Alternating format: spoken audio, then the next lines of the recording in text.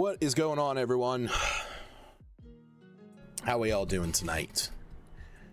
It's another glorious Monday, start of some people's weeks, and it is time for D&D&Chill. As you can see, I already got something up, but this is just for a somebody who will be joining one of my campaigns shortly. So just looking up some details.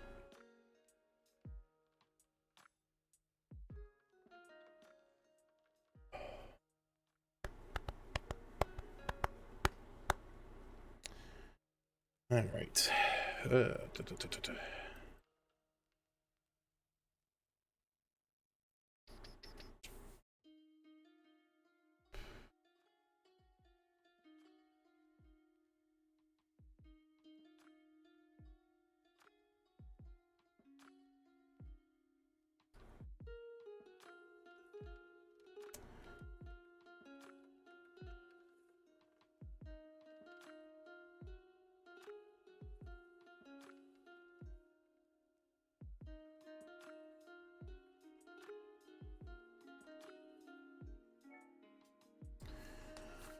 Oh, just got out of the shower.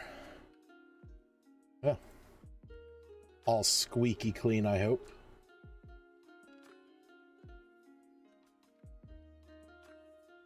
All right, so what has everyone been up to?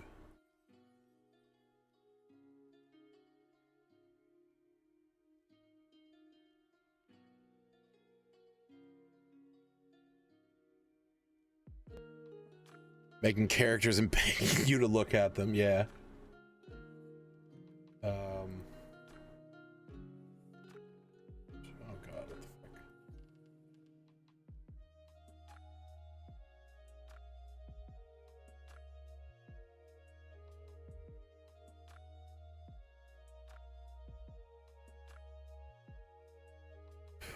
All right. That's fine.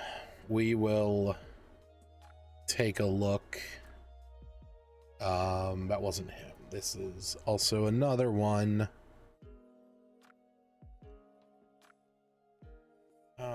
Campaigns.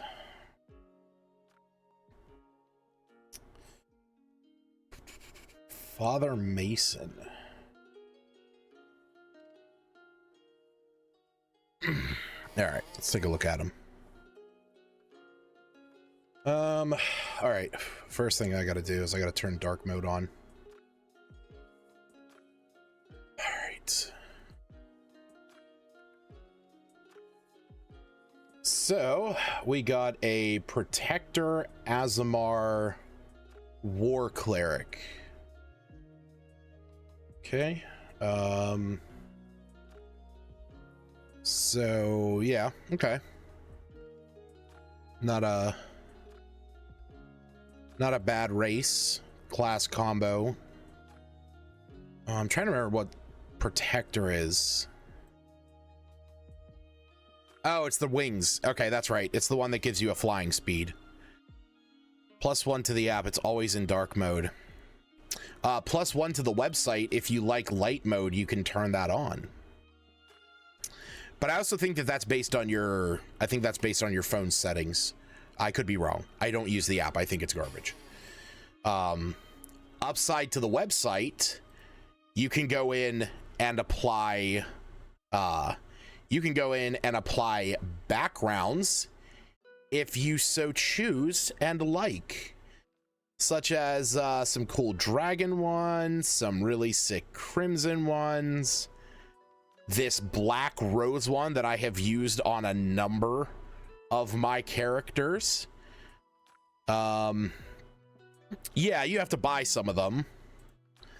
Yeah, you have to buy some of them, but some of them you just get. Yeah. I'm only here before I leave and come back later to say KFC has nice. Nice. That's amazing.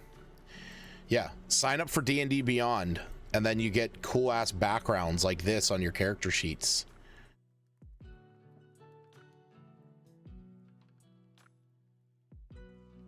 Kelf is temporary, KFC is eternal. Yeah, you're fucking right. I am temporary. All right, enough playing around with this. I'm gonna put you back to where you were. Don't fuck anything up the next time you try and access your sheet. Back after your shower, hope the power doesn't go. Yeah, fingers crossed, man. I'm dealing with it myself. All right, level 3 War Cleric Protector Azamar. So, yep, Necrotic Celestial. You got the extra healing. You got the light cantrip. You got the wings.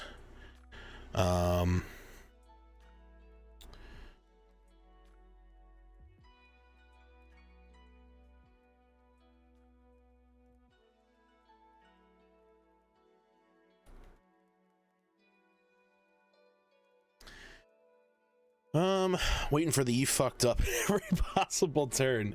Well, we haven't gotten, we've only just started looking. Okay, so let me go in. I want to see what you did.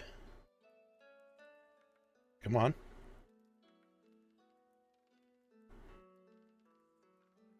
Ability scores. Good. Point buy.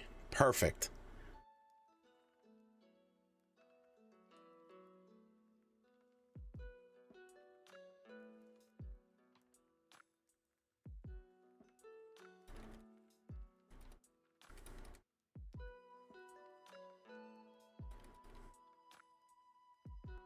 Sorry. Messaging somebody real quick that I'm trying to help with D&D, funny enough.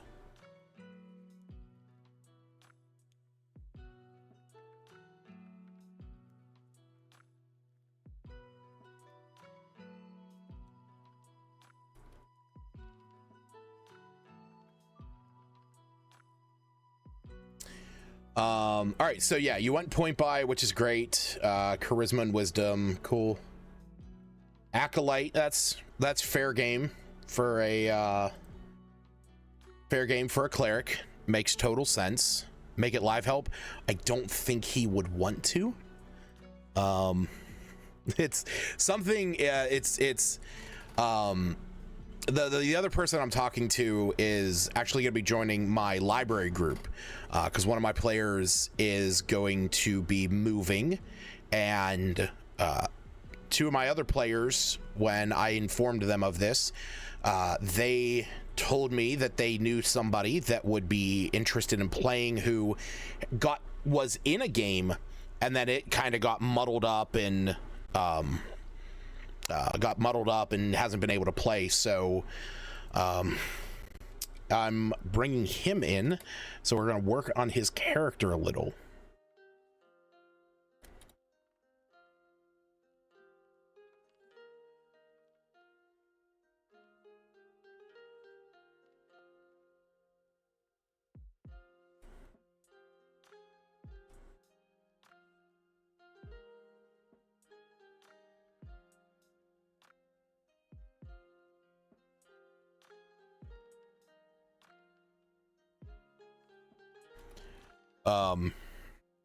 Yeah, that's actually why I had this character up. This is the character that he is potentially going to be playing, and I just have to work with it. I chose Acolyte because I didn't want to scroll through like 30 backgrounds, bruh. All right, so let's read him because I see that you got a little bit of a backstory there. So let's dig into this character. All right, let's back that up. There we go. A little bit bigger.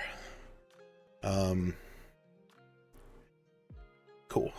So there we go. That's exactly where I want it. Okay. So we're gonna start here because I already know that you're a war cleric, so I know what you get. This gives you the wings, the flying speed, and once per turn you deal your level in radiant damage. The light cantrip is good. It's just great to have that just as a utility thing. Being able to cast it on yourself or on an item.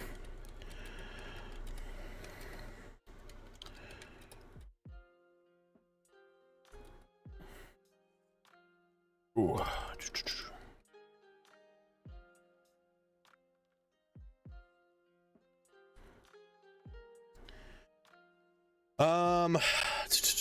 Okay, so description, acolyte, yep. All right, so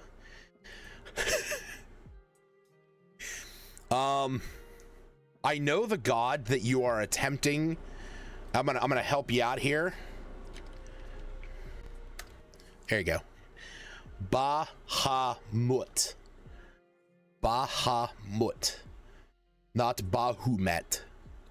I mean, arguably, if you're running this character as the one that was talked about over in the Kelf's Corner Discord, I mean, Bahumet would be better.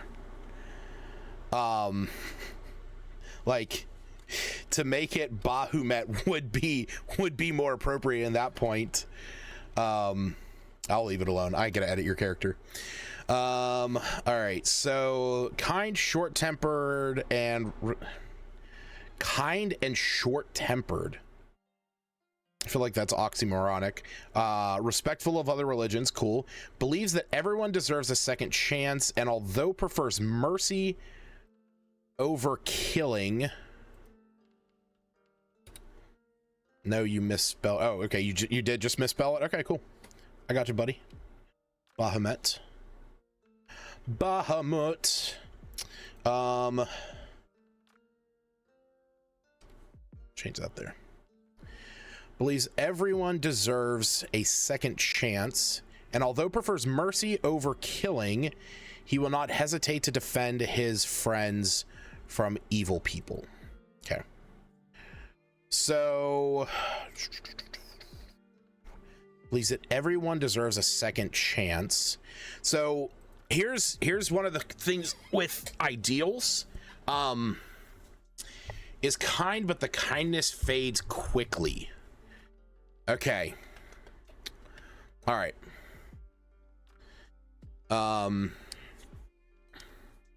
So let's put here redemption, because that is kind of what it is.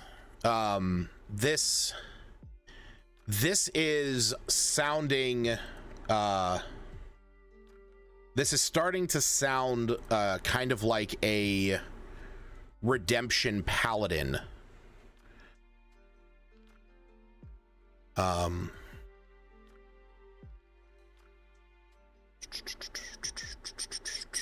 Yeah, here. Oath of Redemption sets a paladin on a difficult path, one that requires a holy word to use violence only as a last resort. Paladins who dedicate themselves to this oath believe that any person can be redeemed and that the path of benevolence and justice is one that anyone can walk.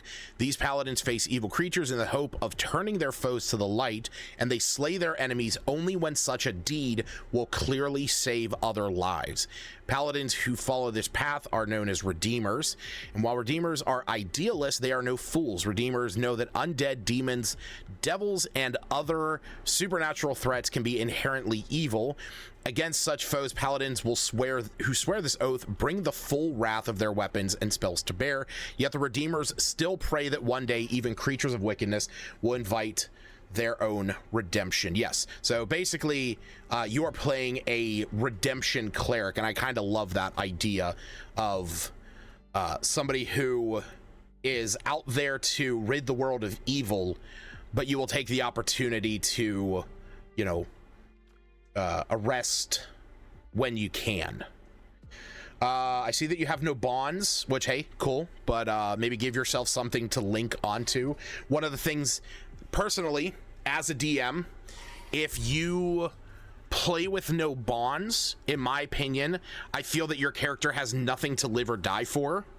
And it's one of those things of, like, you know, be it, I was gonna put bonds for the other characters and players you would be with. Yeah, so that is good. You know, that is a good way to do it. try and just make sure that your character has something to die for. That's one of those things. I mean, even number 4 on this particular list of everything I do is for the common people. That in itself, for a redemption cleric, would probably be a good option. I seek. I would say that one would be good. Give yourself something to link onto. Like I said, as a DM, one of the things that I hate is when a player writes up a character that has no linkage to the world. Like, all my family are dead, I have no friends, I don't care about anyone, and I'm just out on my own. And now I have my party, and I care about my party as long as they're there to help me on my personal journey, but I don't care if they die.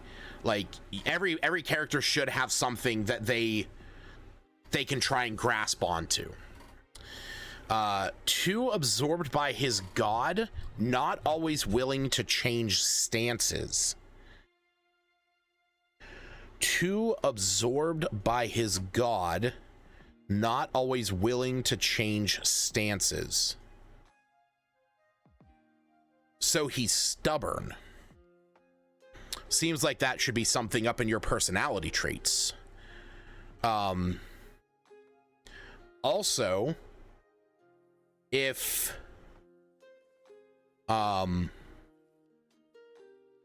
he's too absorbed by his god, what exactly does that mean?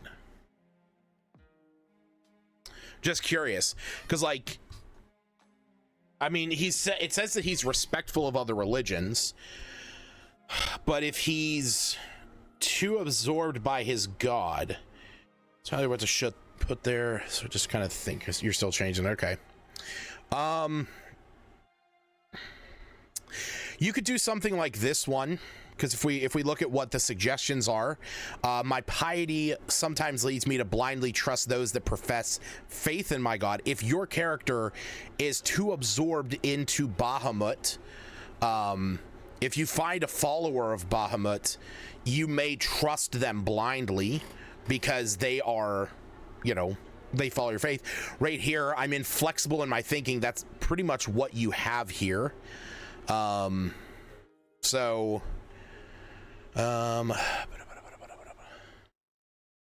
I mean, you're basically, you could do 3 and 4 in here. These are basically, a deviation from what you have, but very similar. So that would be good.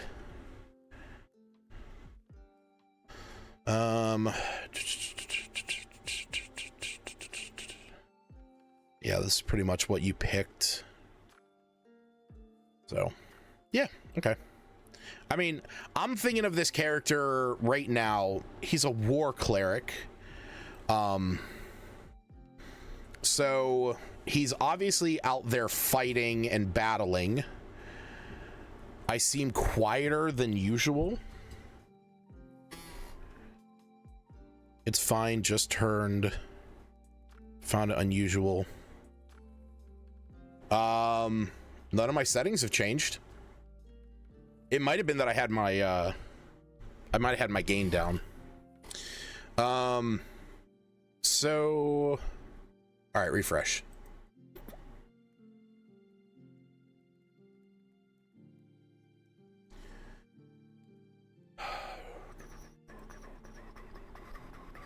Stubborn, cool. Memory of his father's kindness is what drives him. Okay, perfect. My piety leads me to blindly trust. I'm inflexible. Yeah, perfect.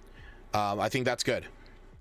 Because your piety leading you to believe people of faith would possibly play into your other flaw of being inflexible, where you might even go against the members of your own party if you're in a situation where, somebody of your faith is trying to tell you one thing and your party's trying to, you know, go another way. So what the oh, you're 6'6". I was like, what the fuck is this height? 76 inches, or no, that'd be 6'4". Okay, damn. I was like, what the fuck is 76 inches? And I had to do math. Yeah, okay, cool. So and then we got notes here. So organizations, church, other priests of various good aligned religions, cultists. Okay, plain and simple. Believes that tolerance is the greatest virtue. Tolerance of people you don't agree with.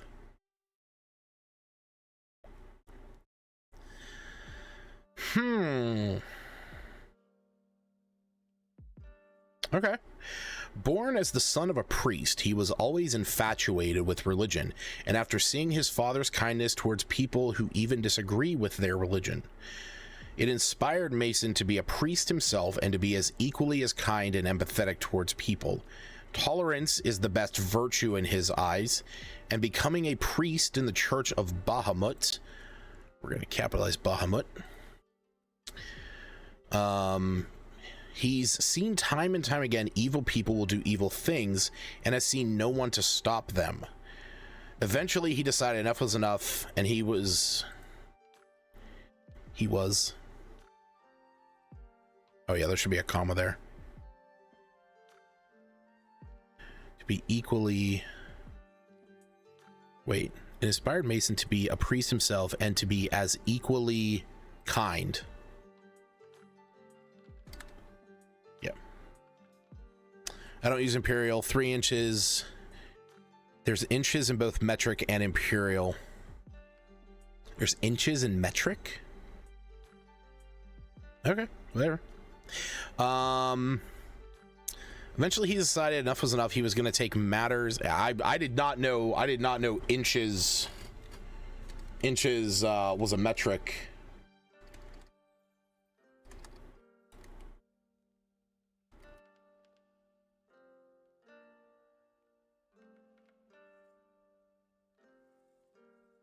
I mean, maybe, I guess, I mean, like, I guess I don't know what it equates out to. Because, I mean, an inch is like, does slap your head? An inch is an imperial measurement. An inch does not equal an even amount in metric. If you compare it to a meter, it's infinitesimal. I mean, comparing it to a centimeter, 1 inch, I just pulled up a converter. 1 inch is 2.54 centimeters. So that would make it 0.0254 in meters. So, I mean, 1 inch is an inch, and then you have, like, 12 inches in a foot. You have 3 feet in a yard. I mean, and a yard is very close to being about 1 meter, because a yard's 3 feet. So, I'll take your word for it. 32. What? Yeah. No, yeah. I mean, granted, we use Fahrenheit, but the Fahrenheit system came before Celsius, so I don't want to hear it either. I'm sorry. I'm gonna die on this hill. I'm pulling up some base internet stuff right here. Bam, right there. The inch is a unit of length in the British Imperial and the United States customary system of measurements. It is not metric. Oh my goodness. It is based. I will agree. The inch is based on, I'm sure, again, I just don't know where you use it. Like, it is a common thing, again, I just don't know. I don't know what you're using it to base around in metric, because metric is all based off of the meter. So 25.4 millimeters. I mean, that's actually what the inch is based off of. The inch was standardized as 25.4 millimeters. So, yeah, well, yeah, metric is tens, you know, yeah. I mean, you got, that's like the idea, you know, 1 meter is a meter, you know, there, you know, kilometers and shit. That's, yeah. All right. Hey, if you use inches, awesome. That's something that I can work with. No, dude, do your own shit. Do your own shit. Here's the one thing I will say about inches. So, oh god, there's like this is gonna be so weird. The distance from this ridge on my thumb to the tip of my fingernail is exactly 1 inch. I've measured it multiple times, and I use that to measure stuff out if I need to go by inches. So that's what I base it off of, because that doesn't change. That does not change. There was actually I forget who it was. I think it might have been Adam Savage. He had a tattoo of like a ruler or something, and I was like, that's smart. So I've just like, he recommended find something on your body that works. Imperial measurements are weird. I will agree that the metric system is far superior when it comes to simplicity.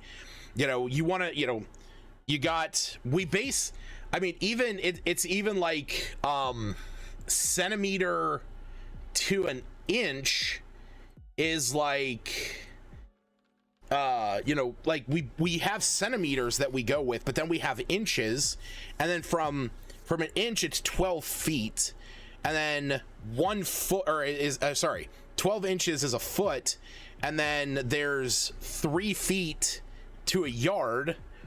But then when you get up, you go past there, you have nothing between, at least nothing standard in my opinion, between a yard and a mile. Yeah, like, I know one of the only things that I know is that a mile is 5,280 feet. So, because it's 5280 or 5 tomatoes. Americans will do anything not to learn the metric system. We'll even make a mile 5 tomatoes. All right, so let's keep reading in here. He's seen time and time again evil people do evil things and see no one to stop them. Eventually decided enough was enough, and he was going to take matters into his own hand to protect good and kind people. Okay. I mean, so far everything looks good. I mean, the character design looks fine. I mean, you're kind of like that. Like I said, you're kind of like a redemption. You're kind of like a redemption cleric, so that's a cool way to play.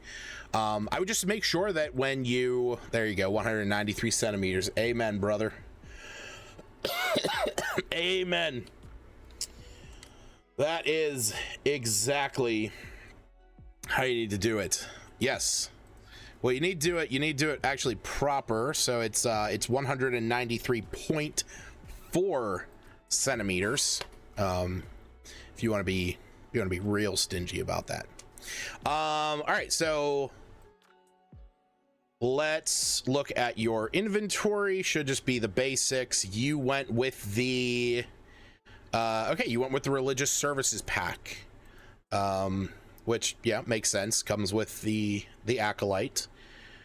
So crossbow, scale mail, shield, warhammer. Cool.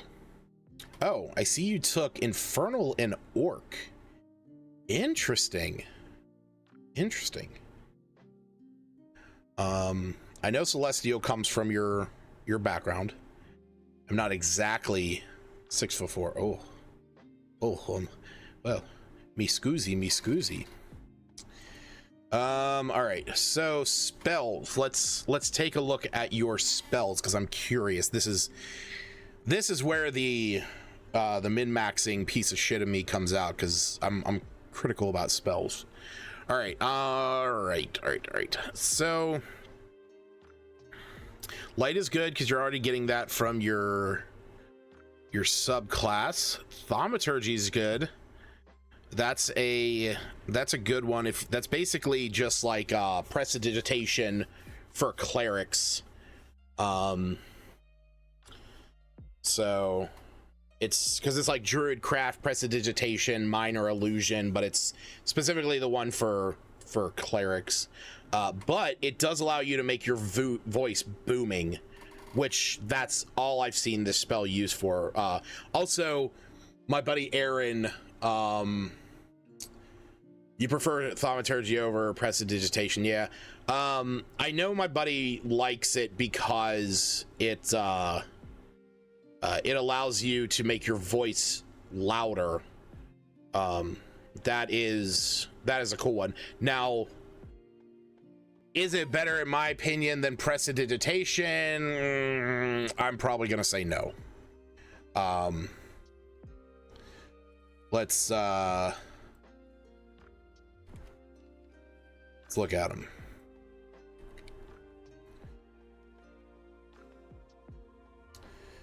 All right, so for one,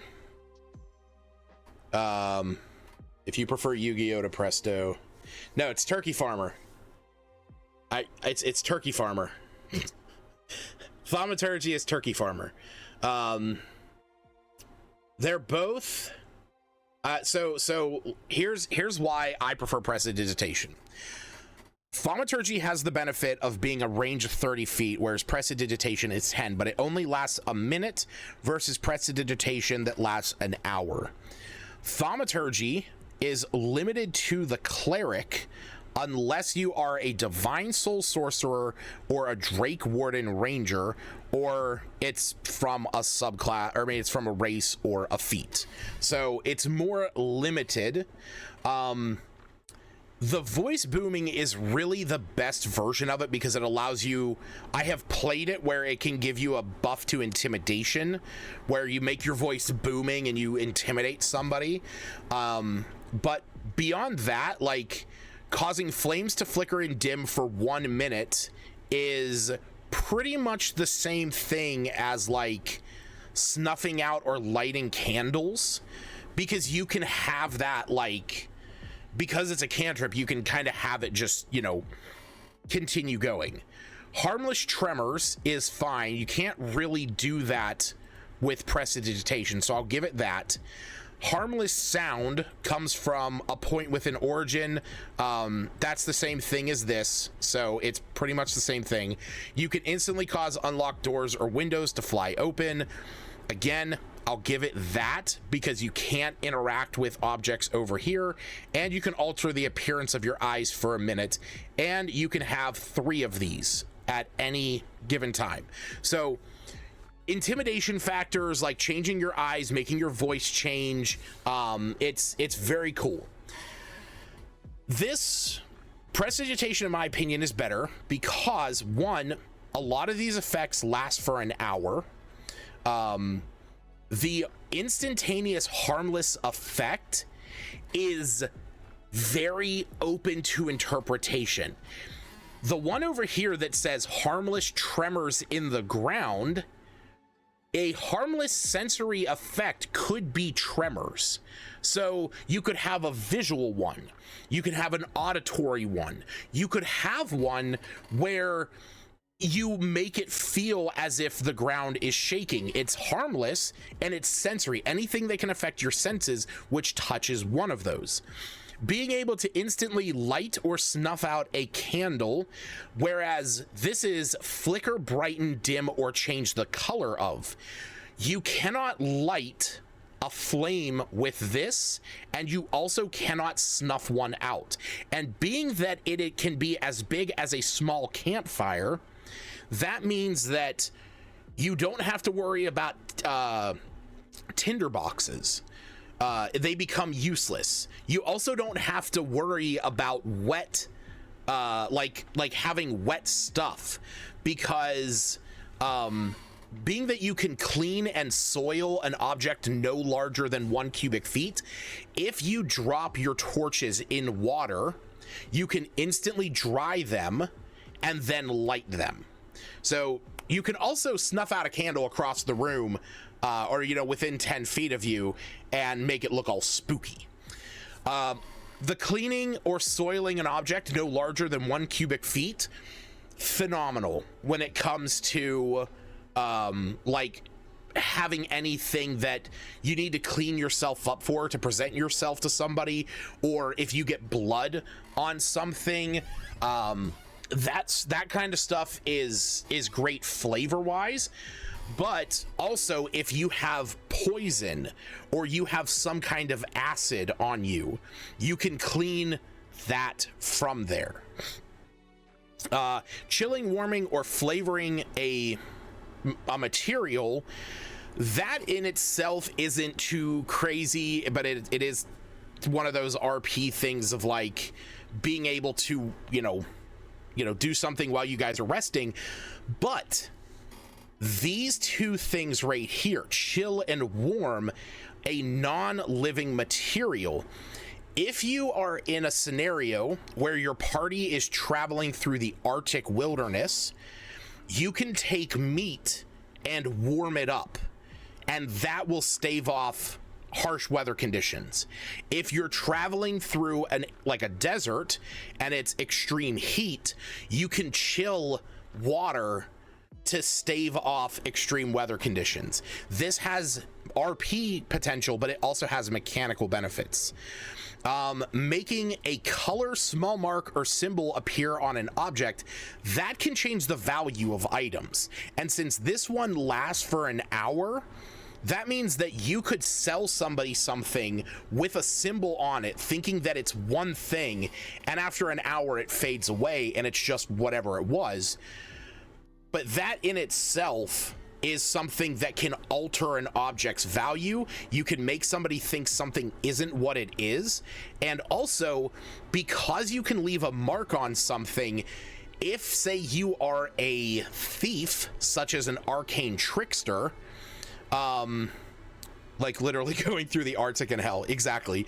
But if you're something like an arcane trickster and you know thieves can't, which is a language of symbols and phrases, you could leave a symbol somewhere as a note to somebody. Well, okay, so many applications. No, again, it's more RP than anything, but I would rather take something like this to have in those scenarios than, you know, the like some of the things on thaumaturgy.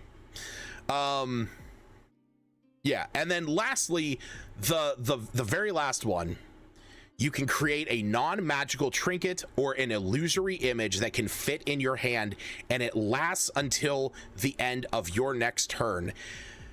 This one is great because you could create a non-magical trinket that fits in your hand. There's a lot of things that can fit in your hand. You could make the illusion of something that you saw to confirm with somebody else that is what it is. Like, hey, is this what it looked like? Yes. A fake ID. You could present some kind of badge. Granted, it only lasts 6 seconds, so you kind of have to do that thing that like cops do, where it's like, oh yeah, here's my badge. Okay, cool. And then, you know, it's gone. Being that it is 6 seconds, that is kind of one of the downsides. But again, you could make it look like you have a grenade in your hand, like you have a bomb. You reach into your bag, you cast prestidigitation, you make it look like you have a bomb, and then you put it back into your bag and you say, okay, 6 seconds is a long ass time. 6 seconds is a long ass time if you're counting every second. But if I went up to somebody and was like, hey, look, it's like, look, we need to talk. We need in this place. And if we don't, I'm going to blow it up. Okay? And then you put the bomb away, and then it disappears into your bag. So thaumaturgy is great if you're a cleric, and I get that. I've had lots of my friends take thaumaturgy over the years because it has some cool abilities, but if I'm choosing between the two of them, I'm going prestidigitation every day. And then yeah, druidcraft, like Stacy was saying, this ability to create a harmless sensory effect that predicts the weather at your location for the next 24 hours, that's pretty nice if you're running in a campaign where weather affects stuff. It also is one of those things that you can mess with them if you have NPCs in the area or enemies that are going to be changing the weather, because you can have it glitch out, like Stacy realized in the Phandelin 5 game. Making a flower blossom, a seed pod open, or a leaf bud bloom might not seem too crazy and might seem RP, but if you and your friends are traveling through an area and you find, you know, like it's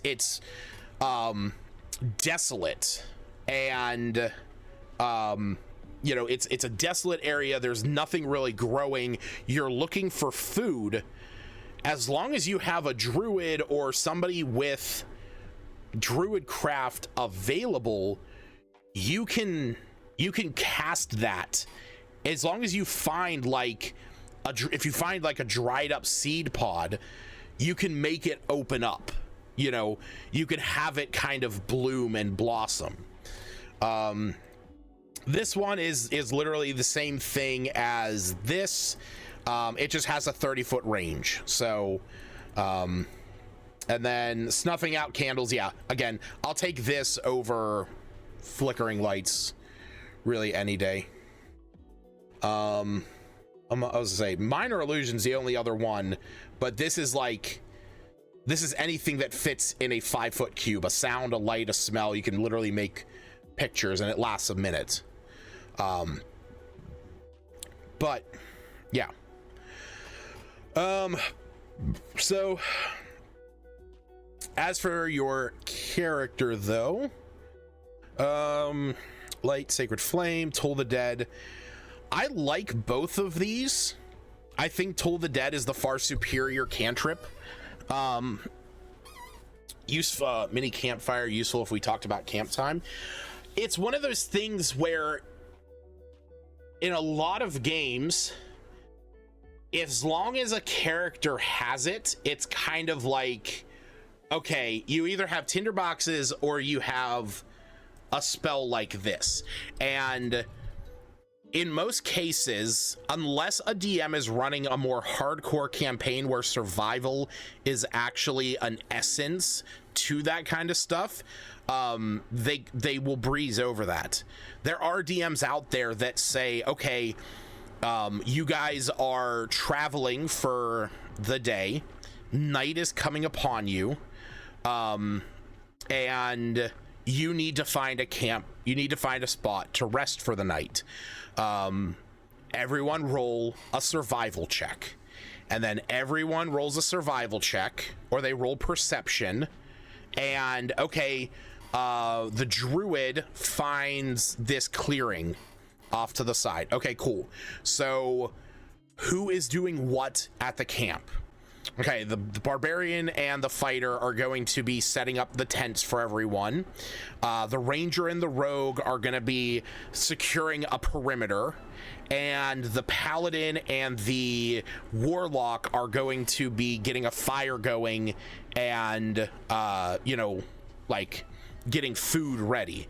All right, so barbarian and the bard, yeah, the bard is cheering everyone on. So, you know, it'd be like, okay, barbarian and fighter, go ahead and make strength, go ahead and make a strength or dexterity check to get the, you know, to get the tents set up, or make a survival check. The ranger and rogue make perception checks or survival checks to check the perimeter, and the paladin and the The warlock makes survival checks or make performance checks to get stuff. So, and that's the thing. It is a good idea as long as your players are receptive to that. Again, that's one of those things that can spurn on some dice rolls. You can also add stuff into that because it allows them to kind of take ownership of those moments of like, what are you doing? In my experience, with a lot of the people that I have played with over the years, that stuff ends up being glazed over because once you kind of do it once, it becomes a standardized thing. And you also have to consider what you would make the DCs. Is the perimeter, do you as a DM plan on running an encounter while the players are resting? Is there a legitimate reason to set the DC of the perimeter check to something high enough that it could be failed? Is the DC for making a campfire, should that be high enough that somebody could fail it? Or cooking the food? Do you want to have penalties ready for your players should they fail it? The paladin, the barbarian goes to set up the tent and breaks one of the connecting rods. Okay, well, awesome. If you have somebody that has mending, cool. That's an issue solved. So it allows for that role play, but now you know that, like, okay, if I play this up, that's always going to be the solution. Hey, we mended it, we can always mend it again. So do you have it, dexterity, where a gust of wind comes down and takes the tent sheet off into the wilderness? Okay, so now the party has to go and hunt it down, or they have to go without a tent for the night.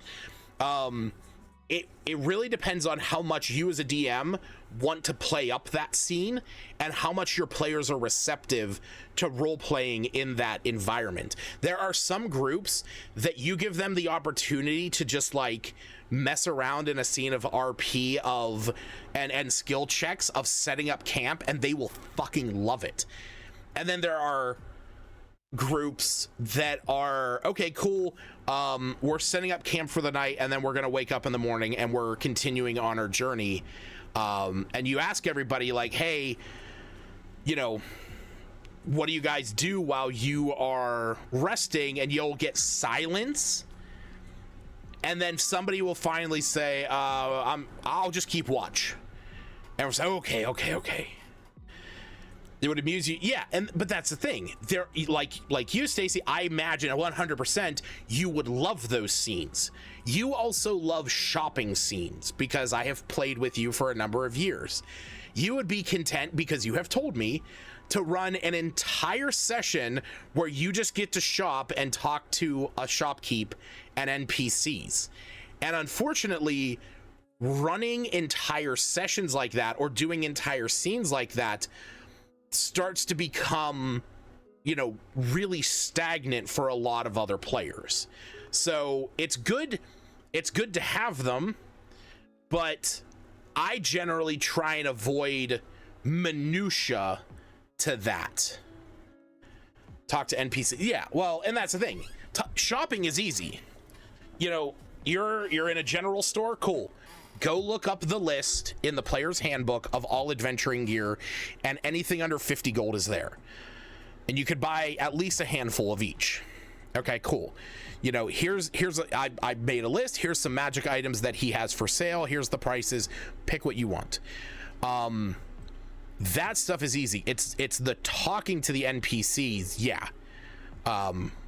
That's the thing that can become arduous for other players, where somebody spends an entire scene just chatting to an NPC about something that is not really leading anywhere, but is maybe like filling that bit of a gap of like world building. Unless something is really going to sit with the entire party, I try and stem those and keep, nip them a bit and keep them down, so that this way those players that like it can have it, but it's not, smacking into the face of anybody else. So but yeah, like I said, setting up camps and stuff like that, it's a good way to do some skill checks and stuff. Just make sure that you have some fail conditions that you're willing to force upon your players. I usually try and gain it for talk to. Well, yeah, and that's the thing. In scenarios like that, I'm okay with it. Like that, I was hoping in sessions like that one, I was kind of hoping that you guys would take the opportunity to talk to some of the NPCs. You guys, in Phandalin 5, there's been a lot of stuff going on. There's been a lot of combat and craziness, and I was hoping that there would be some conversations, whether that was talking to Thistle about her survivor's guilt, talking to Tolbin and Zelene about the trauma that they're going through, losing their surrogate daughter in that moment, talking to Ander and Elmar Barthen about them having to try and uproot themselves and all of their supplies, while at the same time Ander having to deal with the fact that Elmar is giving him the business, and at the same time his sister is facing this huge tragedy in her life. That weighs on a guy. So you all would have had the opportunity to talk to anyone, and it's just whoever says that they do. But I also know in P5 that in most cases Smith is probably not going to initiate RP in a scenario unless somebody brings it to him. I feel like Seftis generally won't, and I feel like unless it has something very specific to do with their own interests, me and you also won't. Whereas you, Stacy, and Hannah will oftentimes play more into the NPCs. So that's where those moments can come out, and I'm okay with that stuff. But it's like in the scenarios where it's, where there's nothing else really going on. Yeah, everyone has their own interests. And yeah, and that's exactly it. That's why, I've had a number of sessions now that have been just RP. Because if you notice, from realistically, like from P5 episode, oh God, will that be 61? Yeah, from like P5 episode 61. Actually, like playing is, yeah, glad. 61 was the no, it wasn't 61. Yeah, it was 62. Fuck your Jesus Christ. And that the guy he's based, oh God. So yeah, 62 is the it was the session where you guys fought all of the orcs, and then 63 was going up and starting to head towards was heading up towards the temple, and then 64 was the combat against the what was their name? I can't remember off the top of my head. Stone Cold Reavers. Yeah, 64 was the Stone Cold Reavers, and then after that you guys headed up and you went to Icespire Hold, and then there was just a ton of combat. And then traveling back, you guys had the moment of fighting all of the orcs, and then the session after that was dealing with Maggie, and then there was the fight with the wyverns, and then you guys got to the tavern,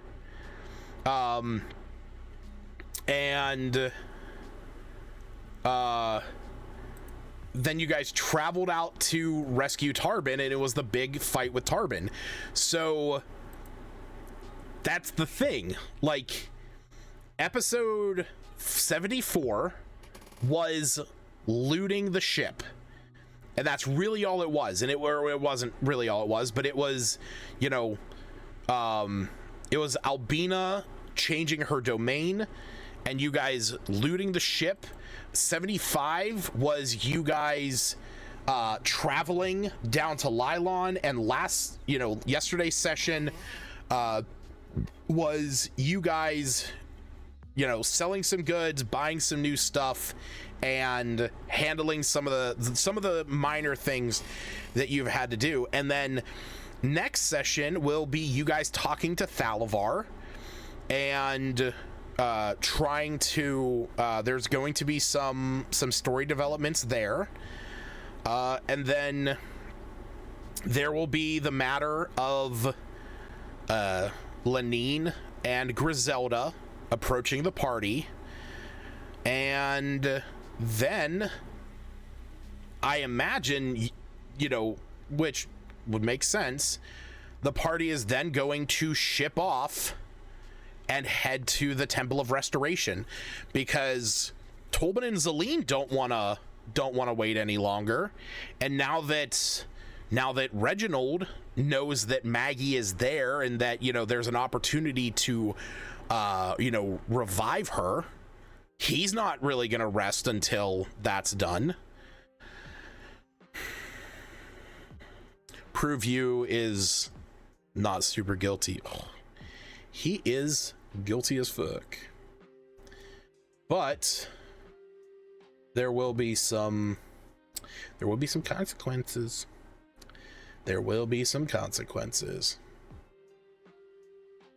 But yeah. So, all right. I don't know if AZ's still here. I imagine he still is. Let's continue on here. So, what we got for spells? Okay, so we have two AoE, sorry, not AoE, but we have two saves. The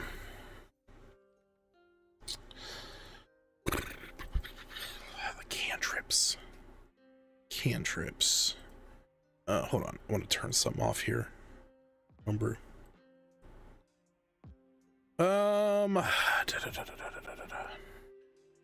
Shit, that's right. If I turn off Homebrew, I'm still seeing my own stuff. Oh wait, no, just have to reload, I think.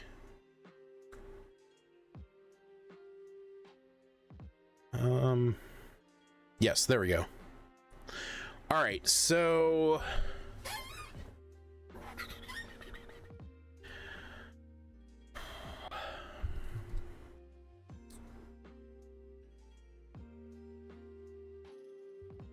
all right. So here's, do what you want to do. Obviously. But when it comes to cantrips, since you're taking Toll of the Dead, which is a wisdom save, what did I yoink of yours this time?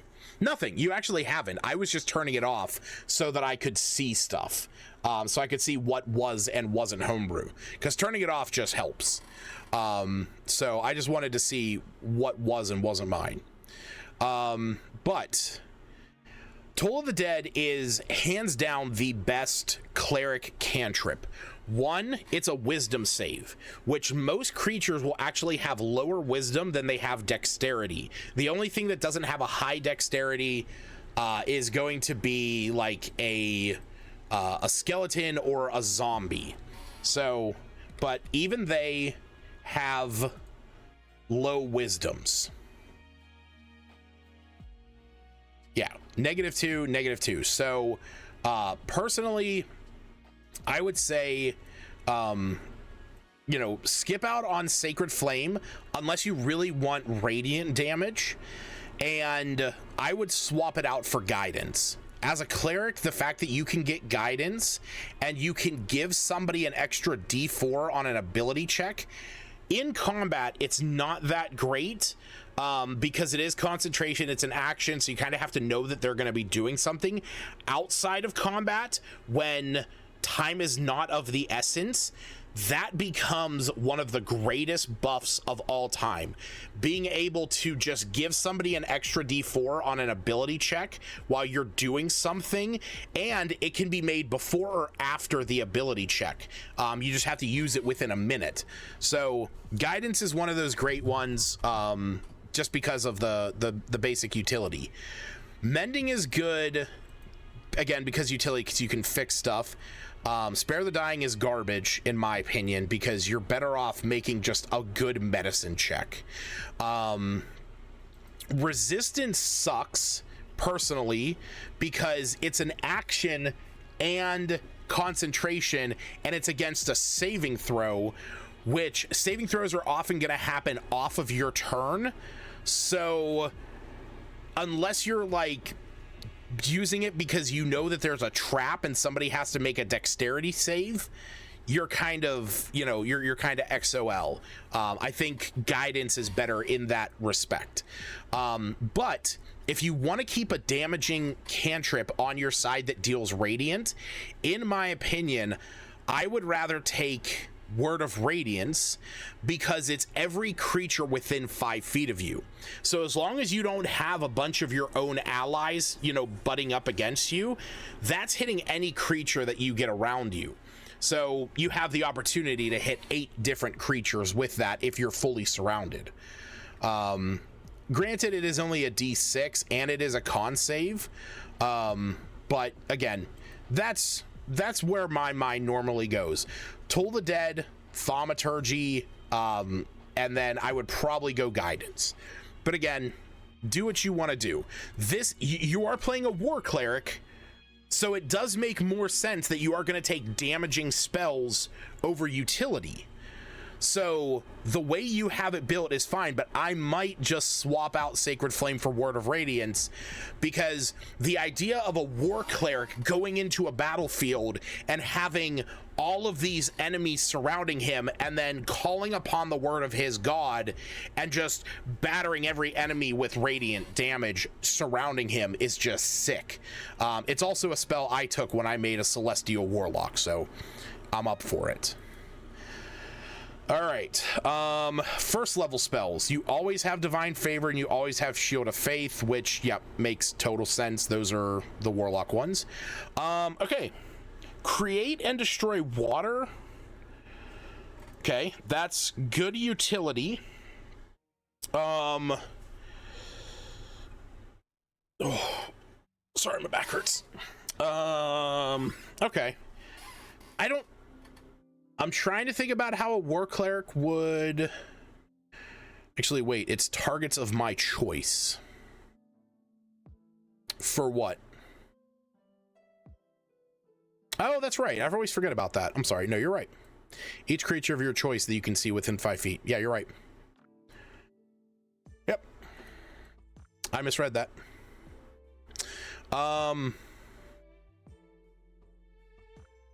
Yeah. All right, so Create or Destroy Water is good utility.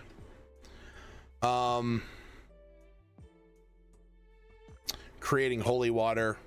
Yeah, if you are playing in a campaign where Holy Water can be used against undead creatures, where you can like make little holy water bombs, absolutely. Talk with your DM. If when you go to play this character, talk with your DM about that aspect, and that's 100% a great way to use that spell. So, because you could essentially get a giant bucket, a 10-gallon bucket, cast Create Water on it, bless the water, scoop it up into glass jars, and start carrying those. And when you throw it at an enemy, they take like, you know, 1d6 radiant damage or something like that. I Create Water in a no. As much as, okay, the shitty like like munchkin kind of character that I am, like the person that I am, I've 100% tried to make that argument of is a creature's lungs an open container if they have their mouth open. Their lungs can hold stuff. They could be drowned and it could hold water, but no. Here's the mechanical reason against that.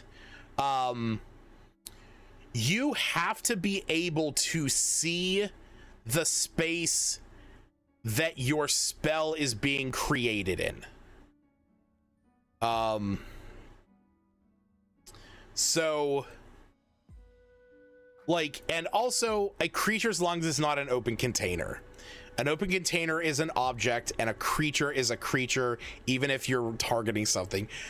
What's up, Dr. Funnut? We're talking about how the spell, well, somebody's mouth is not an open container.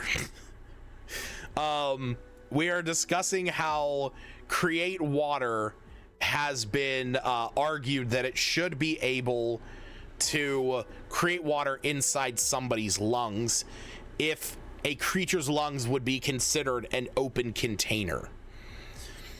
And I say no, because to cast a spell, you need to be able to see where it is you're casting. So unless you're like whipping open their mouth to stare down their throat, which you're not going to do that in combat, but also lungs are not an open container. Sorry. Believe me, I've sat with it. I've talked to other DMs. I've messaged boards. Yeah. Fake terrain, create water in mouth to make them think they're drowning. Fake terrain? What does that mean? Oh, you mean like create an illusion that they're in a thing of water.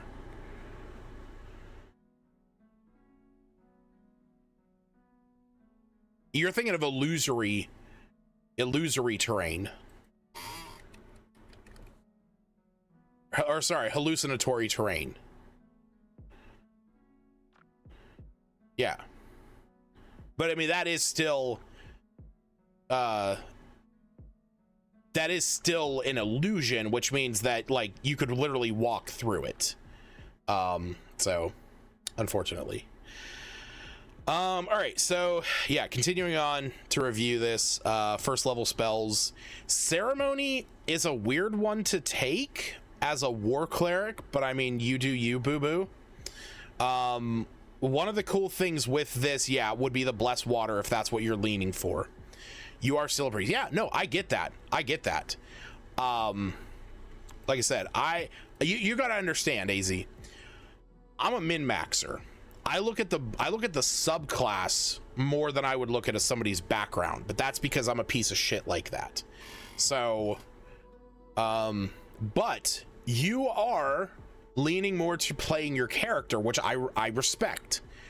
Atonement, the fact that you want to play a redemption style cleric, this you could argue, while mechanically it's, if somebody's alignment has changed, you may be able to work with your DM to say that this would allow you to allow somebody to repent. So atonement could be repentance. And if you have convinced somebody to turn from their evil ways, this may allow you to bless them with that.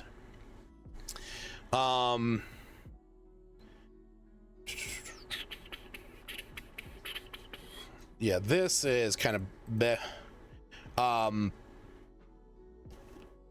Touch one humanoid. Oh, that's right, yeah. Dedication. Okay, I forgot about that one. That one's for good saving throws. This is great because if somebody dies in your party, it gives you at least 7 days to resurrect them before they become undead if there is an issue. Wedding. This one, this is a great one. There was actually a build somebody had theorized where you could have a who the fuck was it? A zealot barbarian. Get a zealot barbarian and wed people to them. So here.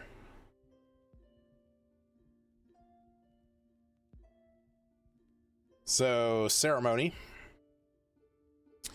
And then we want zealot. Where is it?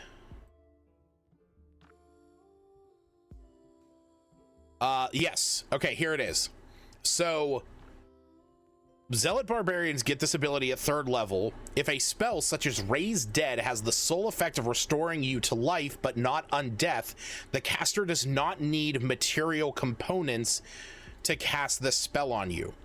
So since Raise Dead, or really any spell that allows you to be revived, such as Revivify, which is a fairly low level spell and can be used pretty quickly because it has to be within a minute, it does not need this material component.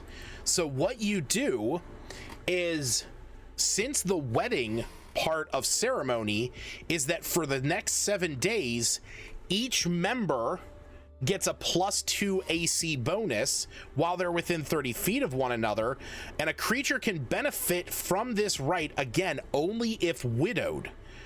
So what you do is you have a zealot barbarian in your party, and at the beginning of the week, you have this cleric cast ceremony on them. And, you know, it's a 1st level spell. You have 4 slots because at 3rd level, you would have 4 slots. So you would marry one of the players to the barbarian. Cool. Now, kill the barbarian. All right, let's kill the barbarian. And once the barbarian is dead, then you cast Revivify on him. Okay? And then, which granted, that you only have, you know, you'd have to be at least 5th level for this. And you'd only have 1 slot unless you have a scroll. If you go out and you find scrolls of Revivify, pretty set. Or if you go to a church, okay, and you have them perform the ceremony, or perform the service of Revivify, you bring back the barbarian. Okay, cool. Barbarian is now back in play. That player who had ceremony already cast on them is now widowed. Okay, but they still get that bonus for the next 7 days while their betrothed is within 30 feet of them. So then you just rinse and repeat. You have the barbarian marry somebody else, then you kill the barbarian again, revive them, have them marry somebody else, kill them, revive them, have them marry somebody else, and now everybody in the, and then you have them marry you as the last one, and then you have an entire party that gets a passive 20, or no, sorry, not 20, a passive +2 bonus to AC as long as they're within 30 feet of one another. Or you go even more hardcore and you do polygamy. It simply says you touch adult humans willing to be bonded in marriage. You have everyone in the party marry the barbarian in one ceremony, ritualistically kill the barbarian, they all become widowed, and then you revive him, and everybody gets a nice little +2 bonus to AC for a week. It's great. And then every week, every 7 days, you just do it again. It's so good. It's flawless. And you can do it at you can do it as early as 5th level. 3rd level, technically, because, you know, I mean, or 1st level, or yeah, 3rd level, so that you get Warrior of the Gods. And I mean, at that point, if you get enough money, just go to a church and have them revive them. It's great. It's perfect. I guarantee a DM would not let that happen. You're probably right. But arguably, could a DM stop you? That's my question. That's my question. Hey, party members, can we all hold hands for a moment? Can you guys all hold hands? Like, let me hold your hands. I have to touch each one of you. Boom, you're married. Awesome. I cast ceremony. We're all married. We all get a plus, +2 bonus for the next week. Hey, barbarian. Stab, stab, stab, stab, stab. Fireball. Something. And then, cool, revivify. Cool, we're all set. We can all have it done again. Yeah, no, it's really funny. I love ceremony because of that.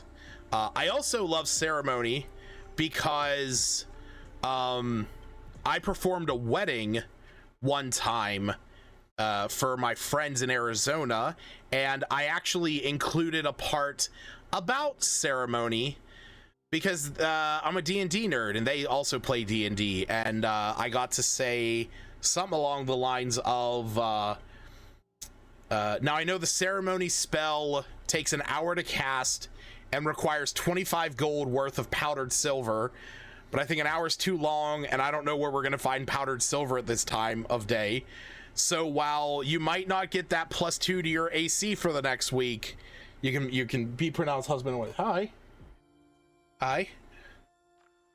Hey, buddy. What's up, bug? Everyone say hi to Bo. Here's Bo. Aw. What? Why are you freaking out? I love you. You're the best little dog. You're the greatest little dog in the world. He's the greatest little dog in the world. Yeah.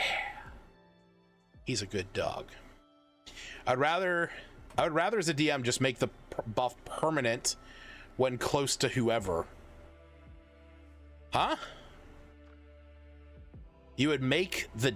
Wait, what? Honestly, I would rather, as a DM, just make the buff permanent. Oh, so you're just saying instead of having them to have to go through all the rigmarole. Honestly, you could do it. You could do it that way. Personally, I would just make it be that, hey, every week, once a week, you have to burn a 1st level spell slot and a 3rd level spell slot in order to keep this up. That's really all I would do. Either that or we go to religious services. No, not the DM's. No, not this one. Where's the other religious services? I actually just pulled it up the other day. Actually, I pulled it up yesterday. Religious service complications? No. Wait, where's services? Here it is. No. It's like abusing written rules in an imagination game. Yeah. It's rules as written. I mean, you're not wrong. Is this it? No, this isn't it.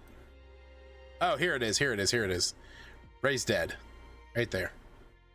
That's a 5th level spell. It costs 750 gold. You could argue that a 3rd level spell, Revivify, would cost roughly about 500. I mean, even Greater Restoration is a 3rd level spell, or as a 5th level spell, sorry, and it's costing 150. But I would say Revivify would probably cost somewhere between 350 and 500. So as long as somebody doesn't have it, you know, it would be fine. As written, I should have a goddamn polar bear. You fucking bitch. What's up, PCM? That polar bear was not yours to have. You will have what I give you and you will like it. You can have a polar bear anytime you want. All you have to do is cast a spell. It was a 28. I know what a 28 is.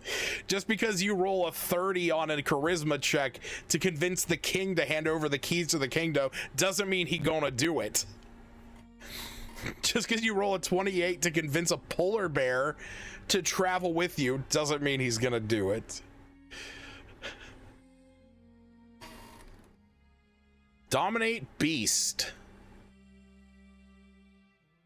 Dominate Beast is a 4th level spell which you did not have at that time.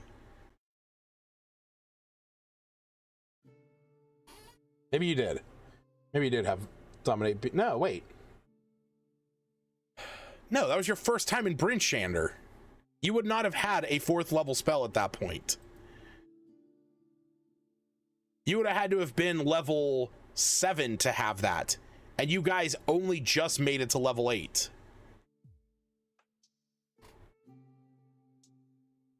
An animal friendship, sure. Sure. I will argue that you had animal friendship, which allows you to convince a creature that you mean it no harm. And it's charmed by you. Charmed simply means that you have advantage on ability checks to interact with it. But that does not mean that you are convincing that polar bear to travel with you. Oh my goodness. Also, more to the point, in my opinion, it was more the CR. Nothing much. I remember that I'm supposed to make a character for a future campaign. My friend is DMing. Oh, hey, get on that. Get on that. I gave you a Yeti Tyke. I gave you a Yeti Tyke, which is a CR 1/8. Sorry, Bo. Didn't mean to do that. Oh, actually.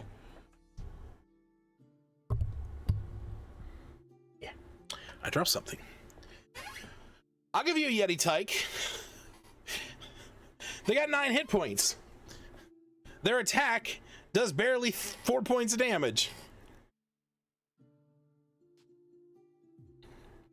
Stacy, don't lie to PCM. That's mean.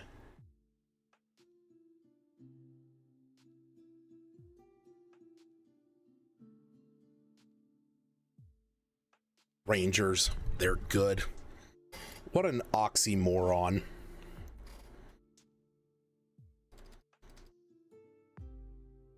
Hold on, Jared. I'm very curious to know something about a spell of yours. Play a warlock with 1 charisma. You mean play a bad warlock?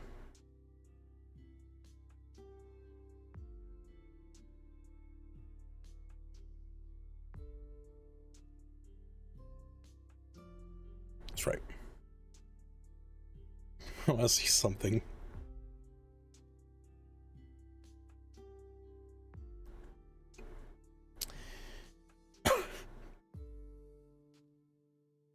No, I don't like what I'm seeing.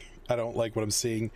You summon face spirits that take the form of beasts and appear in unoccupied spaces you can see within range. Each beast. The summoned creatures are friendly. You roll initiative. Here's all the creatures that you can summon with that. And cows are one. Jared. I know, Jared. I know what the range is on conjure animals, and I don't like what you have just placed in my head.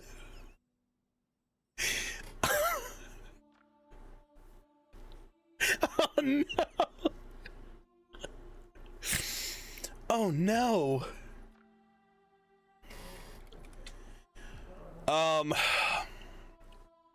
Is that my other dog?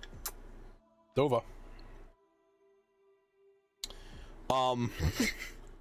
So for those of you that don't know what I'm giggling at, Jared is referring to the spell Conjure Animals, which has a range of 60 feet, and you can summon one. It's divisible by 2, or it's a CR of 2 divisible by whatever. So 1 CR2 creatures, 2 CR1s, 4 CR halves, and 8 CR quarter. The range is 60 feet, and it says the beasts appear in an unoccupied space that you can see. So that would argue that if you could see 60 feet above an enemy, you could summon them above it. At which point each one of them would fall and would arguably deal damage to the creature underneath. Now, you take 1d6 bludgeoning damage for every 10 feet you fall, and I personally don't believe there should be a maximum. I think it should just be that it should not have a maximum. If you jump 500 feet, you're not just taking 20 d6 worth of damage, you're taking 50. This was only ever put in to reduce the amount of dice you have to roll, so fuck this. But if you had a creature, if you summoned a cow on top of something,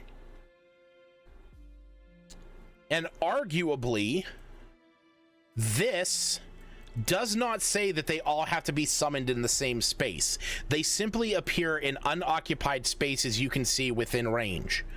So that could easily be that if they're 60 feet in the air, that's 66 worth of damage. That's not that great. But if we look at the average of 3.5 times 6, then we're looking at roughly 21 points of damage to 6 creatures. And there's no saving throw either. It's just you summon them, they fall. And cows also have 15 hit points, which means on average, they're probably gonna die when they hit the ground. Which means now, whatever you dropped is just splattered all over whatever you dropped it on. Oh, holy shit, Jared. No, that's quarter. Or that's a quarter. Okay, no. We want CR 1/8. We want CR 1/8. Yeah. Okay, so cow is actually not part of that. But you could do a camel. And a camel is a large beast, which means a camel could fall on 4 creatures. A pony, a mule, huge creatures and above can fit multiple cows in their space. That's very true. That's true. If you have a large, if you had a large creature and you summoned anything that is medium, you could drop 4 of them on it, which would end up being, 24d6.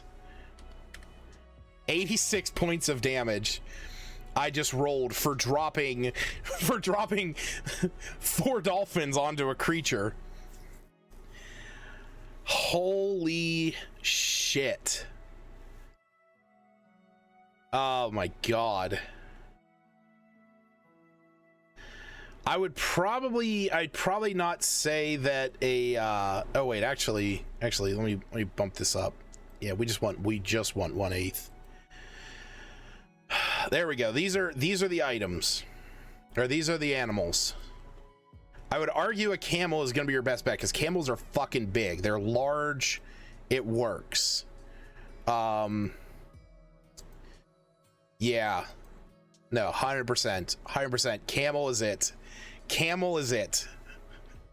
And they have 15 hit points, which means each one of them is gonna take 66 worth of damage. So yeah, each one of those, or wait, no, we got more than that. There we go. Each one of them would have died.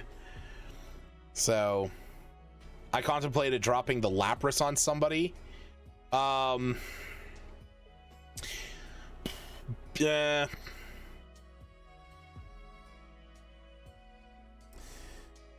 guess arguably you could if it was water, because otherwise you're really hurting them.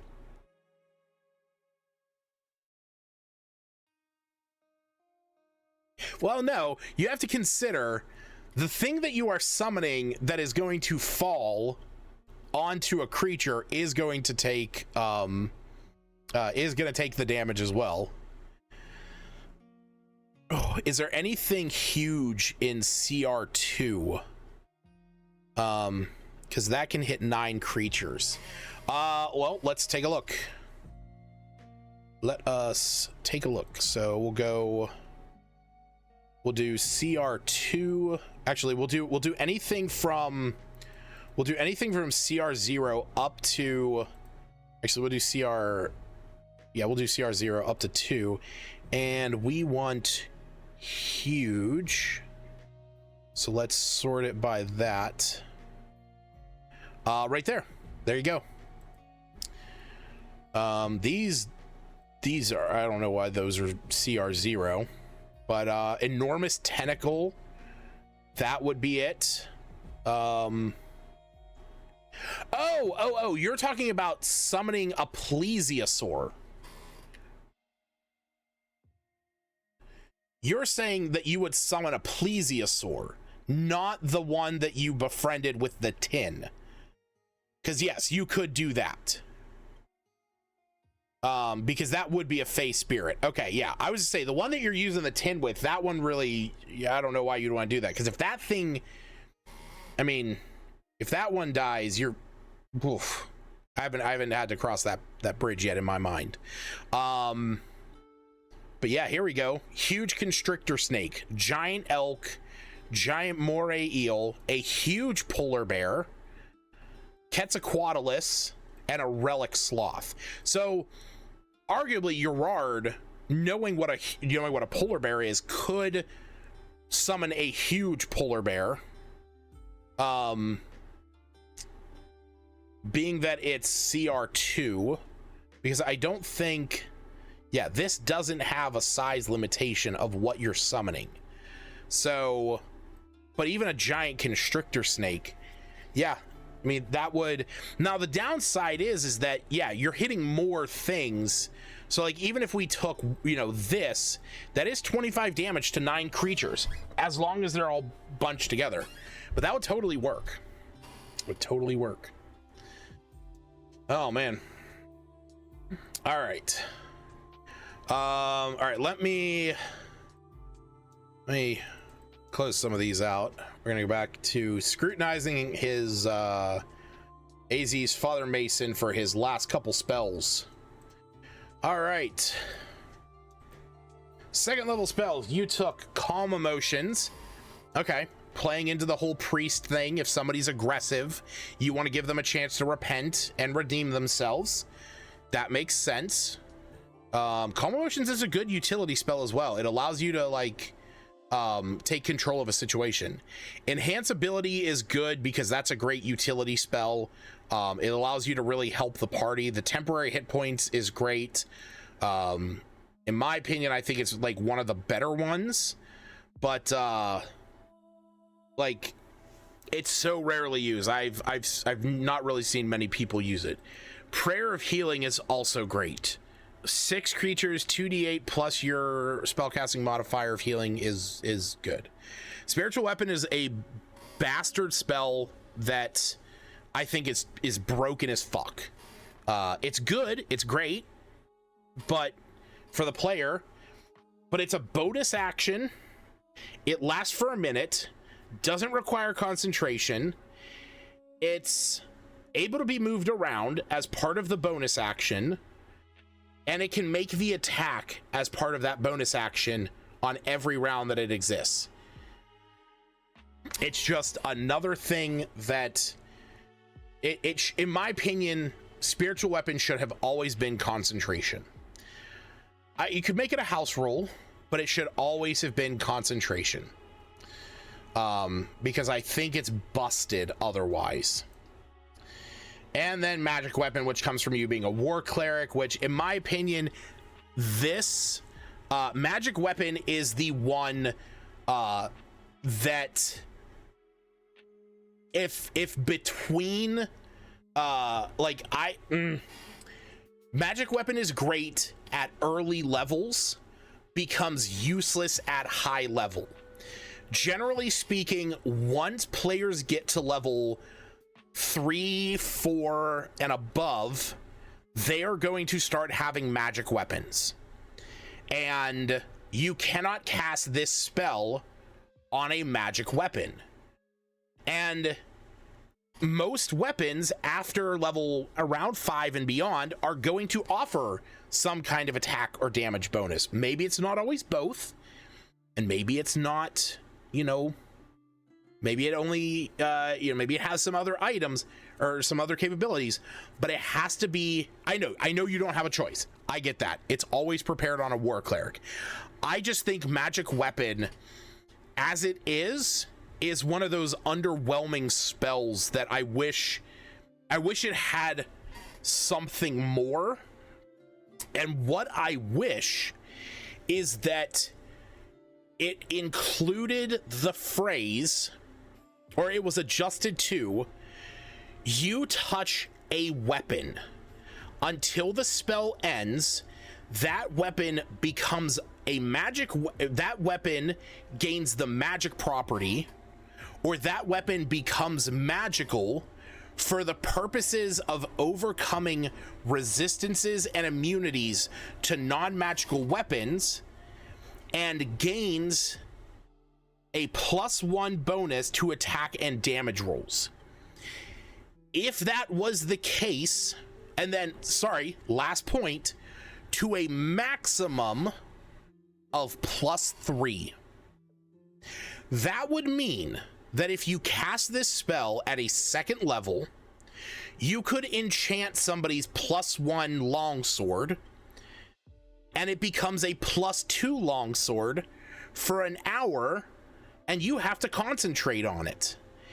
And because you have concentration, that means that you're at the whims of the world knocking that away from you. But it means that you could apply it to magical weapons and give somebody an added buff.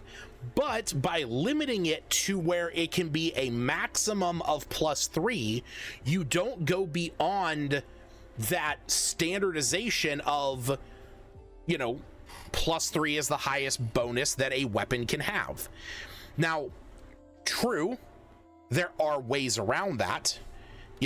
A longsword, for example, or not a longsword, type of weapon, a +3 weapon, like a +3 longsword, for example, is great. Okay, it gives you a +3 to your damage and a +3 to your attack. But a +3 longbow, used with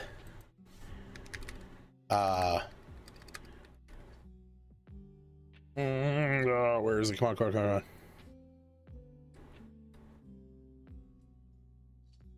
on. +3 ammunition. So a +3 longbow used with +3 arrows. Okay. There are some DMs that have argued, because they are separate pieces, they would stack. Now, I personally don't think rules is written that way, but there are some DMs out there that have allowed that. So I want to say that it is specifically listed in one of the books.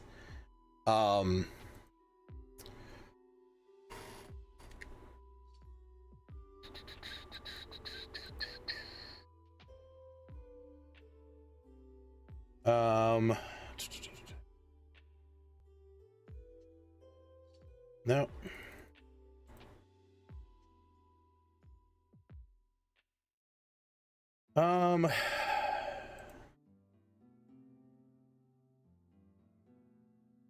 Weapon proficiency.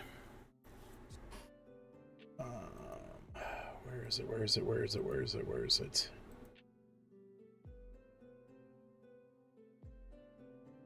Gold proficiency bonus. Oh shit. Nope. Contest. No.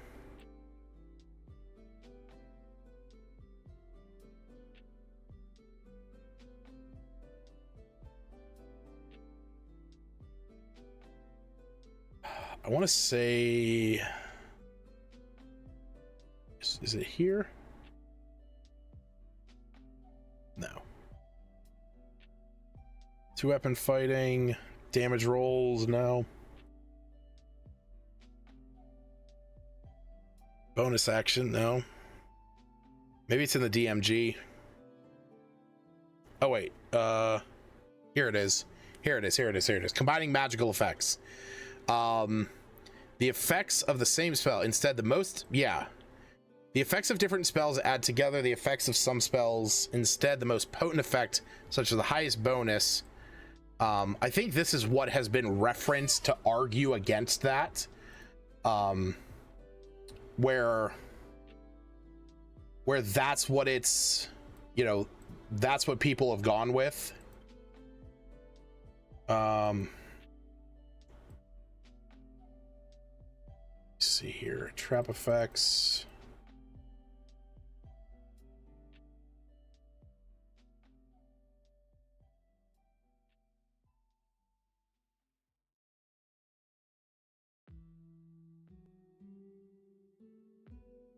Oh my god, I forgot about the optional role of facing. Oh man. That becomes a pain in the ass. Alright, come on, where is it? Personality trait, proficiency, healing. Oh god, healing surges. That was an old role. Yep.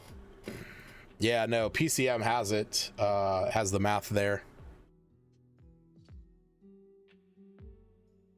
That's what I'm trying to find. I'm trying to find, oh wait, here it is, here it is, here it is. I think,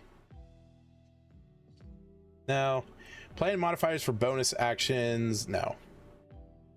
Remember never to apply the same modifier twice. Yeah, that's what it is. There's like, there's something, and I know it's somewhere here in the PHB. That's like you never add the same bonus twice.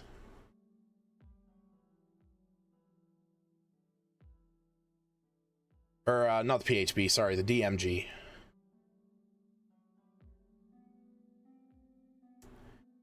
Oh, I just don't know where it is.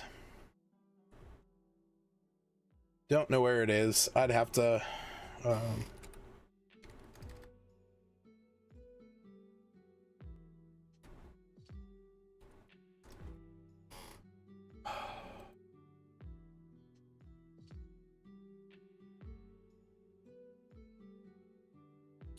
Okay.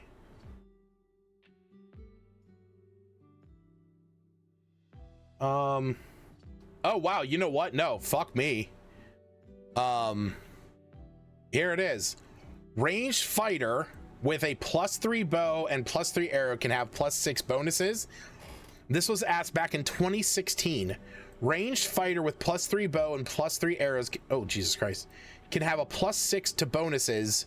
Melee max is +3. How does this balance out? Arrows are a limited resource. Magic ammunition +1, +2, +3 is no longer magical once it hits a target. So this means the bonus is actually +6. Yes. Well, there you go. I might not always agree with Jeremy Crawford, but he is technically the guy that writes the rules of the game, so there it is.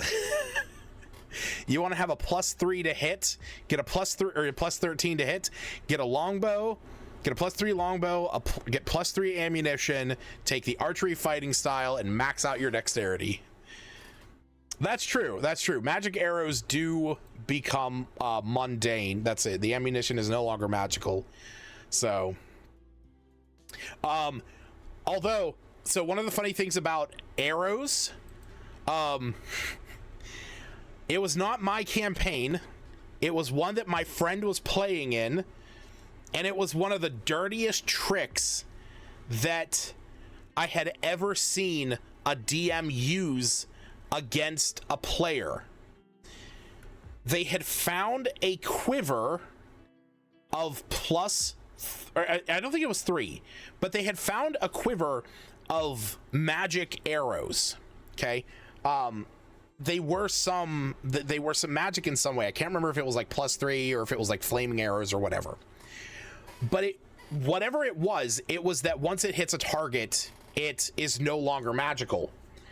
And the DM had an enemy jump at that player and take the quiver of arrows and then threw them at the player. And they did no damage because they weren't being fired out of something, and they weren't being, tossed at a strong enough strength to cause it to do damage. But because each one of them hit a target, they were no longer magical, he argued. That DM is a dick. But yeah, it's shitty. So it's rotten. Why would the PC allow? Right. That's exactly it. I think that DM, kind of like the DM that AZ was dealing with. I think it was just kind of the DM, like, I giveth, I taketh away kind of thing. So, but to answer AZ questions, is your character completely unplayable now? No, it's a good character. Honestly, the design of him being kind of like a redemption paladin, but with the cleric stuff, is good. I think it's perfectly fine. Now, do I think that war cleric is the best subclass to go with? No, I personally don't. I think war cleric has its benefits. The spells are pretty good. You get the proficiency with heavy armor and martial weapons, so you get to wear the heavier stuff. You get the nicer weapons, and you get to make an extra attack as a bonus action starting at first level. So Bahamut's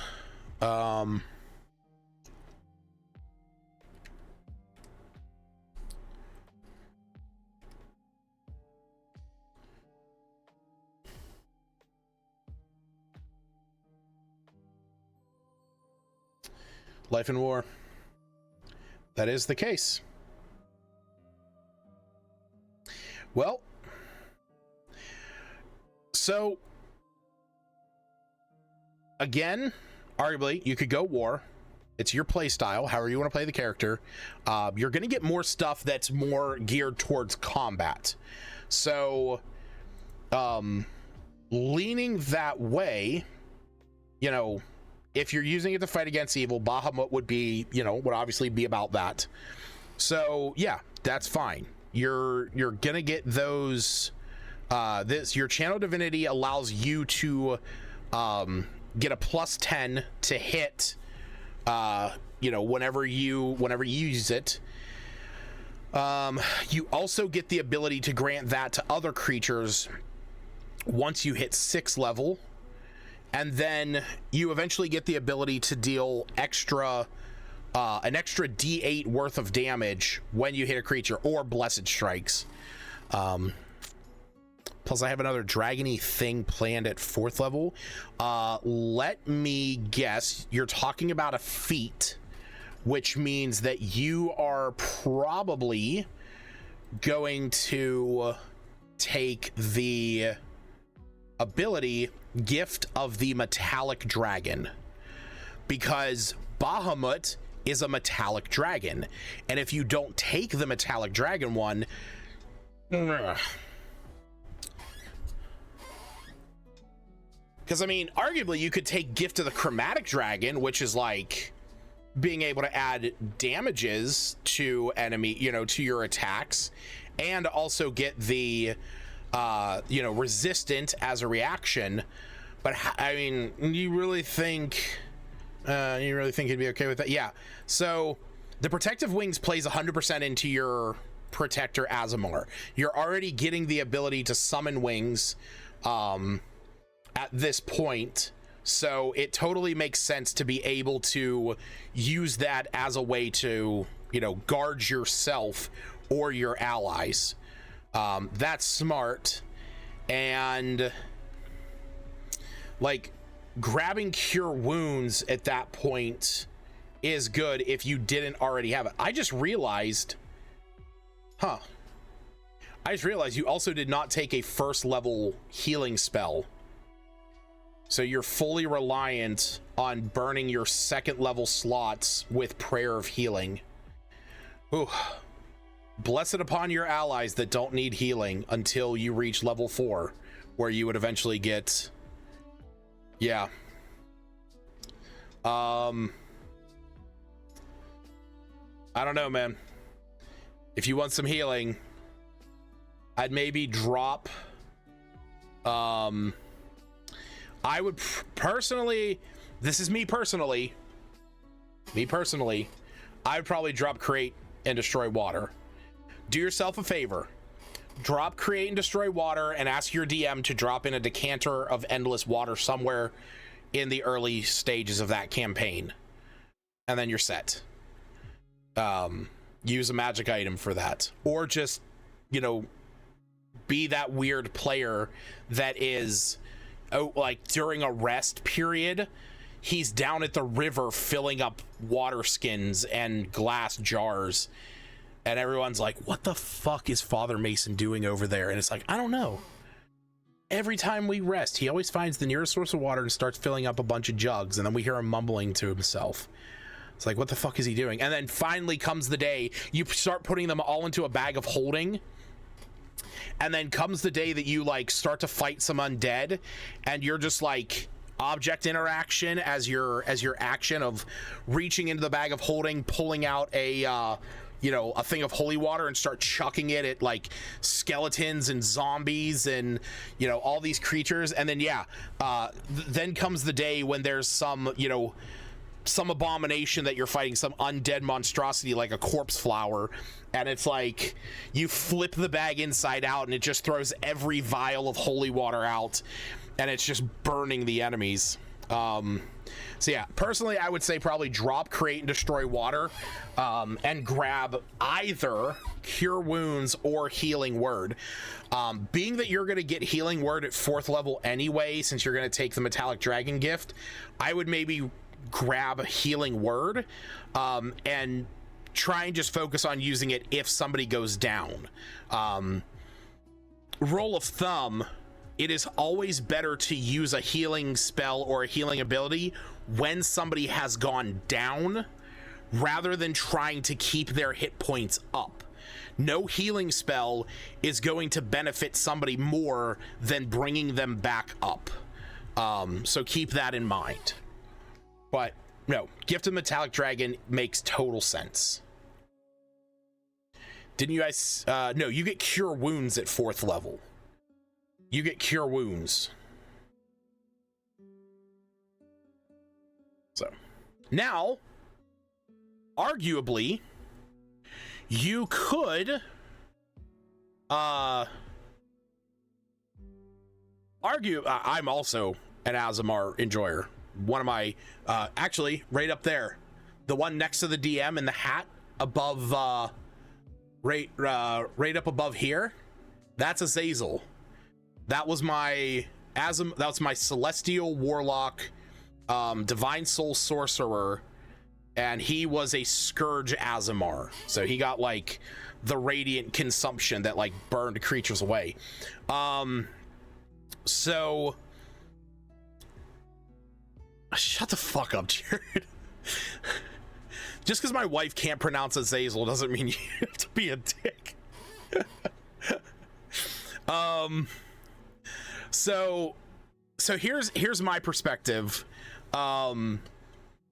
with this character and his subclass.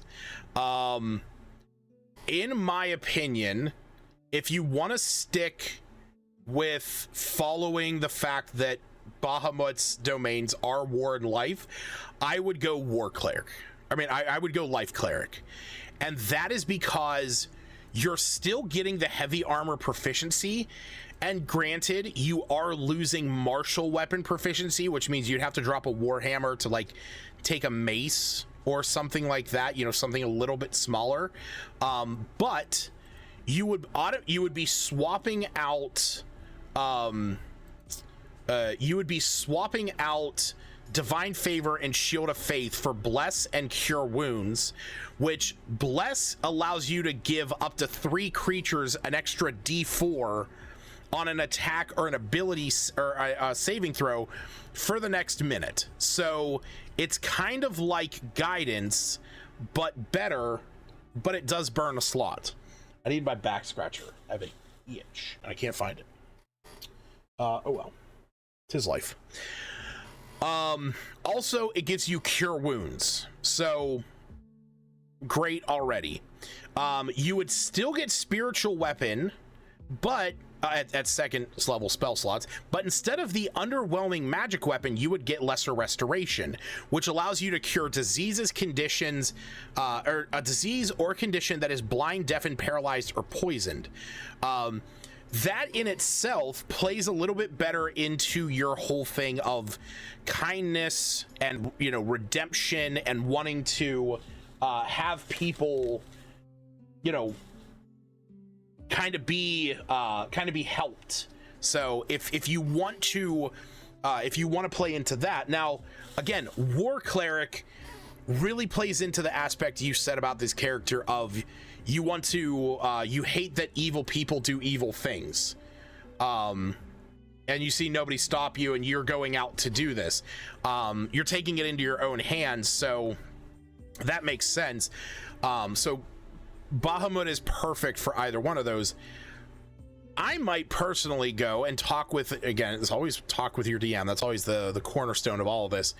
I might go Peace Domain.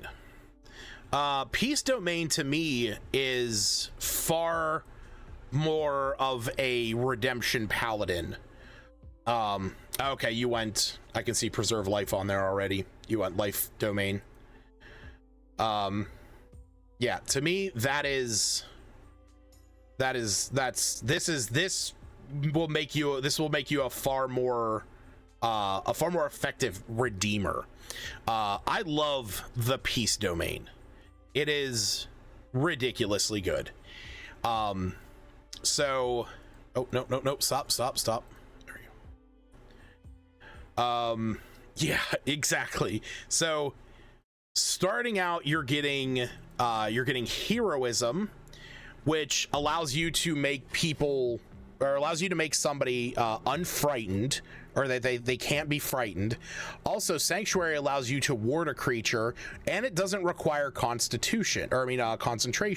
So creatures just have to make saving throws again whenever they try to attack them, or it just doesn't work.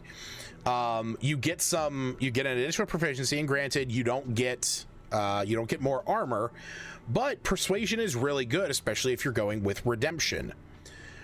Emboldening Bond, you forge an empowering bond among people who are at peace with one another. As an action, choose a number of willing creatures within 30 feet of you, equal to your proficiency bonus. You create a magical bond that lasts for 10 minutes or until you use the feature again. While bonded, while any creature bonded is within 30 feet, the creature can roll a d4 and add the number to an attack roll, ability check, or saving throw. And you can do it once per turn, and you can use this a number of times equal to your proficiency bonus. So it gives you bless and guidance that lasts for a minute, that does not require concentration, and you can do it to a number of creatures equal to your proficiency bonus. And you can just use it and then proc it again. So it basically gives you free castings of 2 other spells twice a day. And then you can cast Bless on top of it. And arguably, you might have a DM that says you can't benefit, you know, you can't have like 2 things, but I'm personally, you know, I'm personally one that would say if you cast Emboldening Bond, or if you use, sorry, it's not a spell. If you used Emboldening Bond, you could use Guidance on top of that, or you could use Bless on top of that. As long as you're not using Bless, you know, 2 people aren't casting Bless, or they're not both casting Guidance, it's fine. The Channel Divinity allows you to move up to your speed without provoking opportunity attacks. And when you move within 5 feet of any creature during that action, you can restore a number of hit points to that creature equal to 2d6 plus your wisdom modifier. When you move within 5 feet of any other creature, you can restore hit points to them. So not only are you getting your movement speed, okay, this is not using your normal movement speed. It is that you can move up to your speed as part of that action, okay, without provoking opportunity attacks. So you're moving throughout the battlefield. Any one of your allies that you move past gets 2d6. Let's just roll it. Oh, that was shitty. All right, there we go. Bam. 10 hit points. But even if we just take the average, that's 7. Okay? If half of your team goes down, you can zip through the battlefield real quick and just bring everyone back up. And a creature can only receive this healing once when you take this action. And that is true. But you can use Channel Divinity multiple times a rest once you reach certain levels. 6th level, you get that twice a day, and at 18th level, you get that 3 times a day. So you're healing up a lot. Then we got the 6th level ability, which is where you get that twice a day thing. When a creature affected by your Emboldening Bond is about to take damage, a second bonded creature within 30 feet can use its reaction to teleport to an unoccupied space within 5 feet, and the second creature takes all that damage. Cast Emboldening Bond on your Paladin, and guess what? Or your Barbarian, and guess what? They're taking the damage for your Wizard, or for your Sorcerer, or your Warlock, from your squishies. It's a great subclass. Potent cantrips is good, or just adding that radiant damage to your abilities, because you can always swap those because of Tasha's. And then finally, Expansive Bond. The benefits of Emboldening Bond and Protective Bond now work when the creatures are within 60 feet and the creature has resistance to the damage from Protective Bond. Again, I think Peace Domain is one of those ones that, like, a lot of people don't really look at a lot because, you know, you're generally playing somebody who's in combat, so peace isn't one of the things that you consider. But, you know, it is a possibility. Again, I think if you want to stick to using the domains that your god has for Bahamut, then I think Life Cleric is a better option. If you want to play somebody who is more of a priest and who is more of a healer and somebody who is allowing people to redeem themselves and gain redemption and, you know, be that bastion of light, of grace, I think going with the healing like you did is a lot better. So yeah, Father Mason got my approval. I'd play him. He's even got, like I said, he's got a good, he got a good setup. Realistically, the only thing that you kind of, you know, kind of hitting out on is that whatchamacallit, that dexterity and intelligence. But I mean, intelligence unfortunately doesn't get a lot of play unless you're a wizard.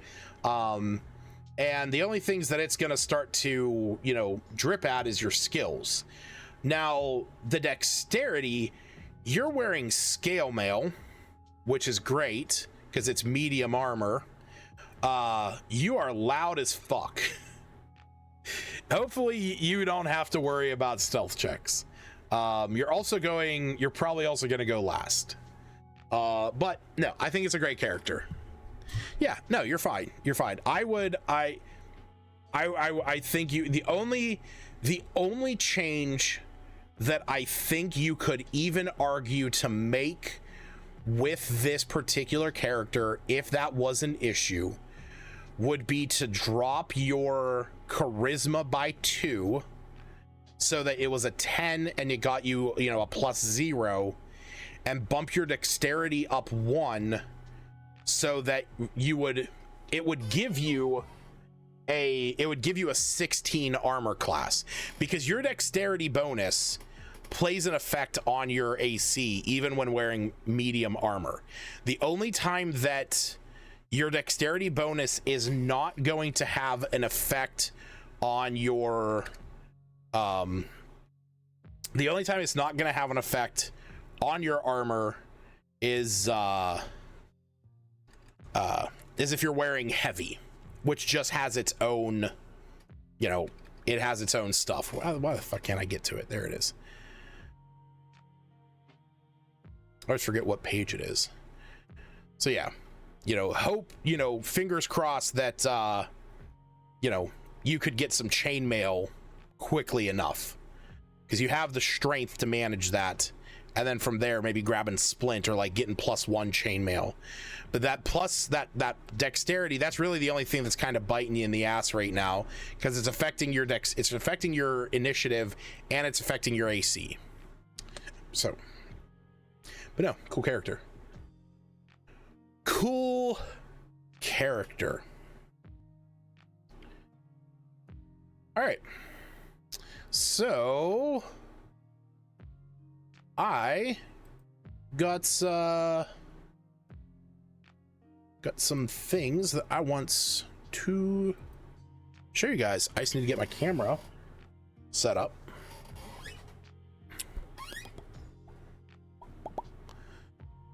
Someone's the character.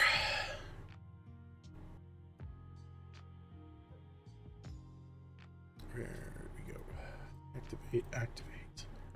Hey, bada bing. All right. So, last week, let me get this little box. I got a box now. This box might help me. So, last week, I showed you guys this book. Okay. It's a nice little book there. My cameras are gonna like kirk out while I'm doing this, so just keep that in mind. Oop, wrong button.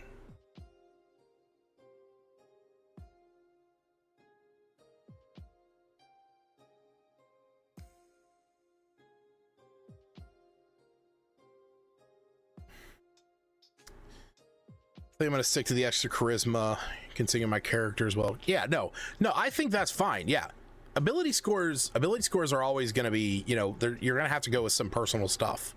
So if you want your character to really be, you know, a people person, again, I am a min-maxing piece of shit. I look at the mechanical stuff well before I look at character stuff for a lot of characters. There's a lot of characters that I build that are very just character driven, and I'm okay with negatives and stuff, but I am oftentimes going to lean more towards mechanical benefits rather than other things. But again, to each their own. So like I said, last week I talked about this book that I recently, I want to put that right there. And I need to crop this differently. there, and there. Okay. All right, so I got this book last week, and I, kind of overviewed it here on the channel. And this is about characters and wizards and spells in D&D to introduce, it says Young Adventurer's Guide. I can't min-max to save my life. Well, PCM, always reach out to me if you have to. I will help you with that in a heartbeat. But this talks about the different character classes that are mages. So bard, cleric, druid, sorcerer, warlock, and wizard. It overviewed the different classes and kind of like what their base stuff was, and then this nice little flow chart of deciding what kind of mage you want to be, and then also talked about a number of spells for each level and some different aspects of being a wizard, like wild magic for sorcerers, and also magic items that align with not sorcerers, but mages. So, what? Let me adjust this camera. I want to make sure it's focused in. That's blurry. That's a little better. Okay, right there. So, I was talking about this, and I said that I had more of these books on the way, and they did come in. I was very happy because they all came in on the same day. In fact, they came in this book, and I had some time to read them. So, let me do this. There we go. That'll be even better. So, first one is this: Warriors and Weapons. It is it's kind of the counterpart to Wizards and Spells, and in fact, this is the one that if I were D&D, you're linking out to the Adventure Club. Yes, they are on there. It actually argue head to there if you want the direct link. But that link that Stacy included in the chat does have all of them. Now, the only thing to keep in mind is that the ones that are on there, let me bring this up real quick. So these are the books that are available. Obviously, there's the Player's Handbook, but Dungeons, or sorry, not Dragons and Treasures. Places and Portals and Monsters and the Creatures Compendium, I believe, are not available yet. Yes. So the Monsters and Creature Compendium comes out in August, late August, and Places and Portals comes out in September. But the other ones are available for purchase right now. So, looking over them, I have had beer back. All right, AZ. Looking over these, I really wish that I had these when I started playing D&D. These two books specifically, they are an excellent introduction to classes, even to races, magic items, and different aspects of your characters. And we're going to explore that in this one, because I think that these two, if you have anybody who's interested in getting into D&D that doesn't know about making a character and wants to get a good representation of what is available without having to sit down in front of a player's handbook, these two books are where you want to start 100%. So Wizards and Weapons starts out just like the other one. It gives a basic understanding of each one of the classes. Do I have any way of getting this closer to you guys? Hold on. Give me 1 second.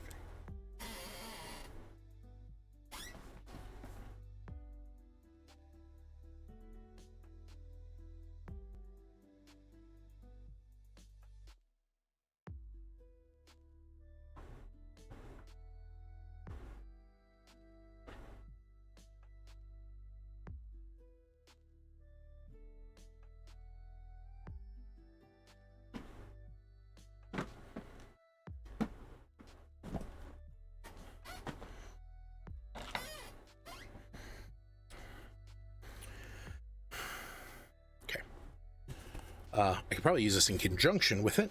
Oh, hey, by the way, if you're ever curious about dice rolling trays and you want to make your own, go to Walmart and buy miniature canvas frames and then put some felt in it. Let's get some fabric glue, put that in there. Makes for a really nice rolling tray where stuff doesn't fall out of it. And you can color them because you can get different colors of felt. If you play in person, something like this is very nice. This is how my friends and I actually, because I have 2 dogs and I don't want them to eat dice, especially when, you know, like a die like this is not going to be eaten easily because it's huge and it's heavy, but dice like this definitely can be eaten very quickly by a dog. All right, so I got my big old Lego box. There we go. We got some Legos. This is gonna help me. So let's center that. And hopefully, let me just set that on. That's a little bit better. A little bit better. Could probably even go bigger, but no, we're fine. This will actually allow it to sit kind of easier too, because it nestles in that little nook. All right, so again, much like the Wizard and Spells one that we talked about before, this one in the beginning has a little bit of has a very simple, like, 1-sentence description of each of the classes. So we have Barbarian, Fierce Primal Warrior, capable of sorry, I can't see it here. Capable of entering a mighty battle rage. Monk, master of the martial arts, who use mystic energy to empower their attacks, and ranger, scouts and hunters who combine fighting skills with a keen knowledge of the natural world to protect the wilderness. So again, very simple explanation about each one, just a general overview. And then we jump into the introduction. Much like the other one, this is just kind of like, hey, you're going to be playing D&D, you're going to have some options in front of you, and this is a guide to help you with that. You know what? Hold on. Combine these. So help it get even closer, and then we can adjust our camera. Hold on.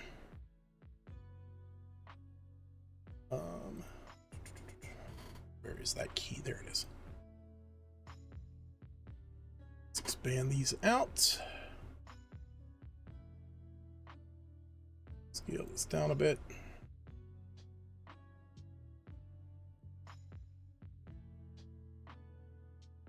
There.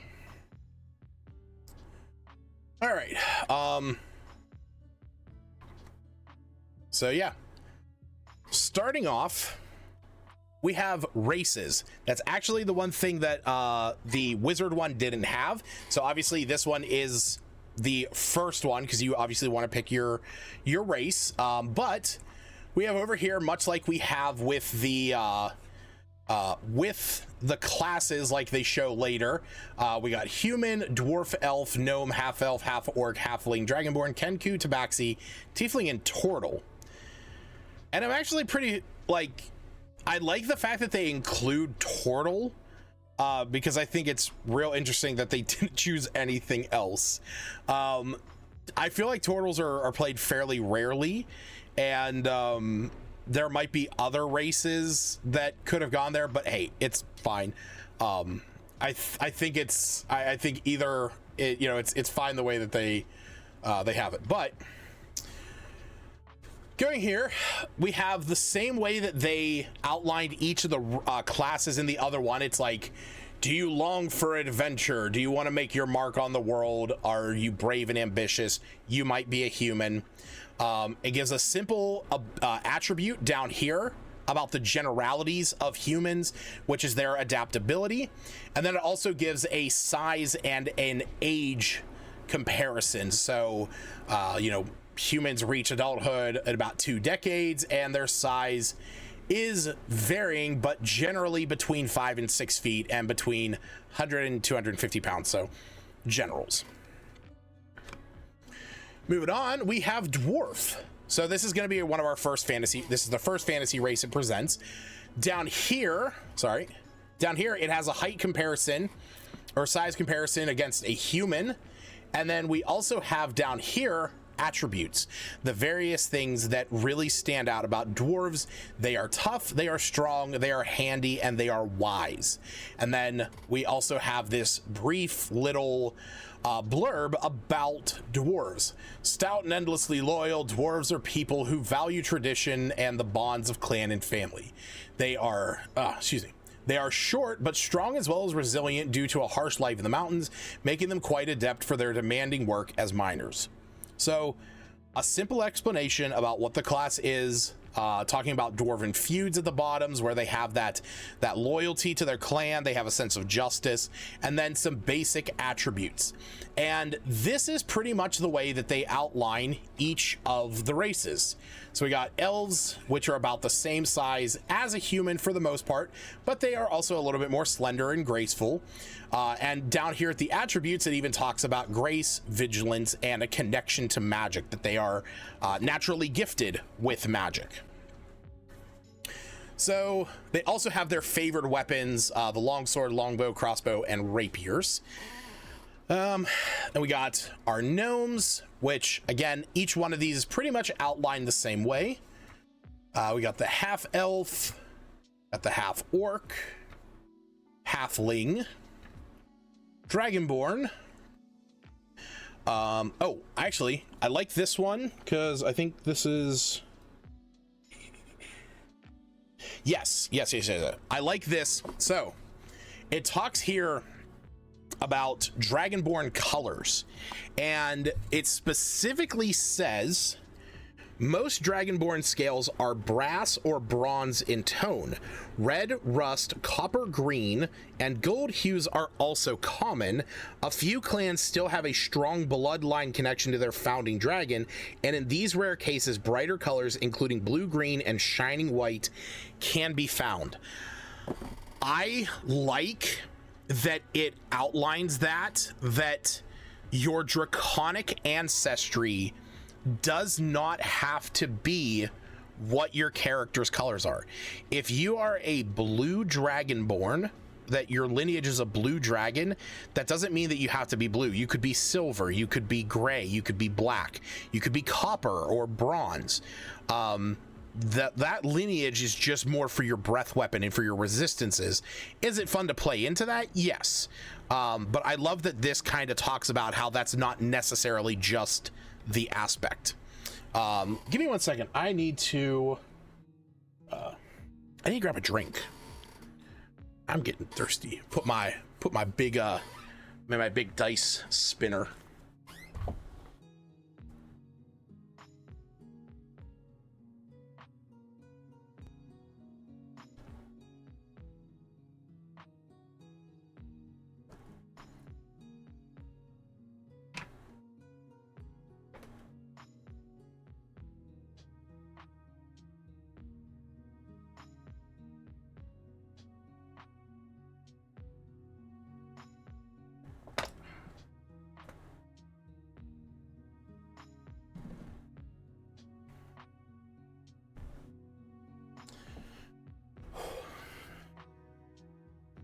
Fancy spinner, yeah. Spin your fate. Yeah, I don't know if I ever showed this off here. Yeah, it's a giant die fidget spinner. So like the big hand here points to a D20. So you got see what we get. Oh, we got a 10. Yay. I use it mostly as a paperweight. All right, so got the Kenku, one of my favorite ones, expert forgers, mimicry, This also explains what their curse is. So if you did not know, Kenku are cursed. Their wings have been stripped away, their creative spark has been snuffed out, and their voice is stolen. Kenku cannot speak normally. They have to mimic all speech, which, if you really want to roleplay that, it's hella fun if you can stick to it. But the creativity being snuffed out is one of those things where I love the concept of a Kenku bard who can't come up with his own songs and thus must make bastardizations of everything. What's up, Bobicus? Everyone will rejoice. Everyone rejoice. Where's my mouse? Why is my mouse not working? What the fuck? Oh, I know why.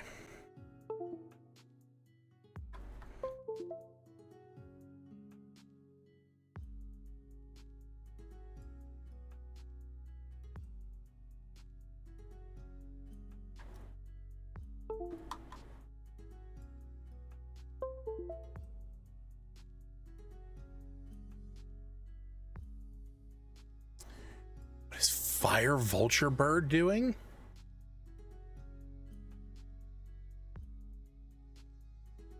Oh, hold on a second.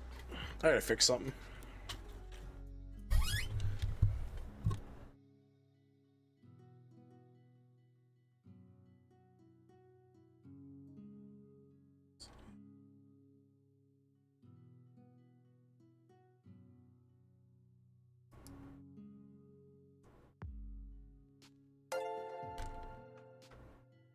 Hey.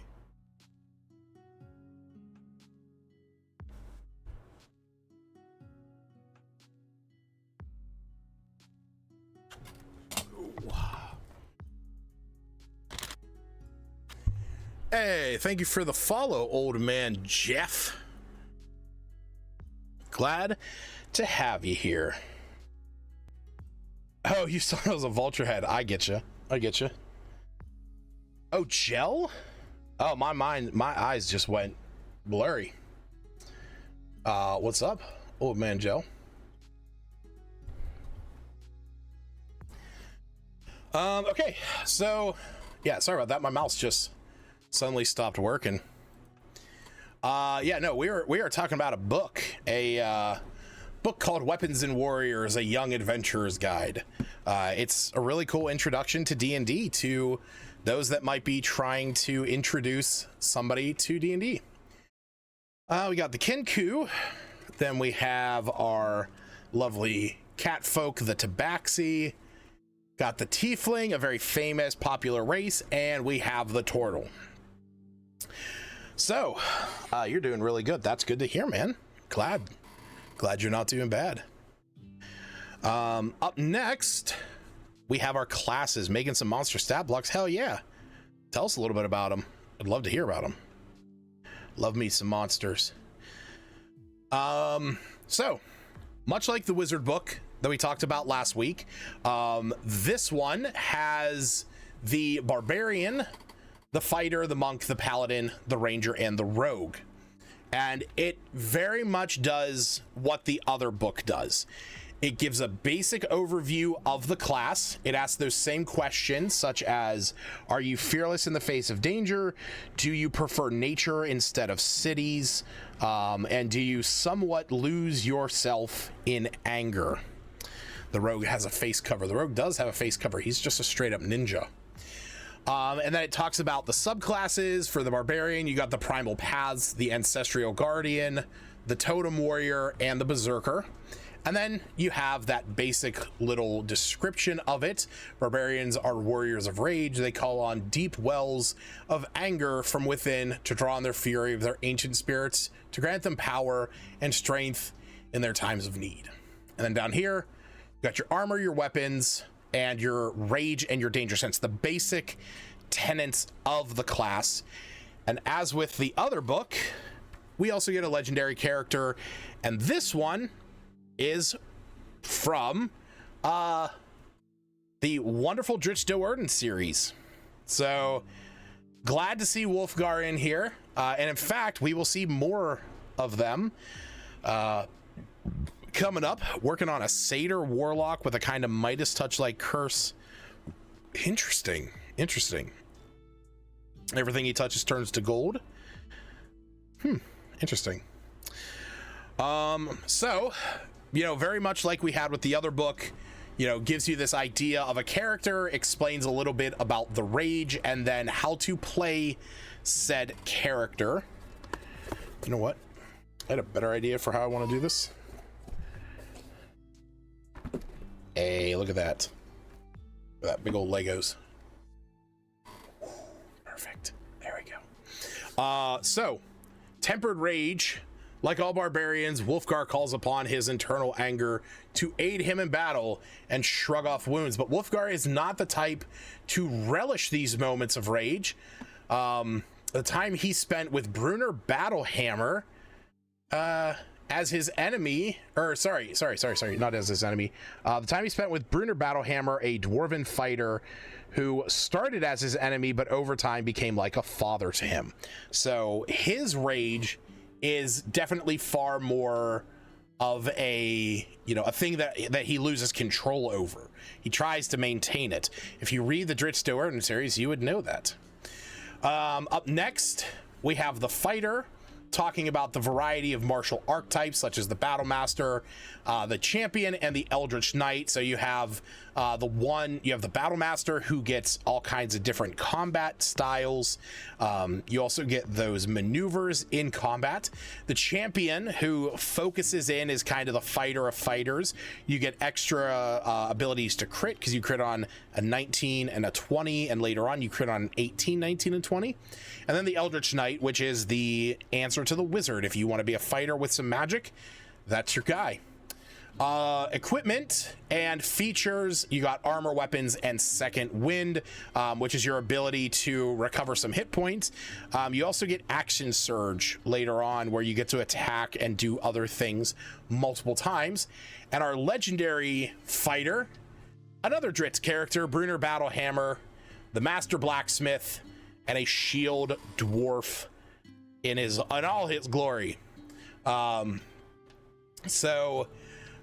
talks about his magic axe, Flame Tongue, that bursts into flames, which is based on the Flame Tongue weapons from D&D in itself. And then we got our monks, talking about how they are mystic masters of martial arts, living a monastic life in a monastery, talking about ki and martial training. And we have a unique character in here, Wei Shu, who is a Kenku monk and the Way of the Shadow, which is personally one of my favorite subclasses, because you get to move through darkness. It's more of like the rogue monk type. You also get to cast some spells like Pass Without Trace and Darkness. Very much a cool stealth build if you like that style of play. Then we got our paladin. Got our paladin with our various sacred oaths, such as the Ancients, Devotion, and Vengeance. Also talking about our healing touchdown here and our divine powers. Much like the clerics, you get your channel divinity abilities and your lay on hands. And we got Red Clay, a dragonborn follower of Bahamut. And speaking of Bahamut, AZ, we were talking about them. Red Clay's fame makes her an inspiring figure, but she also possesses a drum given to her by the monks. They can magically inspire those that fight alongside her. Any ally of Red Clay within earshot when she plays the drum before battle receives a boost to their courage that makes them fearless and resistant to mind control. So awesome item for a paladin to be an inspiring leader out on the battlefield. We got the drum of Bahamut, the war drum of Bahamut. Then we are on to Ranger. Now this one doesn't really talk about all the subclasses, but instead talks about animal companions. Now I actually like that this is where it leans, because I feel that this is what Rangers are more built around, about having companions. And arguably a lot of people over the years have said that rangers should have animal companions by design. That should not be a subclass. That Beastmaster Ranger, all rangers should get some animal companion, but that a Beastmaster Ranger should have certain bonuses that build that up beyond the norm. So like, you should have an animal companion, and it should be allowed to aid you in combat and in skills and in traversal. But in combat, it should have additional things. And there has been revisions, obviously, over the years. But I like that this book talks about the animal companions first. Okay, that's a key selling point, that you can have a wolf or a boar or a weasel or a panther if you're like Dritz Doerden. And then obviously we have off to the side here, we got our favorite enemy. We have Natural Explorer, like you helped build anime to do. Well, and that's the thing, like even that was a revision that was built off of D&D. Like, I have always said that it should be a bonus action to have your companion attack, and that, you know, later on their attacks can be magical and that they can eventually, you know, gain other things. But you also have supplements like Stibble's Codex of Companions that helped build upon that. And there's been other stuff throughout the years. And I still think even with some of the changes that they've done, like the stuff from Tasha's Cauldron of Everything helps the ranger, but like favorite enemy and Natural Explorer going with certain types of terrain and certain types of enemies is a cool style to play. But I think that the newer style, where it's like you get mobility bonuses and you get to ignore difficult terrain, I think that's a better build. It's more generalized, because unfortunately, if you build, say, a ranger that is Arctic, that goes against giants, and you're playing in a forest and your main enemy types are aberrations, you're never really going to use it. Ranger feels so underwhelming, even though it's my favorite class. Yeah, it is underwhelming, and you can tweak it. You can definitely play with it. You know, it just, that's the downside, is that you do have to play with it in order to get it to work. But you saw Wolfgar from the Dritz Doerden series. You saw Brunner, and arguably the most famous and legendary ranger out there would have to be not Dritz Doerden, it's Minsk the Mighty. Did y'all expect that? No, you didn't. You did not expect that one. But it is Boo the miniature giant space hamster, so you know what? I'll take it. I'll take Minsk and Boo any day. It's not Dritz, but it's okay. Up next, we got the Rogue. Thieves and Assassins, talking about their sneak attack and their thieves can't, their own special language. We got Shandy, Freefoot, and now we're on to the flow chart. So we saw this in the previous book, a really cool flow chart of the various classes, and it's a good way to pick how you want to make your character. So obviously with this one, we had, do you want your magic innate or through training? If it's innate, do you want to be in search of secrets, or are you interested in nature? Because if you're interested in nature, it makes you a druid. But if you're interested in secrets for your own personal use, might be a sorcerer. And if you're interested in secrets but for the group, might be a good bard. But if you want to train for it and you don't want to serve some other power, you might be a wizard.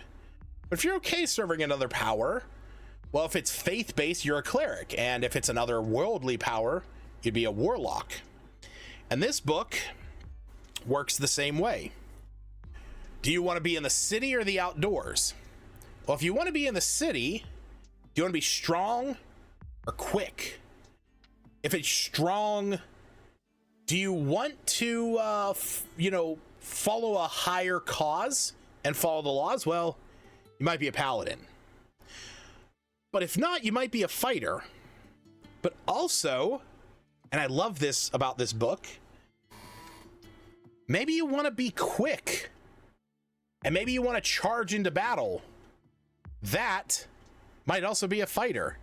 I love that this right here is still describing the fighter, because a lot of people in my mind, and a lot of people that I have seen play fighters play more strength-based fighters, but you can play a really good ranger with a fighter. Arcane Archer is an amazing subclass. So I like that this is kind of the, the middle ground between these 2 points. But, do you want to charge in the battle? No, I want to go stealth. I want to be a rogue. Or I want to go outdoors. I'm more angry in battle and I want to, charge in and assault while I'm a barbarian. Or while I'm calm and I prefer to be alone in my own thoughts. I'm a monk. But I can be calm or angry.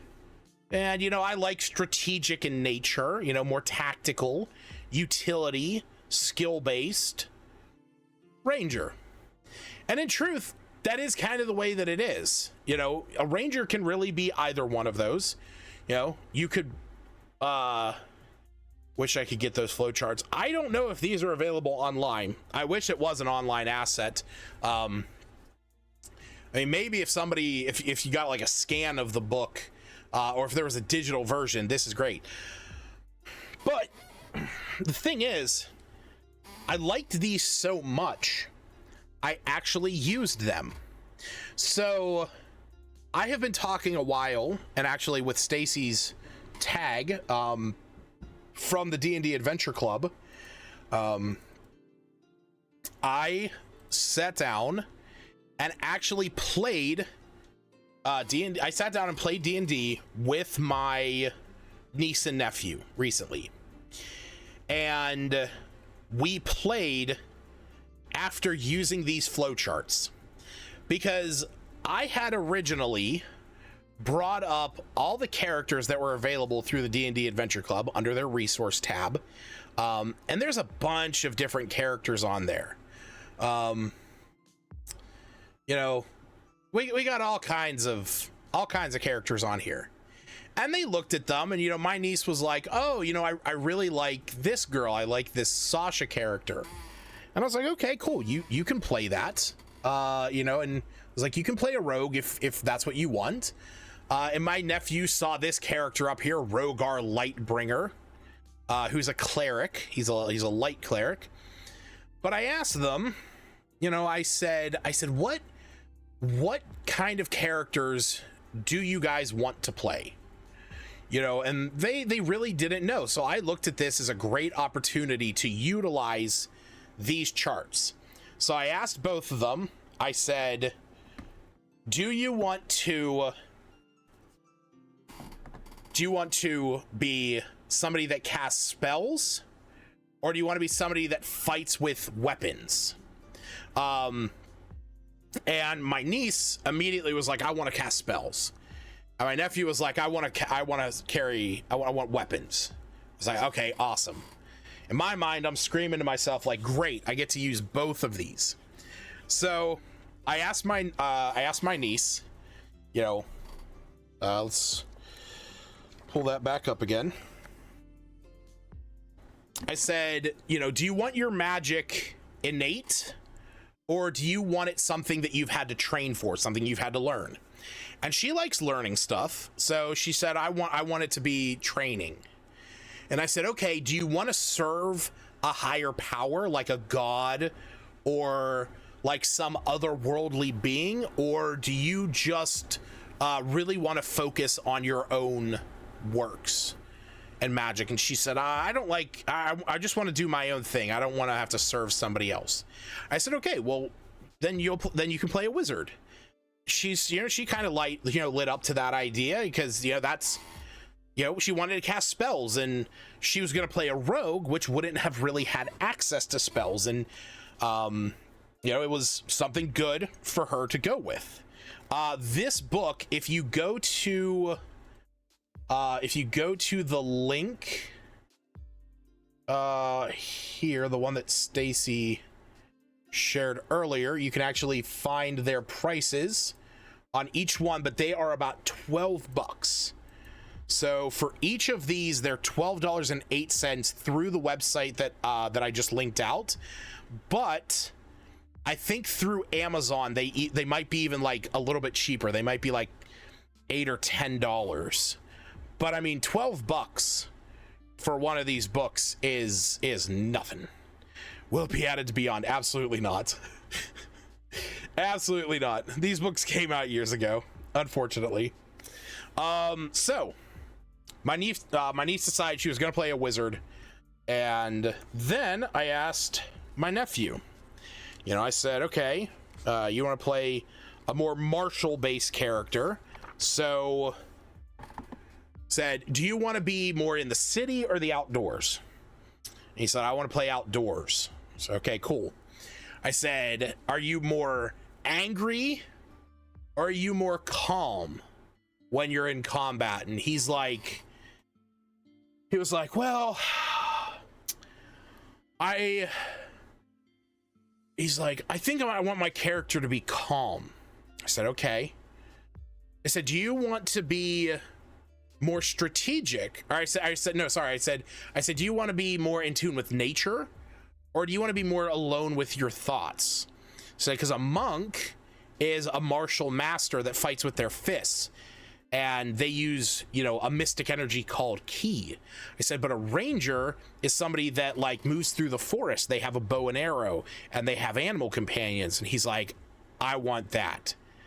And I said, okay, cool. You can play a ranger. So we went back to, we went back to this site, and we looked at the characters, and my nephew still wanted this character here. He still wanted to play as Rogar Lightbringer, the Blue Dragonborn, and my niece still wanted to play as this looking character. But what I ended up doing was I took Thistle Greystride, who is a ranger, and we took which one was it? Who was the wizard? Nathan. Took Nathan as well. So this ended up being my nephew's character, and he actually ended up changing his character's name to Thistle because he liked the name. And then my niece ended up playing as Nathan, but changing the name to Tess. And we used tokens from 2 Minute Tabletop to represent them on the virtual tabletop that I use, because I had my iPad and that's how we were doing it. But from there, it was just as easy as like crossing out that name and just putting Tess. And my nephew was all about the, you know, the name Thistle Greystride. He liked that name, and you know, just having that choice of not just going by what the character looks like, and not just, oh, like what is a cleric and what is a warlock, but being able to like actually go with those flowcharts to say, you know, I want to be outdoors and I want to have a calm demeanor and I want to be a part of nature. And it was great. The session that they played was really fun, and I'll talk about that in a little bit, because that'll kind of be here after I talk about the rest of this book. So absolutely love these charts. Kind of like Stacey said, I kind of wish they were out there. I wish this was something, and honestly, I'm not gonna lie, it wouldn't be too hard to put this together just in an online format, and maybe I'll take the time to do that you know, one of these days. So moving on though, we got our character inspirations and backgrounds. You know, obviously every character has some background. It'd be handy even if you bought the books to pull it out. Yeah, it would be nice if it was, if it was available like that. Funny enough, that is actually how the D&D Adventure Club books are. Because speaking of Thistle Greystride, in these D&D Adventure books, the character sheets are in the back of the book. And it actually gives you, like, it gives you the space to to pull these out. So, but character backgrounds and inspiration, every character has something they did before they became an adventurer. This kind of gives a basic overview of each one of them that is pretty common in the player's handbook. Acolyte, criminal, entertainer, folk hero, hermit, noble, is that? Yeah, no, that's the noble. Outlander, sage, soldier, and urchin. Urchin, you grew up on the streets, orphaned and poor. You learned to fend for yourself and survive, all the while yearning for something more. What was the name of the city you grew up in? Do you still have contacts there? And how do you feel about that? That is the one thing I wanted to talk about these. I love that these backgrounds ask questions. Hermit, what has brought you back from your isolation? So hermits live far away from civilization, and why are you now back mingling and meandering with commoners? Are you excited to reconnect with the rest of the world, or do you want to go back to solitude as quickly as possible? You got criminal. Are you still committing crimes, or are you trying to mend your ways? Do you have criminal contacts who might be looking for you? These are great questions for somebody who's new to the game to ask themselves, because this allows you to really flesh out your character. So I kind of like that this is what's included in here, because your background is important, but I like that this is the inspiration. Like, let's flesh out your character. You know, you're a dragonborn paladin and you have the soldier background. Okay, are you hungry for battle, or are you no longer like looking for battle? Maybe you're an old war vet and you want to get away from it, but fighting is what you know. Or you want to heal people now more than anything. You want to be a redeemer, and so you go redemption paladin. So cool with that. I like that it makes you ask questions. And then here we go. Details and what makes you special.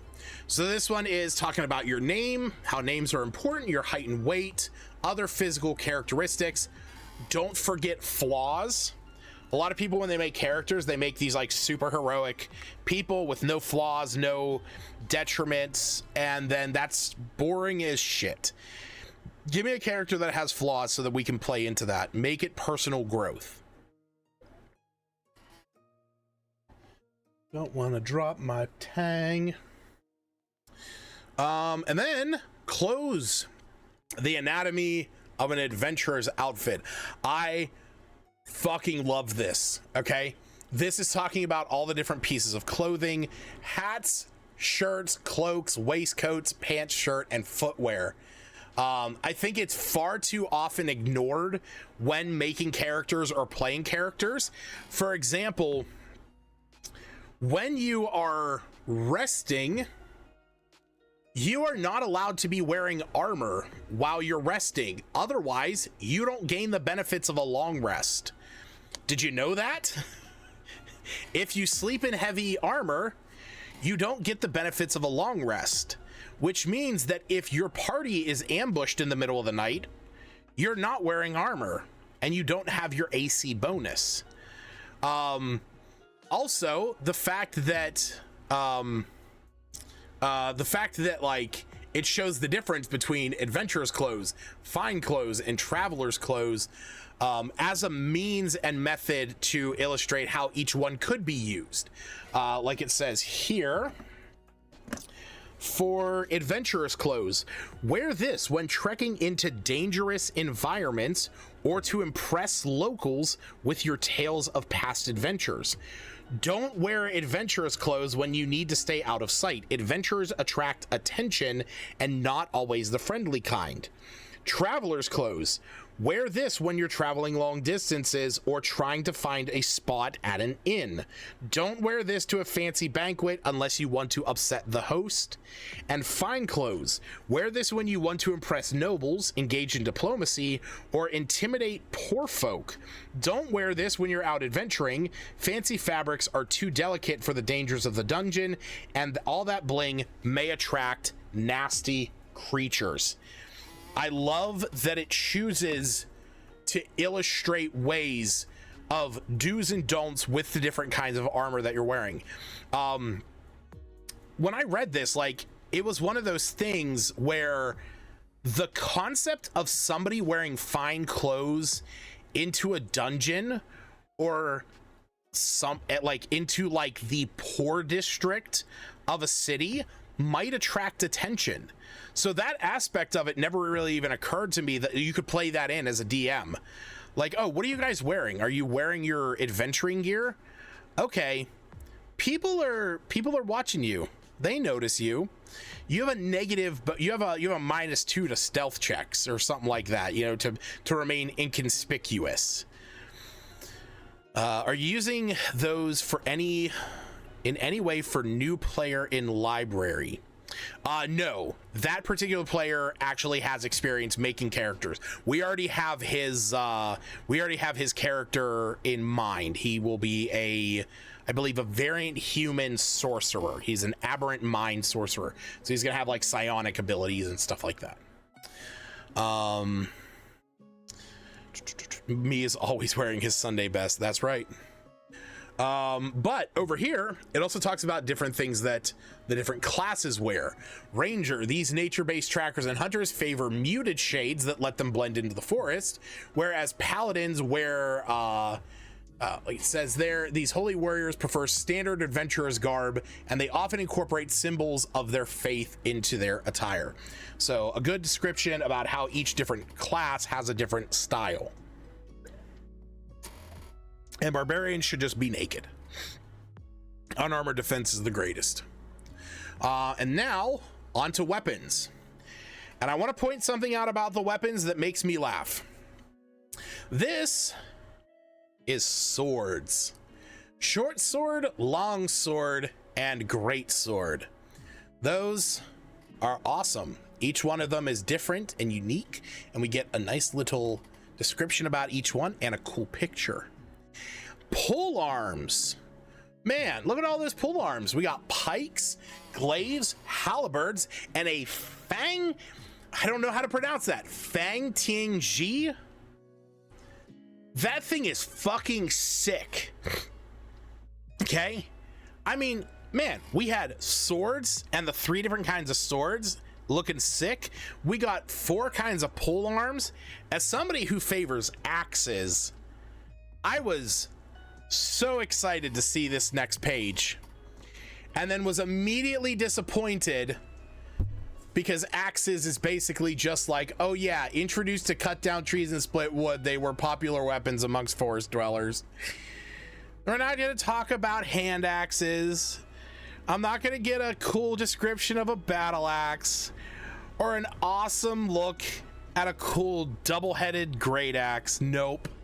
I get a 2-paragraph little blurb. And then we got flails, hammers, maces, and whips. You know, whips gets as much text, almost as much text as axes. It's criminal. I ain't doing it, my boys. And then we got ranged weapons, bows and crossbows, darts, slings, and thrown weapons. That's where our daggers are. If you're wondering where daggers went, that's where they are. But again, you know, not a lot of love there. But then we got these special weapons, boomerangs, chains, nets, picks, push daggers, scythe, sickle, and trident. What the fuck is a push dagger? Well, if you didn't know, it's a dagger. It's one of those daggers that you hold where it like comes out from your knuckle. Okay, it's that horizontal bar with the blade coming out this way. All right, so you're punching with the blade. But I want to say this is fucking sick. Creative or crazy combinations. Dagger and rope. If you're an expert at throwing a dagger, adding a rope allows you to yank the dagger back. Legitimately, I have not thought about that before. A chain and a hammer. A weighted chain with a bludgeon at the end creates an effective weapon for sweeping your enemies off the feet. That's fucking sick. A strength-based character swinging a giant chain with a hammer to force an enemy to make a dexterity saving throw, or they get knocked prone and take, like, you know, 1d8 of damage. An axe and a crossbow. Installing an axe head into the bottom of your crossbow so that not only can you shoot at range, but you can run up and fucking hit somebody with it. A spear and a scythe. Applying essentially just a long blade to the end of a spear. And then lastly, a sword can be hidden inside of a stick or staff, giving you more options in combat and a chance to deliver a nasty surprise. I fucking love this, okay? The wizard and spells one introduced me to the idea of linked weapons or linked items. You know, a chalice that heals you and takes your affliction, a book that keeps track of that, and a dagger that can give somebody else that affliction. That was cool, and that can be used here and there, but this fucking shit, that's sick. Never heard of a shovel halberd? No. But I mean, arguably I could see a halberd being used as a shovel.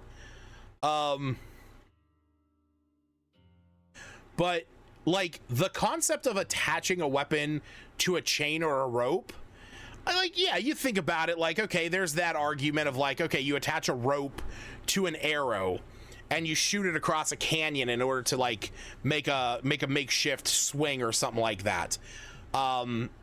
That's been done before, but like, man, I thought this was such a cool concept. I got so stoked when I started reading this.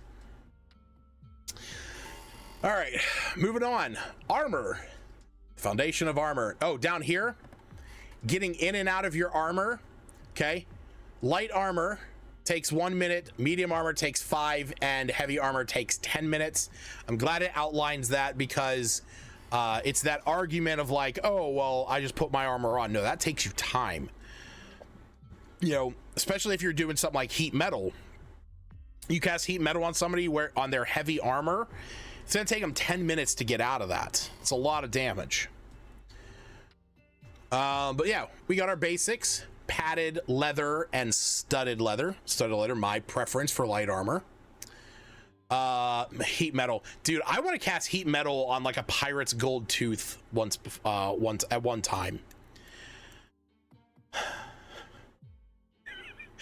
The axe attached to the crossbow reminds me of that meme. I may be out of ammunition, but I'm not out of one. Yeah, it's exactly that.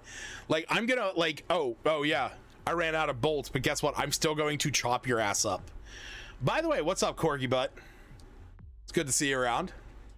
All right, we got medium armor, chain, scale, breastplate, half plate. I just want to say, I love the illustrations in this. I love that they show the differences between them. You know, talking about, a lot of people say, you know, studded leather is not a thing, that they never added studs to armor in that sense. And a lot of people, when they think of studded leather, they're actually thinking of brigandine armor. But I love that this kind of showcases what is meant by studded leather. Okay, I love these illustrations. They're so fucking good. Chain shirt, scale mail, breastplate, and half plate. So showing you how it's, you know, getting up into heavier equipment, a little bit thicker, and also more coverage. And then move it up into the heaviest: ring mail, chain mail, splint armor, and plate armor, the highest AC 18. Again, I absolutely love these images. I love the basic descriptions, such as splint armor, thin metal strips riveted into leather backing create this tough, durable armor. Chainmail is added to the joints for extra protection at flexible spots, while thick padded fabric underneath keeps your skin from chafing. So great little descriptions. It's just that, you know, evocative nature of it, you know, when you're making your character, and you can look through these and get a basic idea of what your character would look like. And then we got some shields, which I love this page because, for one, it describes the different parts of the shield, which I didn't know that that's what they were called. I love this. I love this. A potion sign being used as an improvised shield. That's fucking cool. That's fucking cool. When I saw that, I had the immediate thought of like an Eldritch Knight fighter who was like, he was born like, maybe he was a part of the guard, okay, and on one day he was called to go over and investigate a break-in at the apothecary, and he started talking to the owner about what had gone on, and spent some time there with the investigation, and started discussing, you know, different things with them, and eventually learned that, you know, they were into magic. So cool. They spend time there, they learn some magic. He technically becomes an Eldritch Knight at that point. And then one day the apothecary is attacked again, and it's burnt, and his friend is injured and now in recovery. And this guard is leaving his post to go and seek revenge. And what is he taking as a shield? The very fucking sign that was torn down from the shop, you know, when it was attacked. I fucking love that image. Also, the fact of just using a coffin lid as a shield is also really funny to me. Just like that concept, like, oh, I'm in a battlefield right now, I'm in a cemetery, there are wooden coffins around me, I'm taking one of these lids and I'm grabbing my rope and I'm wrapping it around and I'm creating a makeshift shield. It's a simple little thing, and guess what, it's an improvised shield. I love it. I love the flavor. What we got next? Oh, we got next one of my favorite monsters. Look at that, a rust monster. This is a preview. I'm not actually going to go over all the other monster books that I have, because I actually think they're okay, but I don't want to like sit here and discuss every monster that's in them, but I am going to kind of discuss this one. So this is a rust monster. I like how it shows the size. You can see how big they are. And I have other books here that they follow. So we got monsters and creatures, beasts and behemoths, and there we go, dragons and treasures. These books are basically the same, they just have different monsters in them, because like that's what D&D really is, outside of character creation, is shit ton of monsters. But they're all kind of based up the same way. I do recommend those books if you are a DM and you really want to understand the monsters you're going to be throwing against your party. But this is available on every one of the monsters, and it's cool as fuck. Do always carry at least one weapon that can't rust. A rust monster's hide is well armored, so make sure the weapon is a tough one. It's smart. Dump your least valuable iron items in a rust monster's path. Okay, this may distract it as you run away. That is smart as fuck. As you're running away, you grab a couple arrowheads, or you grab a couple arrows and you throw them back. the rust monster is going to go and eat that. Plain and simple. Do not attack rust monsters. Do not use your best iron or steel weapons to attack them. I love that. And like I said, every one of those books that has monsters, it includes something like that. I'll illustrate that with just one of them.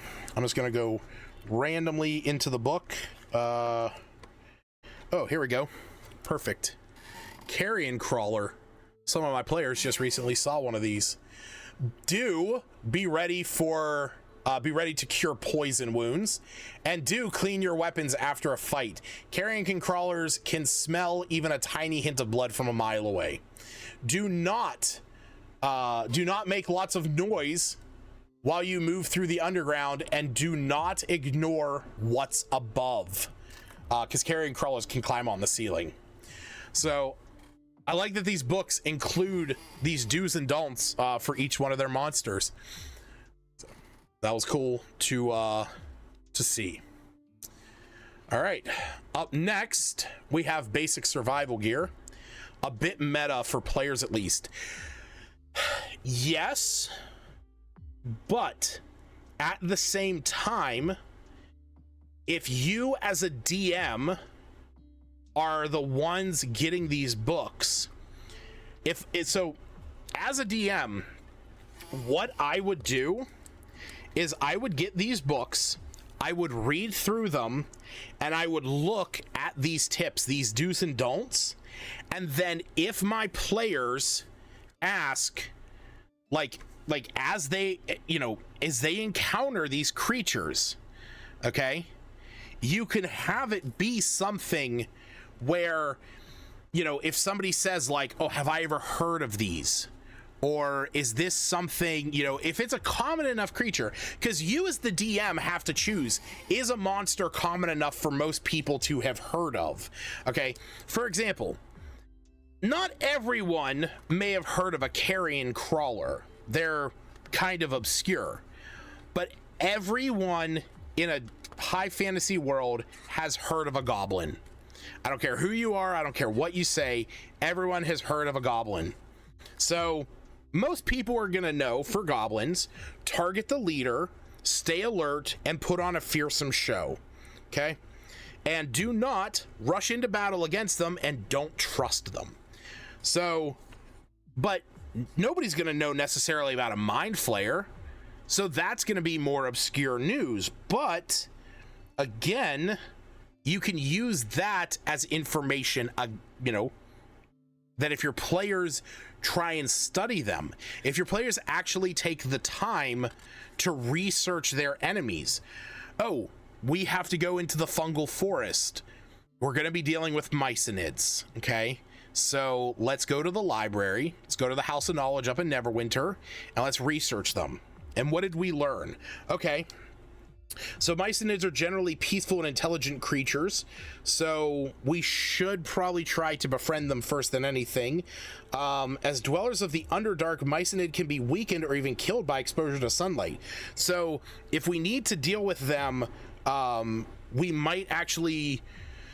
we could use some radiant magic, or we can, cast sunlight. But do not...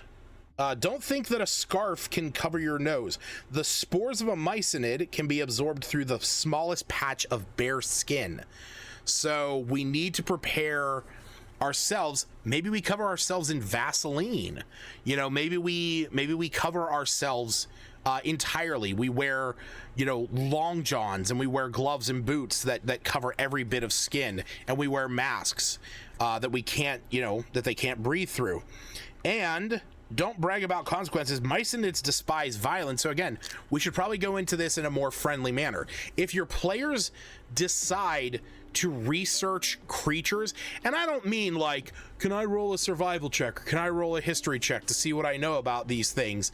I mean, actually your characters taking the time, or your players to take the time to go and research the creatures that they have encountered, to put time and effort into understanding the monsters that they have been fighting, other than just like, Oh, does anyone know about these things? All right, roll a history check. Well, somebody got a 27. Okay, you fought them. You know that they can do X, Y, and Z. Like, you can know this. But, like, I would even say with that, just give them one of these things. Oh, it's a hill giant. Okay, does anyone know anything about hill giants? All right, you get somebody that rolls a 24. Okay. Try to trick them or hide them because they're not very smart. They're easy to be deceived. Okay, you know that hill giants can be easily deceived, that you can trick them easily. So that's what your character knows. One of these things, you just give them one thing. Don't try to reason with them. They're bad at conversation. Okay. So, like I said, this is why I'm not going over each one of these. Personally, these other 4 books that I have, these ones, ugh, there goes my pencil. Monsters and Creatures, Beasts, Behemoth, Dragons and Treasures, Dungeons and Tombs. These are all very much geared towards DMs. So I think that they are a good resource. They're good to understand the monsters that you'll be employing against your players, but I personally don't think that players should be, really reading through those unless it's just for light reading. But even if you read those, you still have to separate yourself from meta. Like, that's not even a question. So, all right. Yeah, continuing on. So we have our different packs: basic survival gear, shelter, water, fire, light, food, navigation, and first aid. Just some simple ideas of like bandages, lotions, and splints, different things that your characters might have. And then we have some more adventuring gear. We got ammunition, ball bearings, climber kits, component pouches, potions of healing, and ropes. We also got our various tools like cook's utensils, disguise kit, thief's tools, musical instruments, little descriptions about each one. Then we have, I love these, again, illustrations. These books are phenomenal for their pictures. I love that a burglar's kit isn't like really packed into anything. It's just a loose assortment of stuff. The Dungeoneering kit having the crowbar and the torch strapped to the back of it. The Explorer's pack having a bunch of rations as cookies. I always think more like nuts and hardtack and like trail mix. But it's cool to see some difference. And then a Vampire Hunter kit, or just a Hunter's kit in general, is a cool tool pack. And then here in the back, we have very much what we had in the last book, which is just, more about developing your character as they go along. And then we have, the end. So, like I said, these are 2 great resources. They are very cheap in the grand scheme of things. To pick up 2 copies of these is half the price of a player's handbook. And while this will not give you the mechanical information about classes, races, items, or any of that, handing somebody who is new to D&D one of these, or both of these books, and saying, here, read these. It'll take you a few hours, if that, but just read through them. And this will give you a clear understanding of the core concepts for making a character and what it is that is going to go into that. There's a phrase that I said at one time. My mouse is also dead again because of this damn camera. There was a phrase I said at one time about a wing restaurant that I fell in love with, where I said, I feel upset that I have gone so long without knowing such a thing existed. but I'm glad that I have it now. That's how I feel about these books. I legit think these are two of the best resources for introducing people to D&D than anything. Now, I am still one who very much prefers, you know, telling people to go to YouTube or, you know, going to D&D Beyond and reading, but these two books are just phenomenal when it comes to just getting that introduction. And yes, you can, you know, go one step further. Where's the camera? You know, you can go one step further as a DM if you wish and pick up the two monster books, because each one of them offers different monsters, and you know, they are, again, cool illustrations. You got interesting information, you got the do's and don'ts of each. Okay, and it all builds up to, you know, this one going into the large, because this one categorizes it by size. So you go from tiny all the way up to gargantuan. This first book includes chromatic dragons. This second one includes the metallic dragons. So speaking of which, page, nope, gotta go this way. Page 92 for our buddy AZ, right there. Bahamut the Platinum Dragon. There you go, pal. There's your character's god. Also the Ice Breath and Gaseous Breath. But this one has one of my favorite monsters, and I think a lot of people's favorite monsters of all time, the Tarrasque.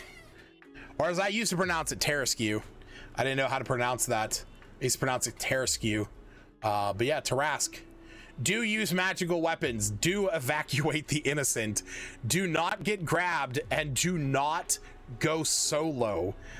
Unless you are a level 1 Aarakocra Ranger. Or something like that. Also the Rock. This is what Arl in Rime of the Frost Maiden flies on. Except in mine, she's on a horse in mine. This one actually also using beasts to tell stories. This has like a little thing here in the back about how to use monsters to like tell stories and stuff. But yeah, so each of these books is pretty cool. Like I said, this has the chromatic dragons, you know, red, blue, green, black, white. This has the metallic dragons, copper, bronze, silver, gold, and copper, bronze. What am I missing? I'm forgetting one. Brass. Copper, bronze, brass, gold, and silver. And then this one has the dragons and treasures. So this has a bunch of magic items. This one also has the gem dragons in it. But this one, yeah, so we got, there you go, amethyst, crystal, emerald, sapphire, topaz. This one just has a lot more information specifically about dragons and draconic items. So if you really want to know about dragons, this is the book to get. And then Dungeons and Tombs. So Dungeons and Tombs, much like the monster books here, includes information about monsters, but it actually has more information about locations. So for example, we have an entire section about Ravenloft. There it is. So we got all this information about Ravenloft and the domain of Dread, of Barovia. We also have some information about Count Strahd von Zarenrich. We have Chult. We have the ghost ship from Ghosts of Saltmarsh. We have the Temple of Elemental Evils from the Princes of Elemental Evil. Really cool, just really cool general like locations from D&D's history. Some more famous ones, like I said, Chult with the dinosaurs, Undermountain, the Dungeon of the Mad Mage. And then we have some monsters that are found within dungeons, because that's one of the big things. Like, not a lot of there are monsters specifically, like, more generally found within dungeons. Also, I love that this flame skull is not a human skull and it's like a shark or something, or a dragon. That's fucking sick. I've never seen an illustration like that. Oof. Gibbering Mouther, Grung, Iron Golem. I think we already passed it. I might have already passed it. Hold on. Oh no, there we go. My favorite version of a mimic, a door mimic. Oof, so good, so good.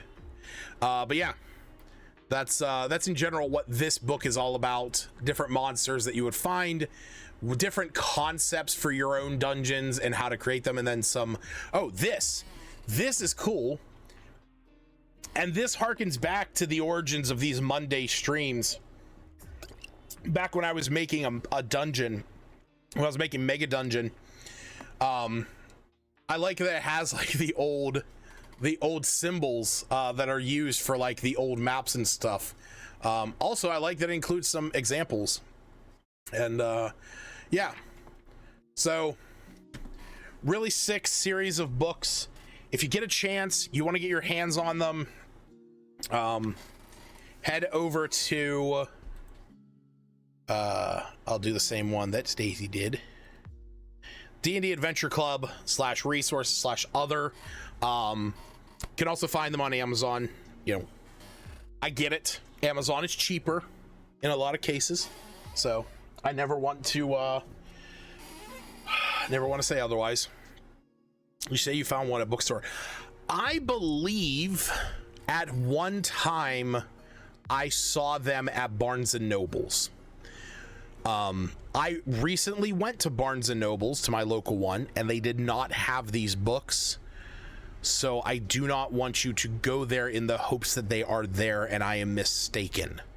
But I vaguely remember seeing them, because I remember seeing the book that said Wizards and Spells, and I was like, okay, I don't need to worry about this. Like, I thought it was just a book about wizards.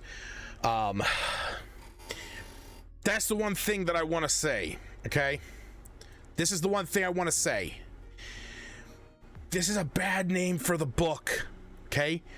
Warriors and Weapons, Mages and Magic. How fucking hard would that have been? Sorry, Jim Zub. Okay, I'm sorry, but you fucked up. Weapons, Warriors and Weapons, Mages and Magic. It would have been good. But Wizards and Spells, this makes it sound like this is specifically about wizards. Warriors make sense, okay? But Mages and Magic would have been so good. Oh. I'm also curious about what this is. Here's his other stuff, but I'm actually curious about what this is. Oh, it's a graphic novel. Graphic novel adventure set in a boundless world. Okay, cool. Oh, it's about Minskaboo. Okay, fine, whatever. But yeah, definitely check these out if you get the opportunity. I think they are great books. I think they're a really good resource, and they are interesting to look at. Again, they have really good illustrations, which helps people like me. All right, so, and we've been going for 3.5 hours. It is 1 a.m. We're getting close to the end here. So I'm probably going to touch more base on, well, kind of like building into what we've already been talking about. And I want to continue talking a little bit about the D&D Adventure Club because of the experience that I finally had with it. It's been 6 months that I signed up for this, and I have a number of their books. And I finally got the opportunity to really sit down with my niece and nephew and play, and it was a phenomenal experience. and I really enjoyed it. So, oh Jesus, that was annoying. Put that under there. Gotta get this box out of my way. Yep. Move you to books. To the other books. All right. So, when I sat down to play, I had all of these books in front of me. Let me turn this back on. I had all these books in front of me and was like, all right, you know, what are we gonna do? What are we gonna play? And I was like, all right, well, we got the quick start guide, whatever, but like, what are we doing after that? Like, you know, obviously there's only one adventure in this. There's only one adventure. So I was like, all right, you know, are we going to go and rescue the skeleton puppy and explore the Crag Manor and go into the Gloom Dark? Or are we going to deal with the giant problem with a little bit of shopping and then the incident at the old mill? Or, oh, this is the new one. Oh, sorry. Yeah, actually, I had these out of order. There we go. Are we going to go into the sewer mazes and go into the Merc and go to the Merkling maze? Or are we going to deal with the giant problem and all that? Or a rocky start going to the nearby Manticore or Minotaur Peak? So I was like considering what I was going to do. But I thought to myself, well, the introduction in this, something is eating my cheese. I was like, we'll start with this and then we'll evolve into something like this. I thought you got one a month. I did, but when I signed up, I want to say we were on Adventure 16 and I was able to order like an entire set all at once. And in fact, I think you can still do that on here. Yeah, the D&D starter pack right now gives you the most recent trilogy that is available. So, because you can go on here, you can buy the trilogies. You can buy each one of them as they are released. So I have considered going back and actually getting these, but these ones are only available in PDF. And I think most of these going back are only available in PDF, like once you get so far. So I probably, I might get them eventually one day, but it is what it is. But yeah, these are all the old ones that were this was the original one, the original trilogy, and then kind of going up from there. So, but I gotta say, like, looking at what it started as, like, the quality of them has gotten a lot better, in my opinion. Like, even just the art of a giant problem looks really sick. So, but yeah, so what we did was I sat down with my niece and nephew and I took out those other two books and I said, okay, we're going to do the flow chart. And then I printed up, I already had printed a number of these characters. Actually, let me go back to here. I already had printed up a number of these characters because if you go into here, you can access everyone's character sheets. So I just printed them up. I made sure that it was like front side, back side, so they had everything they needed. But you can actually print these and cut these out and make little, actually make little paper ones if you want to have physical representations and use maps and stuff. Or if you want to like roll your own character, this gives you a really good template to do so. So I really like how they did that there. But I just let them take it as is. And then, like I said, my niece changed her name on this character from Nathan to Tess. But we went through and I explained everything. Now, this does piss me off. A 19 dex does not get you a +5. It's a +4. And we had to correct that on my nephew's page because it fucks everything else up. He doesn't have a +9 to hit. He gets a +8.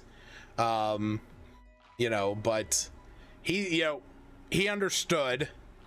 And, I told him, I was like, well, keep playing, we'll keep playing these characters and maybe you'll get a magic item that lets you buff your dexterity or something like that. But that was a bit disappointing to see that. But, yeah, pretty much everything else was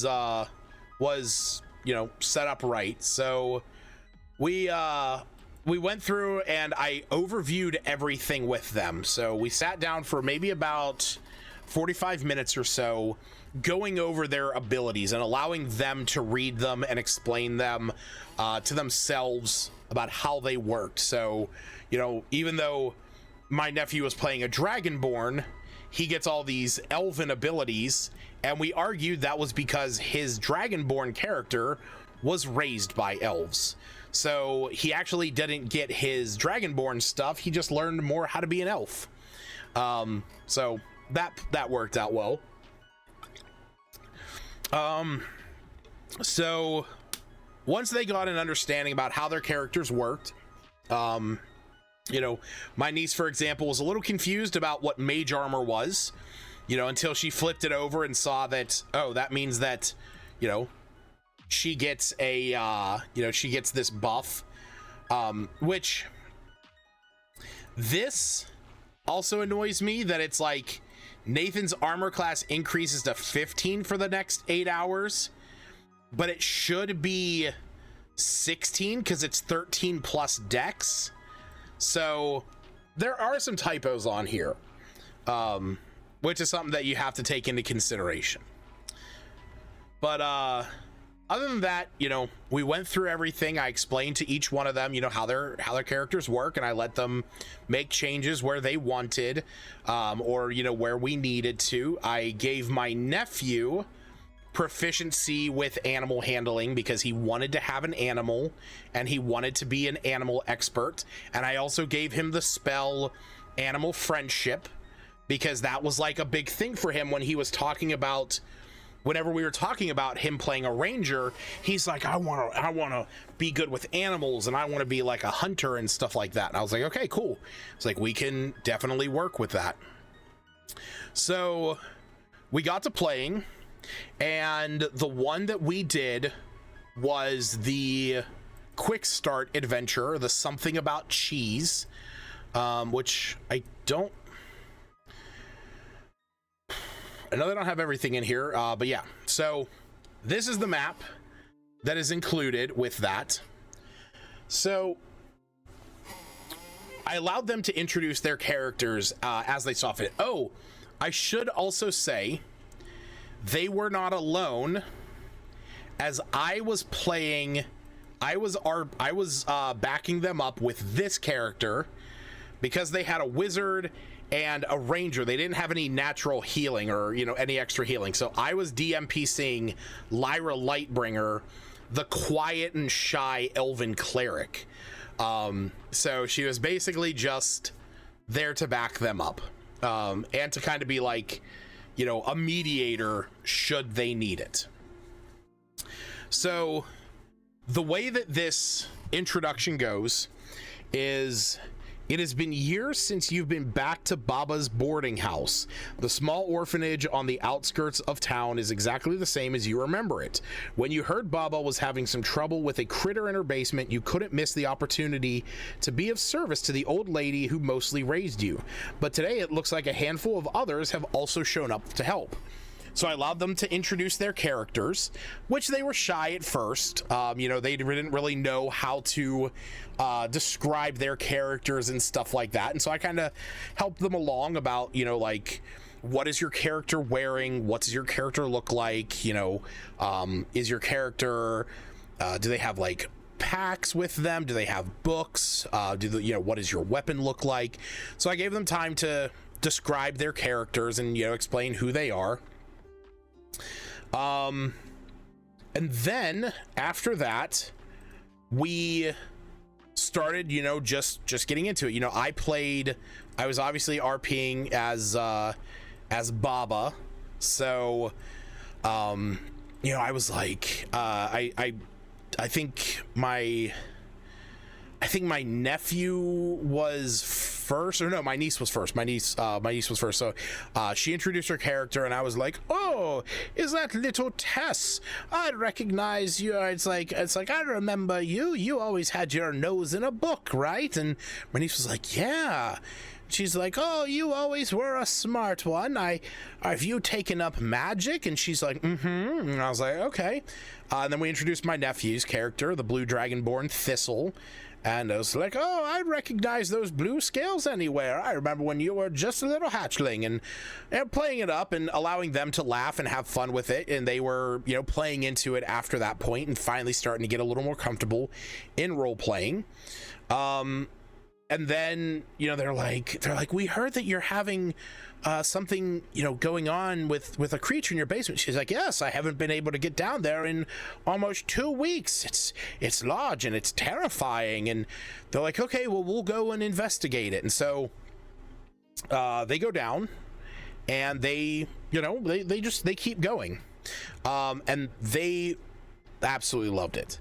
Now I do have a little summary here about the specific adventure, so I just so I'm not forgetting anything, I'm just gonna kind of read it out, because my niece was taking prolific notes. I gave them each a set of note cards and a pencil, and my niece had like it folded in multiple ways and was like writing every little detail. And every time she would write notes, or like we would do a scene, she would immediately be like, "Can I read out what happened?" And I was like, "Well, save it till the end," because at first she was like, "I wrote down that I told her this." And I was like, "Do you actually say that?" And she's like, "Yes." And I said, "Okay, cool. Like, tell me that you say that instead of just writing it down." I said, "Yeah, you know, pretend that you are this person and I am the person you're talking to." And they started coming out of their shell a little bit. You've done RP games with them before, though. It's so the last couple times that I have done, the other times that I have done a game like that was years ago. Probably almost like 5 years ago, was when my niece and nephew first tried D&D, and it was all combat. Like, I was not running them through an RP thing. They were fighting enemies, and that was really about it. And then there was another time with my niece who was we played Hero Forge, or not Hero Forge, Jesus Christ, Hero Kids with my niece and nephew. And that one, there was a little bit of that RP, but it has been a long time since they have really gotten into it. And they're also getting older now. So back then it was a little bit more goofier. I didn't do Hero Kids a lot. I only did it like maybe 2 or 3 times. But back then they were a little bit more goofier, you know, because they were a little bit younger. They were just having more fun with it, and it was more of just a thing. And it wasn't really about them making a character. It was just like, oh, like, you know, here's some basic stuff that you can do. And it's, you know, there's a little bit more leeway with it because it was something a little bit looser. But this was like now a good opportunity for them to actually start to develop a character.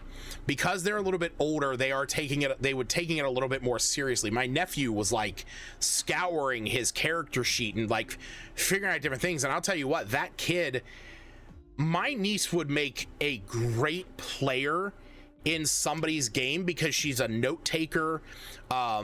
She's interested in like talking to NPCs and like involving other people in stuff. My nephew was coming up with stuff that like DMs think about while we were playing. And it was interesting to see how his mind was working when problem solving with this stuff. So like I said, I'm gonna read through the little summary here that I put together. So, sorry, I need a drink.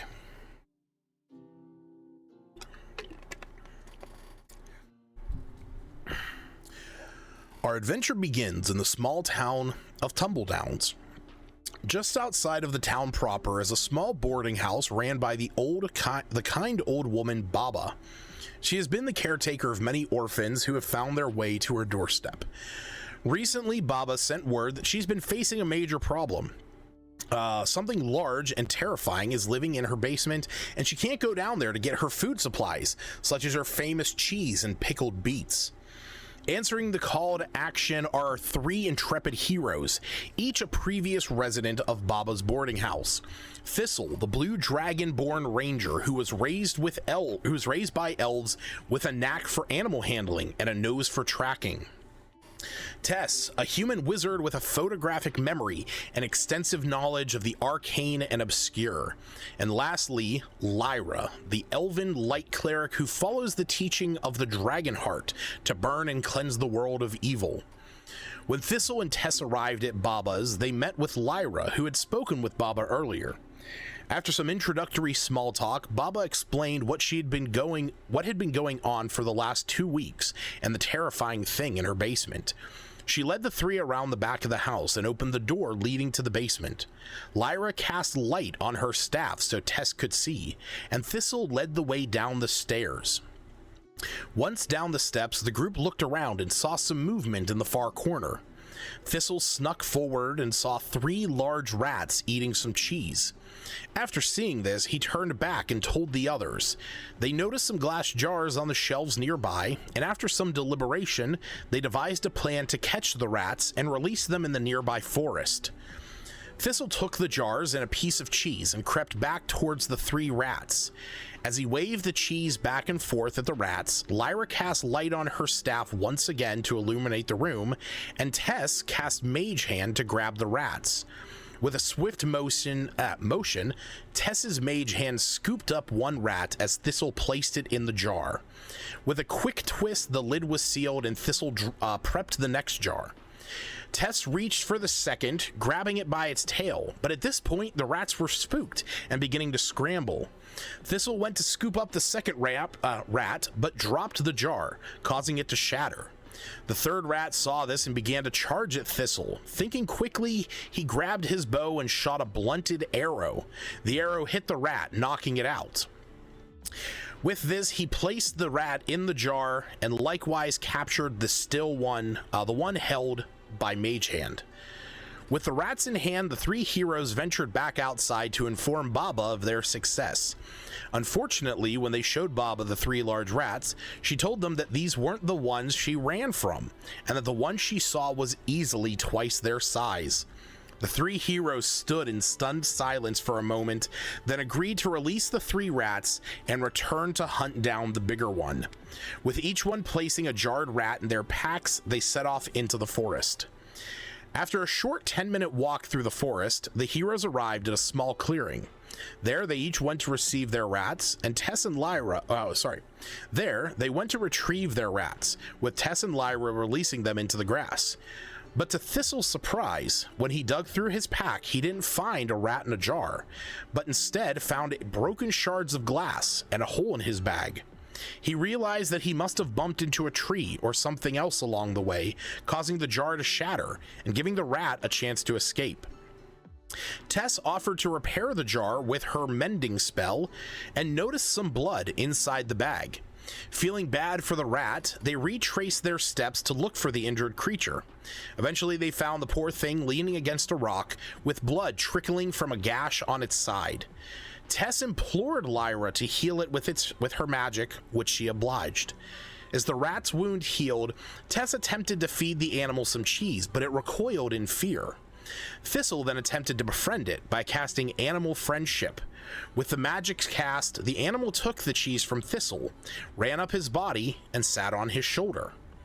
When the three headed back to where the other two were released, they ushered the last one to go with its friends, but to their surprise, it chose to stay seated on Thistle's shoulder.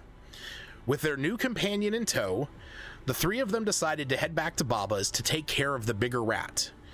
When they arrived, Tess asked Baba where the door in the back of the basement led to, and Baba told the three that it led to a room where she had been making some magically enchanted cheese. Realizing that this must be where the big rat is, the three of them ventured back down into the dark cellar and made their way to the heavy door on the back wall. With a mighty tug, Tess was able to pull the door open, revealing a large, mutated dire rat. It hissed at the intruders and bared its teeth as it rushed at Tess. Seeing his friend in danger, Thistle knocked an arrow and shot at the horrid creature, causing a splash of blood to spill from a fresh wound. As the rat leapt out, it bit down onto Tess's leg, infecting her with a terrible, muscle atrophying disease. Feeling weak, Tess tried to kick the rat away, but it was too quick and her muscles were too soft. Thistle told his new rat companion to help, but the dire rat was too imposing for the smaller rat to do anything. Lyra then swung her staff, creating a beam of divine magic to strike at the large rat, causing it to glow. Thistle knocked a second arrow and hit his target once again. As the arrow struck, the rat in turn turned its attention to Thistle, bearing down on him and delivering the same vile disease as he did to Tess. Tess mustered up her courage and cast Magic Missile, momentarily stunning the rat. With this opportunity, Thistle once again commanded his rat to attack, which, seeing his new friend in danger, the smaller rat mustered up its courage, ran down to the large one, and bit it, causing it to fall. Feeling lethargic, Tess and Thistle asked Lyra if she could heal them of her disease, but unfortunately, she doesn't have such a magic. She healed them of their wounds, and the three retreated back outside. They tell Baba of their victory, but of their grievous wounds as well. Thistle casts Detect Poison and Disease, and learns that they have contracted cheese disease from the magic cheese that the rat was eating. Baba tells the three to head to the local apothecary and speak with the Dryad sisters there for a cure. Showing her thanks, she rewarded the three heroes with some gifts. To Tess, she gave a small gold necklace. To Thistle, a dark silken cloak, and to Lyra, a small silver dagger.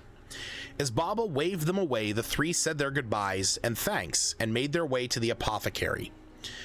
Entering the dank earthen shop, the three were met with the owners, a set of Dryad sisters. They asked what they could help with, and Thistle and Tess explained their newly gained illness. The Dryads did not know of the disease, but told them that if they could grab a sample of the concoction that Baba had made that made the rat gain the disease, and gather some local ingredients in the nearby forest, that they would be able to make a cure for them. With this information, the three thank the sisters and head back to Baba's for the night. There they rested with the plan to set out early in the morning to look for the necessary ingredients to cure their disease. And that was it. We never even got to do anything with the skeleton curse or the giant problem or nothing like that, because even this small little 2-page, like literally, oh god, stupid camera, literally 2-page adventure took us the hour and a half, 2 hours that we played, but it was phenomenal. It was great to see those kids' eyes light up at opportunities that they had to make choices and let the story be told by them. When they entered the basement and saw the rats in the corner, I asked them, what do you want to do? And they thought to themselves, they were like, well, we could go and attack them. But my niece was like really kind of upset about that. She didn't want to just go in and attack them because they were just rats. My very first question when you started was how long? Yeah, I want to say we played for probably in total about 2.5, maybe 3 hours, but that's including the time that I had to explain to them their characters. Us actually playing was maybe only about like an hour and a half, 2 hours, because we finished up about 1 o'clock in the morning. My niece was just zonked out at that point. She was falling asleep.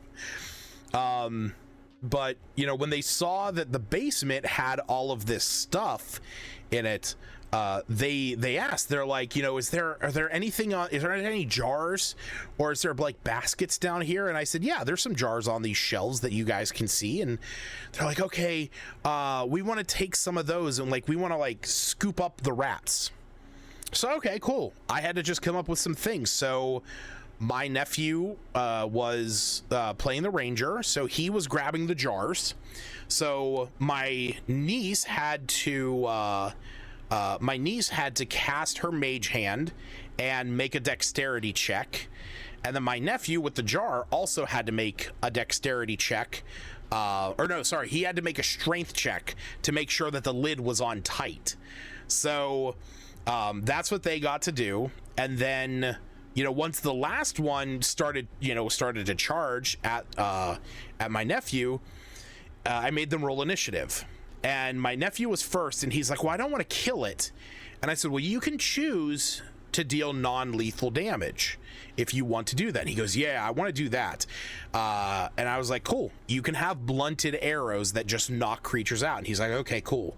So he uses that, ends up knocking it out, and they put it in the jar.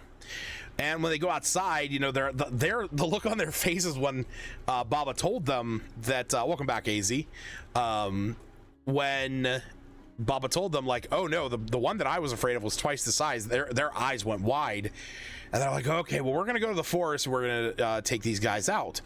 And this is actually where that moment came up that I was saying my nephew has more of a mind of a DM, because I narrated them walking out to the forest, and I made my nephew make a survival check to like find a nice spot where they could be released. So when they get out there, you know, my niece is talking about how she's like opening it up and like throwing out some cheese, and she's waiting for the rat. And my nephew looks at me and he goes, I have this idea about something. And I was like, okay, like, let's wait, correct pronunciation 6? Incorrect pronunciation? What are you talking about? What are you talking about? But I asked him, I was like, okay, you know, what's the idea that you had? And he goes, well, I had this idea of like when I reach into my bag, I don't find the jar, but like I find broken glass. Just messing. Oh yeah, because I still can't remember, because I remember I was calling you like Azzy or something like that, and I know it's supposed to be like Azrael, but it's just easy enough for me to call you AZ. But yeah, so I was kind of stunned at what he was saying, because I was like, I told him, I said, that's more of a, I said, Azzy, Ozzy. Nope, gonna mispronounce it every single day. I'm gonna mispronounce it.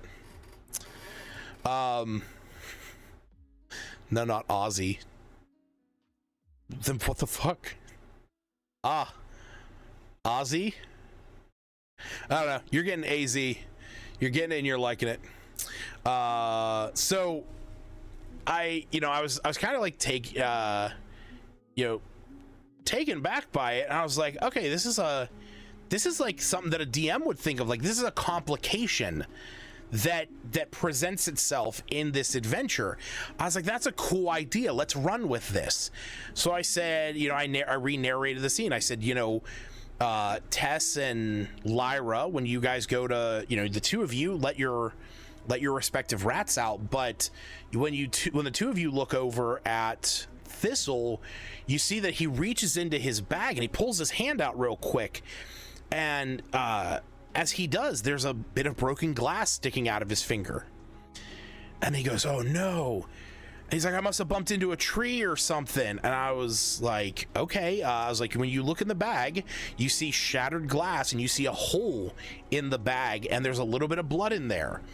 And they're like, "No, the rat, it got out somewhere." And they're like, "It must be hurt." I said, "Okay, you guys need to make a survival check to go and track this thing down." So they go and they start looking around. They eventually find the rat and all. And that's when my nephew was like, you know, I want to try and befriend it. So he ends up doing so, and you know, we play up that, and then there was he tried to do it again later. Like he had the spell detect poison and disease, and he kept trying to do it to like figure out. He kept thinking that the rats were innately poisoned or diseased. Which was so funny. He's like, "I want to cast poison and disease on the rat to like figure out its disease." And I'm like, "It's not disease, it's just a big rat." And he kept like trying to come up with something he could do with it. So it's funny because like watching them and allowing them to just like play into their characters gave me a really interesting insight into them, where my nephew has this very kind of like obscure set of thinking of things, where he's trying to take like all the different interactions that his character sheet gives him and really play into those, while at the same time coming up with stuff that isn't just like a reactionary thing, but actively trying to come up with stuff that is affecting the game in itself. So it's really cool that he has that kind of DM mindset on things, because if that's the case, I would be able to work with him to actually run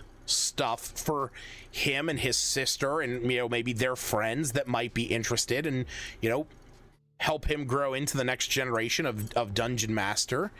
But my niece, she has this really interesting way of like, you know, wanting to interact with the people in the game and like really trying to stay in character. Did you integrate your niece's notes into that story? So this is just more of a recap from what I wrote. So this is very much just the recap that I had. My niece had notes of stuff from her character's perspective, kind of the way that I do my excerpts from Bo's journal, where it was more of like, we went to the forest and I talked with Thistle, or you know, we went into the basement and we found rats. So it's very much from her character's perspective.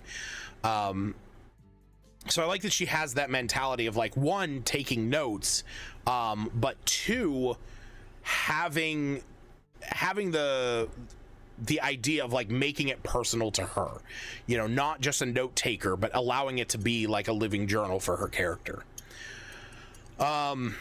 So yeah, I honestly think these little books are great for what they are. And I think it worked out a lot better than I expected. Now, granted, this was just the first time that I ran it, so I still need, you know, what's up, Sizzin Man? Sizzin Man. How you doing tonight? Thanks for coming around. We're talking about the D&D Adventure Club. If you haven't heard about it, it's a wonderful little monthly subscription that allows you to get some kid-friendly D&D books. If that is an interest to you, check out their website. This is not a sponsor by any means. I don't get paid to do shit, and I'm glad for that, because everything I say is genuine. Good. Got a question. Do you think you could help me? I don't know if I can help you, but I can try. I'm not going to make any promises. But what's your question, buddy? This is what this stream is. Me sitting here with a fidget spinner die and hanging out, listening to lo-fi and talking about D&D. That's what we do. While you type that, but yeah, definitely enjoyed this. I am going to take some time to build out a little bit more.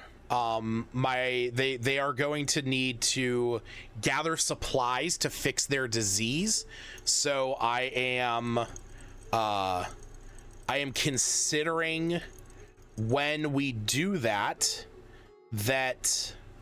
where is it? Store. Yeah, here we go. I'm considering when we do that to maybe incorporate one of the other adventures that is in here, such as like the skeleton curse, because that kind of takes them a little bit farther down. But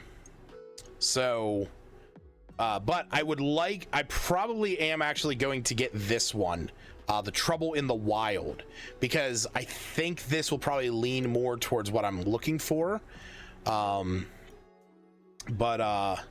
Yeah, I think this is like, because I'm noticing that like after a point it starts to get to where the where the old ones are available just in PDF. Yeah, Corgi, but no, they are great. And also I will state, because I've talked about them before, they explain a lot about the character sheets, and on top of that they also go over like what the different dice are, how ability checks work, how skills work, how to roll for initiative, what healing and advantage and disadvantages, what attacks are, how to attack with different stuff. So definitely take some time to check it out.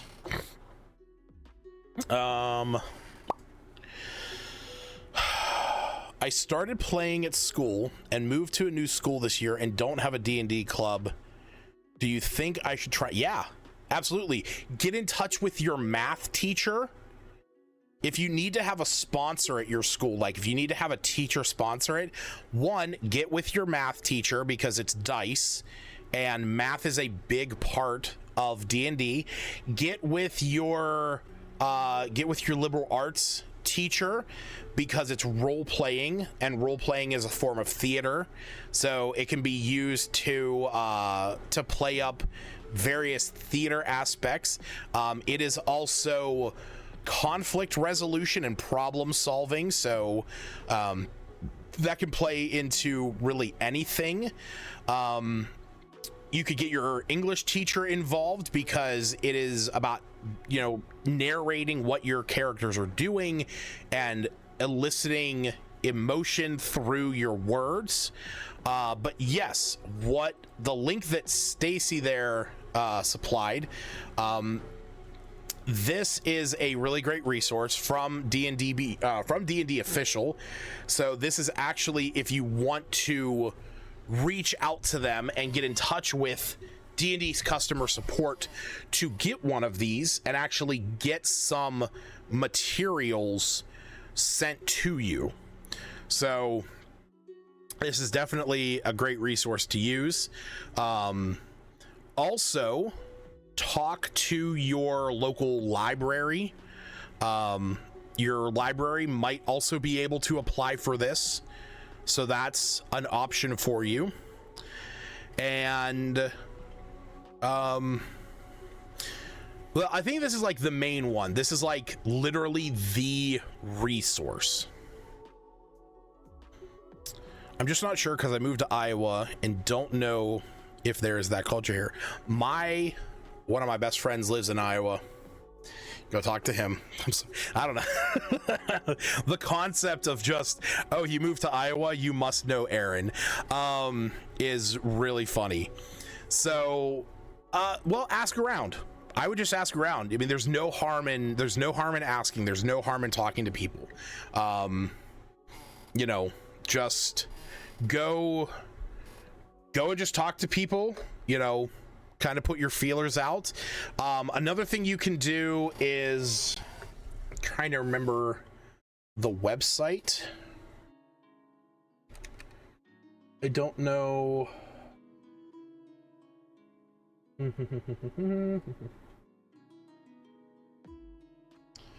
is that one website? I think it's like, I don't think it's Play Now.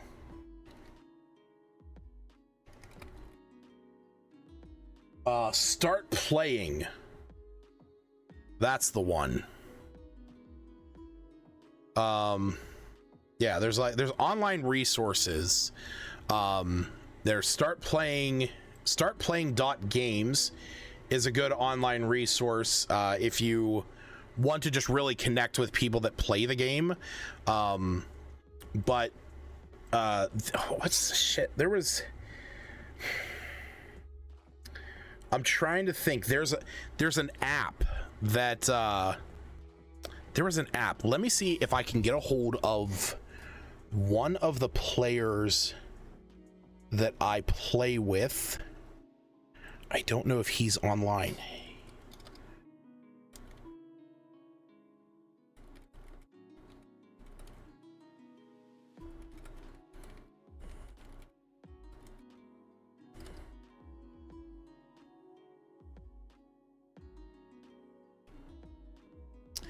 I don't know if he's online right now.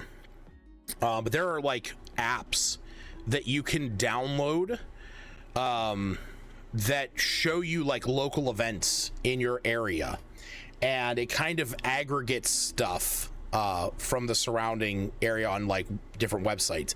I don't personally use it, but Facebook, if you go on there and you look up like, you know, D&D clubs in your area, you may find one. Or if you look up like game stores in your area, if there's, you know, some bookstore or if there's some hobby shop, you might be able to find something that's local. I know there's one local to my area that hosts games on Tuesdays that are like drop in, drop out stuff. They also have some learning games, so that might be an option for you. Trying to think of other resources. You can always go online. Yeah, D&D Adventures League. That's another one. So that's also more of an official one if you really want to. The D&D Adventure League is organized play. So if you go to this site, go to find a store, and you can type in your general area. Type in Greensburg, Pennsylvania. And so right there, we got The Vault, for example, in my local area, that has a weekly Tuesday game. Stacy, ask and you shall receive. Yeah, it's literally over at The Vault. I just found that out the other day that they do a Tuesday one. So there you go. Or not Tuesday. Yeah, no, Wednesdays. Yeah.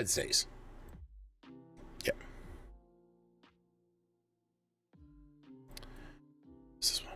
Oh yeah, that's SCG. Yep.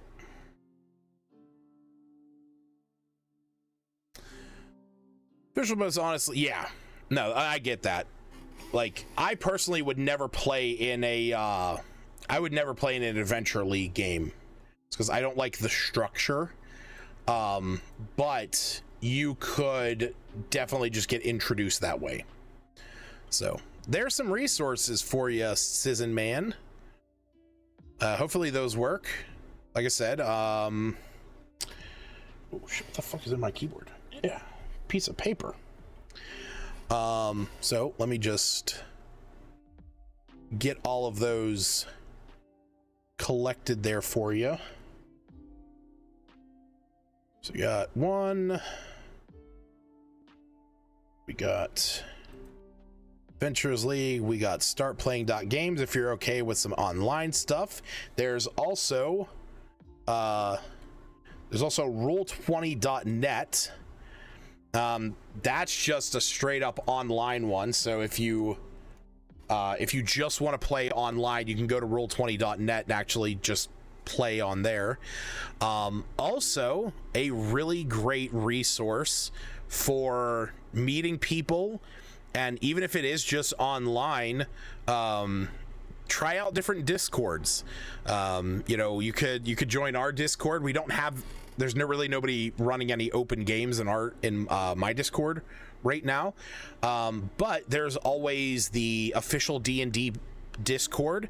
There's all the different YouTubers that are out there have their own, like Ted from Nerd Immersion, Jordan with a PH, XP to level 3, and there is actually, in a lot of cases, you may have to hunt it down a bit, there are oftentimes game-related discords local to certain areas. So I live in the greater Pittsburgh area, and there is a discord called the Steel Tower, which is a Pittsburgh RPG based group. So that is one that I'm involved with because it's people local to my area, and they talk about different systems. Not a lot of people over there are huge into like D&D 5e, but they are, about various various RPGs and stuff like that. So yeah. Wait, what is this?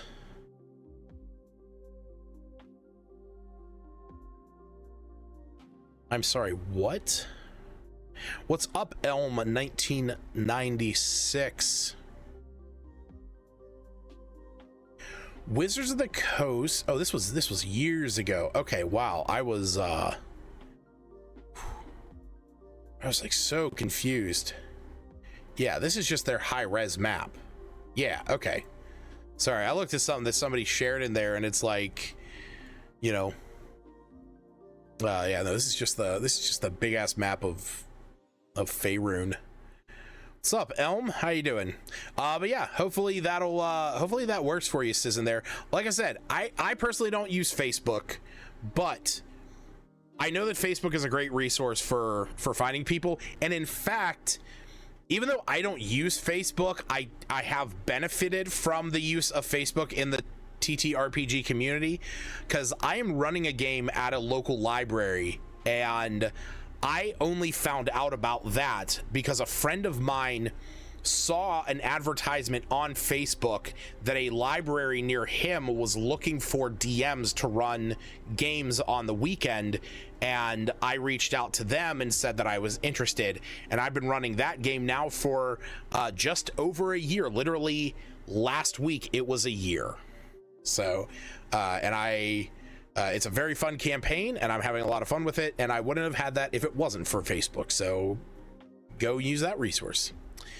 I'm looking for players for a One Piece themed D&D campaign. Figured going around to various sources and found this stream. Jared. Hey, Jared. I'm waiting for my two friends, Jared and Justin, to like immediately teleport into this stream with like rabid dogs. Let me message him.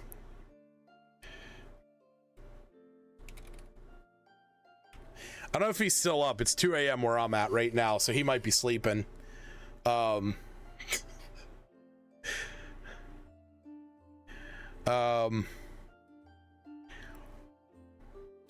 You know what, Elm, here's a suggestion for you, okay? See that link above me? You can type that in, or you can click the about button below my stream, and there's a big Discord button. If you join the Discord, there are two guys in there by the name of Ravenous53 and Justin. They are huge into One Piece, and you're on mobile, so I don't know how that works. Here. Let me...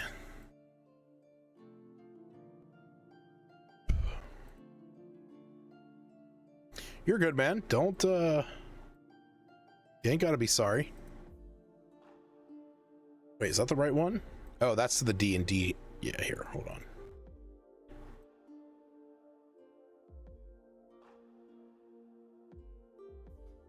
This one, that. Copy. Oh my goodness. Why is it not working on my side now?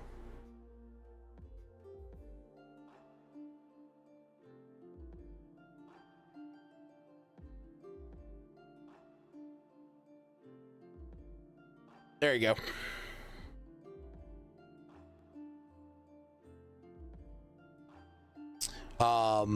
What's up, Hawketh? So yeah, head over there. Like I said, there's two guys in there. Yeah, they're both offline right now. One of them is Justin. The other is Ravenous. So, Justin. They are huge into One Piece. They are two of my closest friends, and they very well may choose to take you up on that. Now, I will tell you, they're both adults with kids, so you know, not a ton of time, but you may be able to convince them. So, hey, what's up? Hawketh also joined. You mean jump sale? I don't know what that means. Relaxing, prepping some D&D lore. Drop it on us. Don't be keeping that to yourself. If you're prepping D&D lore, that means that you're a DM, and that means that your players are probably only ever going to see 10% of what you wrote, so I want to know the rest of it. Rhyme suddenly loses 2 players. Yeah, Justin and Jared are immediately out. The campaign fizzles. Tarot. I have to go back to Tarot.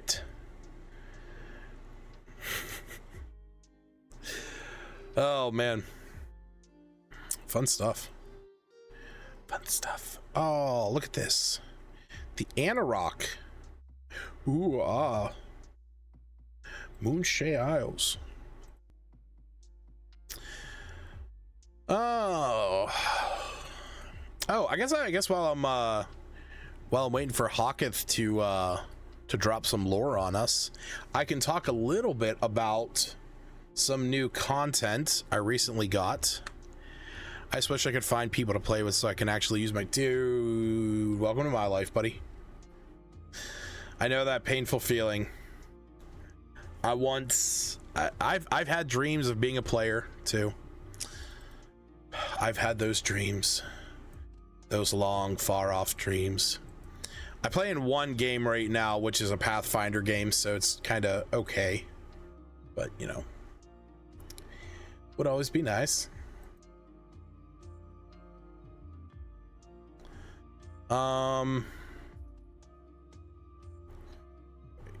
No, I need to...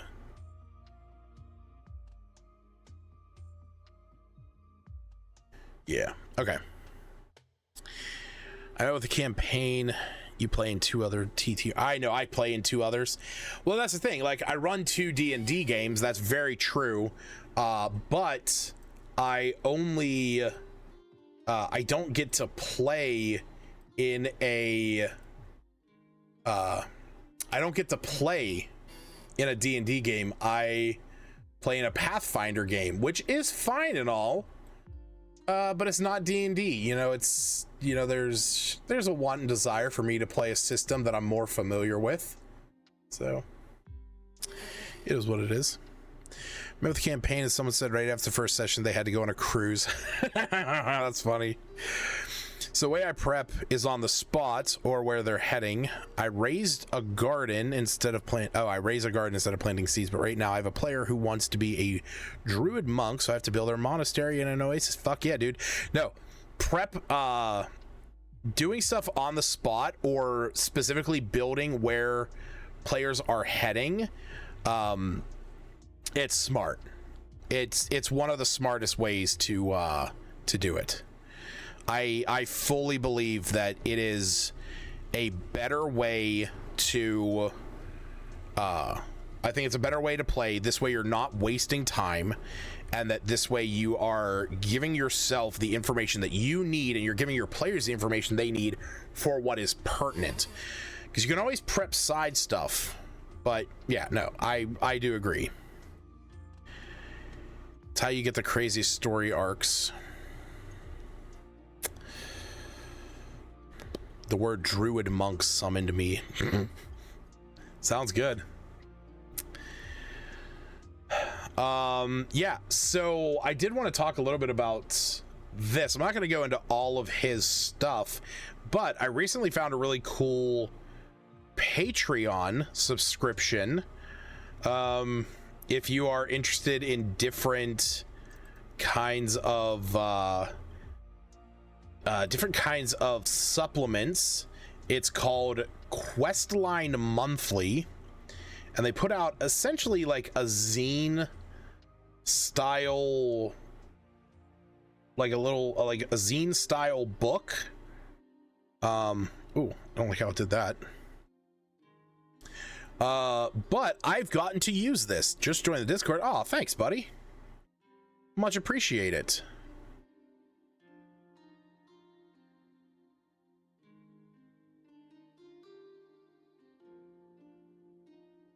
Yeah, there's always great people over there at over the Discord. Lots of people to talk to. So I'm glad to have some more folks around. But yeah, so I want to talk a little bit about Questline Monthly, a really cool creator on Patreon making sick ass supplements. One of the things that I like about this guy is that all of his content has a very similar theme to it and like layout, so it's kind of becomes like a familiar thing. But I really like what he is doing. Oh yeah, thank you, Stacy. There is a link to his site. So if you go to his website, we'll bring it up there. There we go. So if you go to his website, you can actually go, it will link you out to his Patreon, so you can head over there. But you can actually buy any one of his content, any one of his current sets right now for the price of the subscription. So if you are interested in any of the stuff that he has, you can just go back into his catalog and buy them from the month. That's what I did. I ended up going through and buying every single one of these because I absolutely love them. But if you sign up for his Patreon, he gives you a coupon code. So if you do look into it, sign up for the Patreon, that gets you the coupon code, and then pick these up. So it is totally worth it.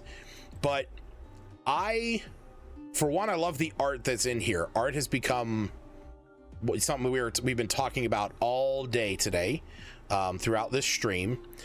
So really cool stuff in here. This one is the Dreams of the Haunted.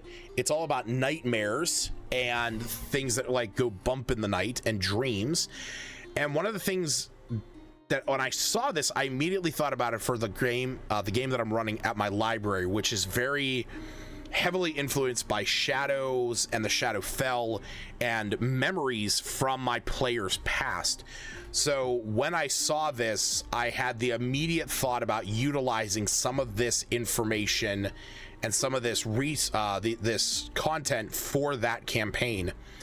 So started reading through it. I love what he has done, just providing different scenarios, providing different NPCs, various characters. He also gives you monsters, gives you items and spells. So dreamscape guidelines, entering the dream realms. We got some player options here. So a dreamscape drifter. So if you want to be somebody who has the ability to enter the dreamscape as your background and play into this kind of design, it's a really cool background where you can enter the dream state in a lucid state and have control over your actions there. Also, we have the Path of the Nightmare Barbarian, which is fucking sick. So when you rage, each creature of your choice within 10 feet must succeed a wisdom save or be frightened by you. You can eventually summon nightmares of creatures that that thing is afraid of. You can also teleport to wherever a nightmare creature is eventually, and also while you are frightened, you can dash, disengage, hide, or help as an action. It's a really cool design, very much based on fear and nightmares. I do have other stuff that may or may not be seen, but it is behind the scenes and it's gauntlet style campaign where it's basically you're working your way through the published material creatures. Interesting. Okay. Only way you can level is if a TPK happens, but you don't lose your character. Interesting. That's a cool way to do it. That's a cool way to do it. Huh. Okay. So you just keep fighting until you eventually use. All right, AZ, we'll see you in a bit.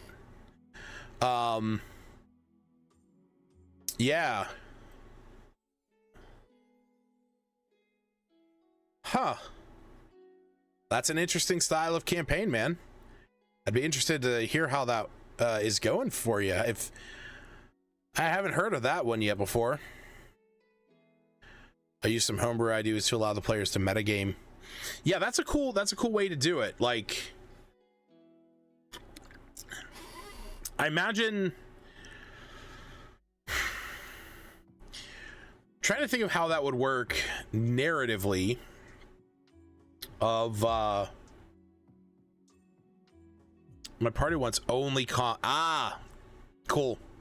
I was just about to ask you if your party was looking for, you know, a low RP, low social, high combat style campaign, because that is 100% what they're getting.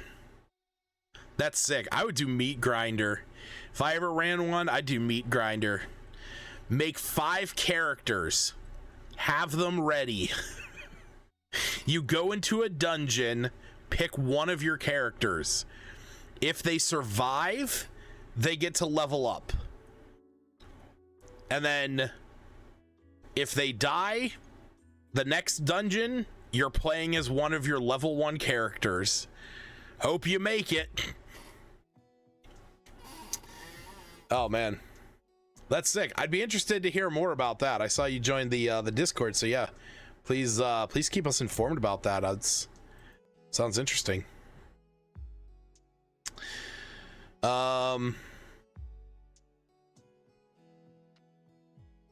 So yeah, more into this nightmare stuff. So we got spells, Deuce Nightmare, Slumber, Clutching Shadows, and Mass Psychosis. Some really cool frightening abilities. This one uses one of the aspects of D&D that's very rarely used, which is the long-term madness table. Very rarely do I ever see that get utilized, well. But this one, each creature, up to 12 creatures, makes a wisdom save. And if they fail, they're affected by long-term madness. So, fun way to do that. This group, I have like 6 or 7 people, but only 4 people at a time. Okay. Yeah. Ooh, healing surges. I was just talking about healing surges today when I was looking through variant rules. Healing surges was popping up. Adding stuff like Devil Luck where a player can get a nat 20 but risk a nat 1 later. That's sick.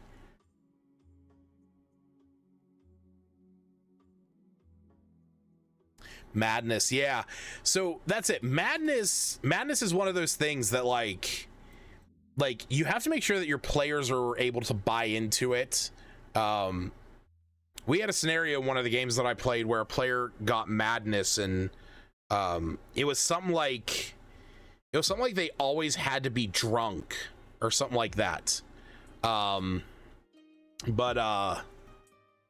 It never like really played into it because his character was always already drunk. He was playing a drunk monk. I don't really use Madness too often. I don't use Exhausted either, like Hawketh there. Yeah, so continue on. We got a variety of item, and then we have some monsters and some stat blocks. This is actually where I got to utilize this in one of my campaigns the other day. So I introduced this particular one right here, this nightmare template, and I want to go over this stat block real quick. Okay, so when a nightmare is created, now this is the template for one, so you can kind of play with this, but the armor class is 12 plus the proficiency bonus of the creature it originates from. So when you play this monster, it has to originate from another creature. So let's just say it's your level 6 barbarian. Okay, they're gonna have a plus 3, so at 15 AC. The nightmare has a number of hit points equal to a number of d8s of proficiency bonus, so 3d8. It has a 40-foot fly with a hover speed. It's immune to acid, cold, fire, lightning, necrotic, poison, thunder, and mundane damage. It's immune to charmed, exhaustion, frightened, grappled, paralyzed, petrified, poisoned, prone, restrained, and being unconscious. 120-foot dark vision, understands all languages of its originator but cannot speak them. It can move through objects. It is intangible. It has advantage on saves against spells and magical effects. Magical darkness does not impede its dark vision. And if it drops to 0 hit points, the creature it originates from must succeed a charisma saving throw, or it regains all of its missing hit points. I love this. I love this aspect. This is birthed from your nightmares, and you must muster up the courage to face this. So 100%. I absolutely love this stat block. Then its attack, even though it's a melee attack, it does psychic damage because the intangible is that it cannot manipulate objects, but it possesses a tangible presence that can feel like a physical assault on corporeal beings. A frightened, a creature that's hit by this takes damage and is frightened for a minute. And this ignores immunity to the frightened condition when targeting the originator. So even if you have like a berserker barbarian that's immune to being frightened, this can still fuck with them. I used this in a scene where my players were resting for the night along the side of the road. They had cast Tiny Hut, and they know that there are these shadowy monsters out there that they are having to contend with because they're facing off against the cult of Mask, the Mask of Shadows. And as they were resting, the ranger was taking watch for the night. And as she sat there, she heard some rustling coming from the woods nearby. And she looks off in the distance, and suddenly this deer comes bounding out through the brush. And she laughs when, and her and like one of the other players chuckle whenever I say this, and they go, oh, well, there's dinner for the morning. So the deer is, making these bleeding sounds, and it's, crying, and it's running away from something as it runs into their tiny hut. So it kind of like smacks into the side, it flops over on itself, it's scrambling to try and get to its feet.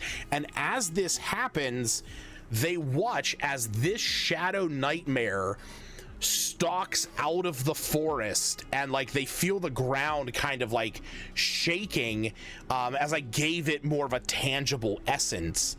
And it goes up to the deer, and the deer's like, bleeding and making all these crying noises, and it picks up the deer and it rips it in half. And it causes this spray of blood that lands on top of the tiny hut, and they're watching this. She wakes up the warlock, who is like her the ranger, the warlock in the game have a relationship. So she's like waking him up, but the rest of the party can hear this deer being ripped in half and screaming. So they're watching this in terror. As it throws the two pieces of the deers off to the side, the shadows go with it, and they begin to corrupt it and overtake it and envelop it in shadow, and each half animates into this like horrific bipedal monstrosity that like marches off into the forest somewhere. Well, the monster then the nightmare then turns and starts moving away, and the warlock is like screaming in his head that this is the thing that killed his family. Well, the paladin wants to know, is this a celestial, a fiend, an undead? Can I cast divine sense on it? So I said, well, you need to step out of this tiny hut in order to see this or sense that. And he goes, okay. So I make him make a stealth check, and he steps out. He rolls a nat 1. And I said, you step on a piece of that deer's bone, and it crunches, and this nightmare stops, and it slowly begins to turn. And he's like, shit. And the ranger is like, I want to pull him back in. And I said, roll a dexterity saving throw. So she rolled pretty high, and she grabs him by the collar and starts bringing him in as this creature rushes up to him, almost coming face to face as he's pulled into the tiny hut. And they're freaking out inside of it, and I gave him the knowledge because it has the monster type nightmare. So I gave him the knowledge. I'm like, as you're being pulled in, your divine sense pings, and you don't get fiend, you don't get celestial, you don't get undead. You get the word nightmare burned into your mind. And it was at that point that they realized this was not going to be a long rest. This was going to be a short rest, as none of them were going to be able to sleep at that point. But I absolutely love this stat block. So, and in this entire catalog, honestly, it's one of the coolest things in the world. Also, yeah, Nightmare Ambience by Michael Gelfie. If you don't know who Michael Gelfie is, he has an entire YouTube channel that has a 24-hour fantasy music radio that I listen to. He does a lot of soundscapes and stuff like that, and does music for the tabletop industry. So super glad that he put out a YouTube link for Nightmare. I won't play it on stream because I don't want to get it I don't want to get the VOD muted. But definitely go and check that out. So go check out Michael Gelfie if you get an opportunity. I'll leave a link here in the chat, and I will leave a link to the two that go along with this. These are from a couple years ago, but definitely worth a listen to Losing Sanity and Nightmare. Oh yeah, and then Nachtmare, the Eternal Nightmare, a huge monstrosity. Oh yeah, there it is.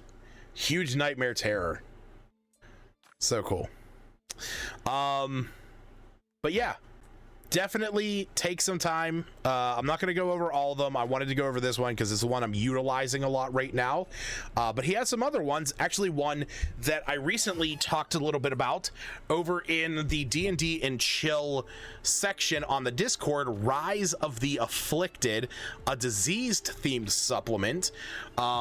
Stacy had asked about expanding upon diseases and how to effectively utilize disease in a game, and I referenced this because he has an entire section about how to make diseases feel a little bit more potent and make them actually feel more substantial within the game. So just needed this since I was trying to homebrew my own corruption. Oh hell yeah. So definitely take some time to look at these. They got some great options, some new diseases that are in here. And while I won't go over everything, I will pull up that page again. Come on.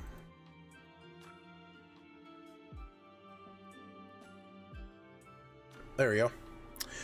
Yeah, so he has Rise of the Afflicted, which is a disease-themed one. He has Haven to the Dead, a catacomb-themed supplement. Wealth of the Wicked, a wealth and greed-themed supplement. Evolution of the Arcane, a biomancy-themed supplement. Coven of the Deep, a deep-sea vampire one. This is one of the coolest shits ever, because since vampires don't need to breathe, the whole concept of underwater vampires is fucking crazy. I love this. Glory to the Arena, a Coliseum themed supplement if you want more stuff about like fights and stuff like that, if you want ways to structure them. A Stones of the Earthen, a gemstone themed supplement. Thrill of the Hunt, prehistoric themed supplement. And Last of the Sacred, a deforestation themed supplement. And then we have the Nightmare one. So definitely check out his website, pick these up if you want them. Super interested in that. Hawketh, if you are wanting to get your hands on these, I've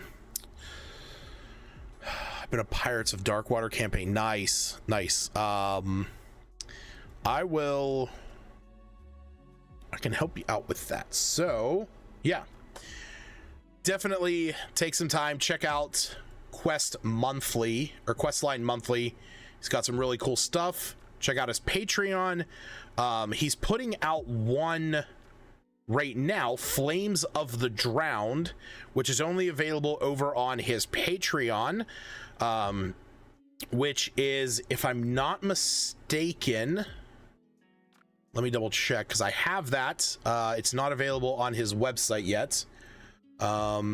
It is a Forge themed supplement. So, also, thank you, Hawketh. I appreciate that. Thank you for the follow.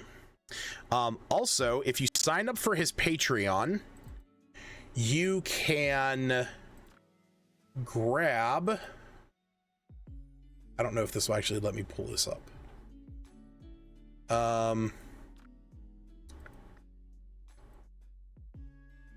Yep, there we go.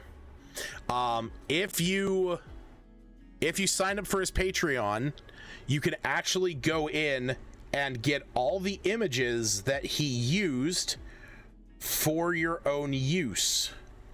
So it's pretty great. Yeah, definitely check them out. 140. Huh, look at that. Nice. If interested, Hawketh, hell yeah. But yeah, so as much as I would love for this stream to keep going, oh well, thank you, Elm. I very much appreciate that too. As much as I would love for this stream to continue on, it is 2:30 in the morning over here, and I've been going for about 5 hours, so I'm pretty tired, and I got work tomorrow. So unfortunately, I'm probably gonna have to vamoose and go get some sleep. My wonderful little pug is sleeping at my feet. He's snoring like a little truck, so I think he's telling me it's time to go as well. So I want to say thanks to everybody who decided to come by the stream, all the new folks, Hawketh, Elm. Thanks for coming by, Sizzin Man. Hopefully you get those hopefully those resources work out for you, and you're able to find some folks to play with in your area. Old Man Gel, thanks for coming by as well. Corgi Butt, I know Dr. Fun Nut was here before. As always, AZ and Stacy, thanks for hanging out. Yeah, it's been a fun one. Going on probably one of the longest ones that I've done, if not just like if my Sunday games go. But if you are new to the stream, thanks for coming by. I do these streams every Monday where I hang out. We listen to some lo-fi. We talk about whatever anybody wants to talk about. And we just kind of hang out and chill. So if you're interested in that kind of stuff, come back next week and do it. I occasionally do it throughout the weeks, but that's sporadic just based on my work schedule. If you're into video games, I also do a video game stream on here every Thursday called The First 15, where we play video games for just 15 minutes each. I play 3 of them, and then I rate them based on what I feel about them. And also, as long as the games aren't canceled for any one reason or another, every Sunday at 5:30 Eastern, or around like 5:30 to 6, I run a D&D game here on my channel. We have one that is called Phandalin 5 that takes place, it is the Dragon of Icespire Peak campaign mixed in with some Rise of Tiamat stuff, and also a Rime of the Frost Maiden campaign, which is more just Rime of the Frost Maiden. So if you're interested in that, check that out. I have all those videos from past episodes out on my YouTube channel. You can also watch the VODs here on Twitch. So yeah, that's what I got going on. But again, want to say thanks to everybody. Also, thanks for joining the Discord. Having some folks over there, a lot more people to talk to, building the community. So thank you guys for that. But I'm going to go now. I'm going to finish drinking my Tang and head to bed. Me and my lovely pug. So thanks a lot. See you guys later. Bye.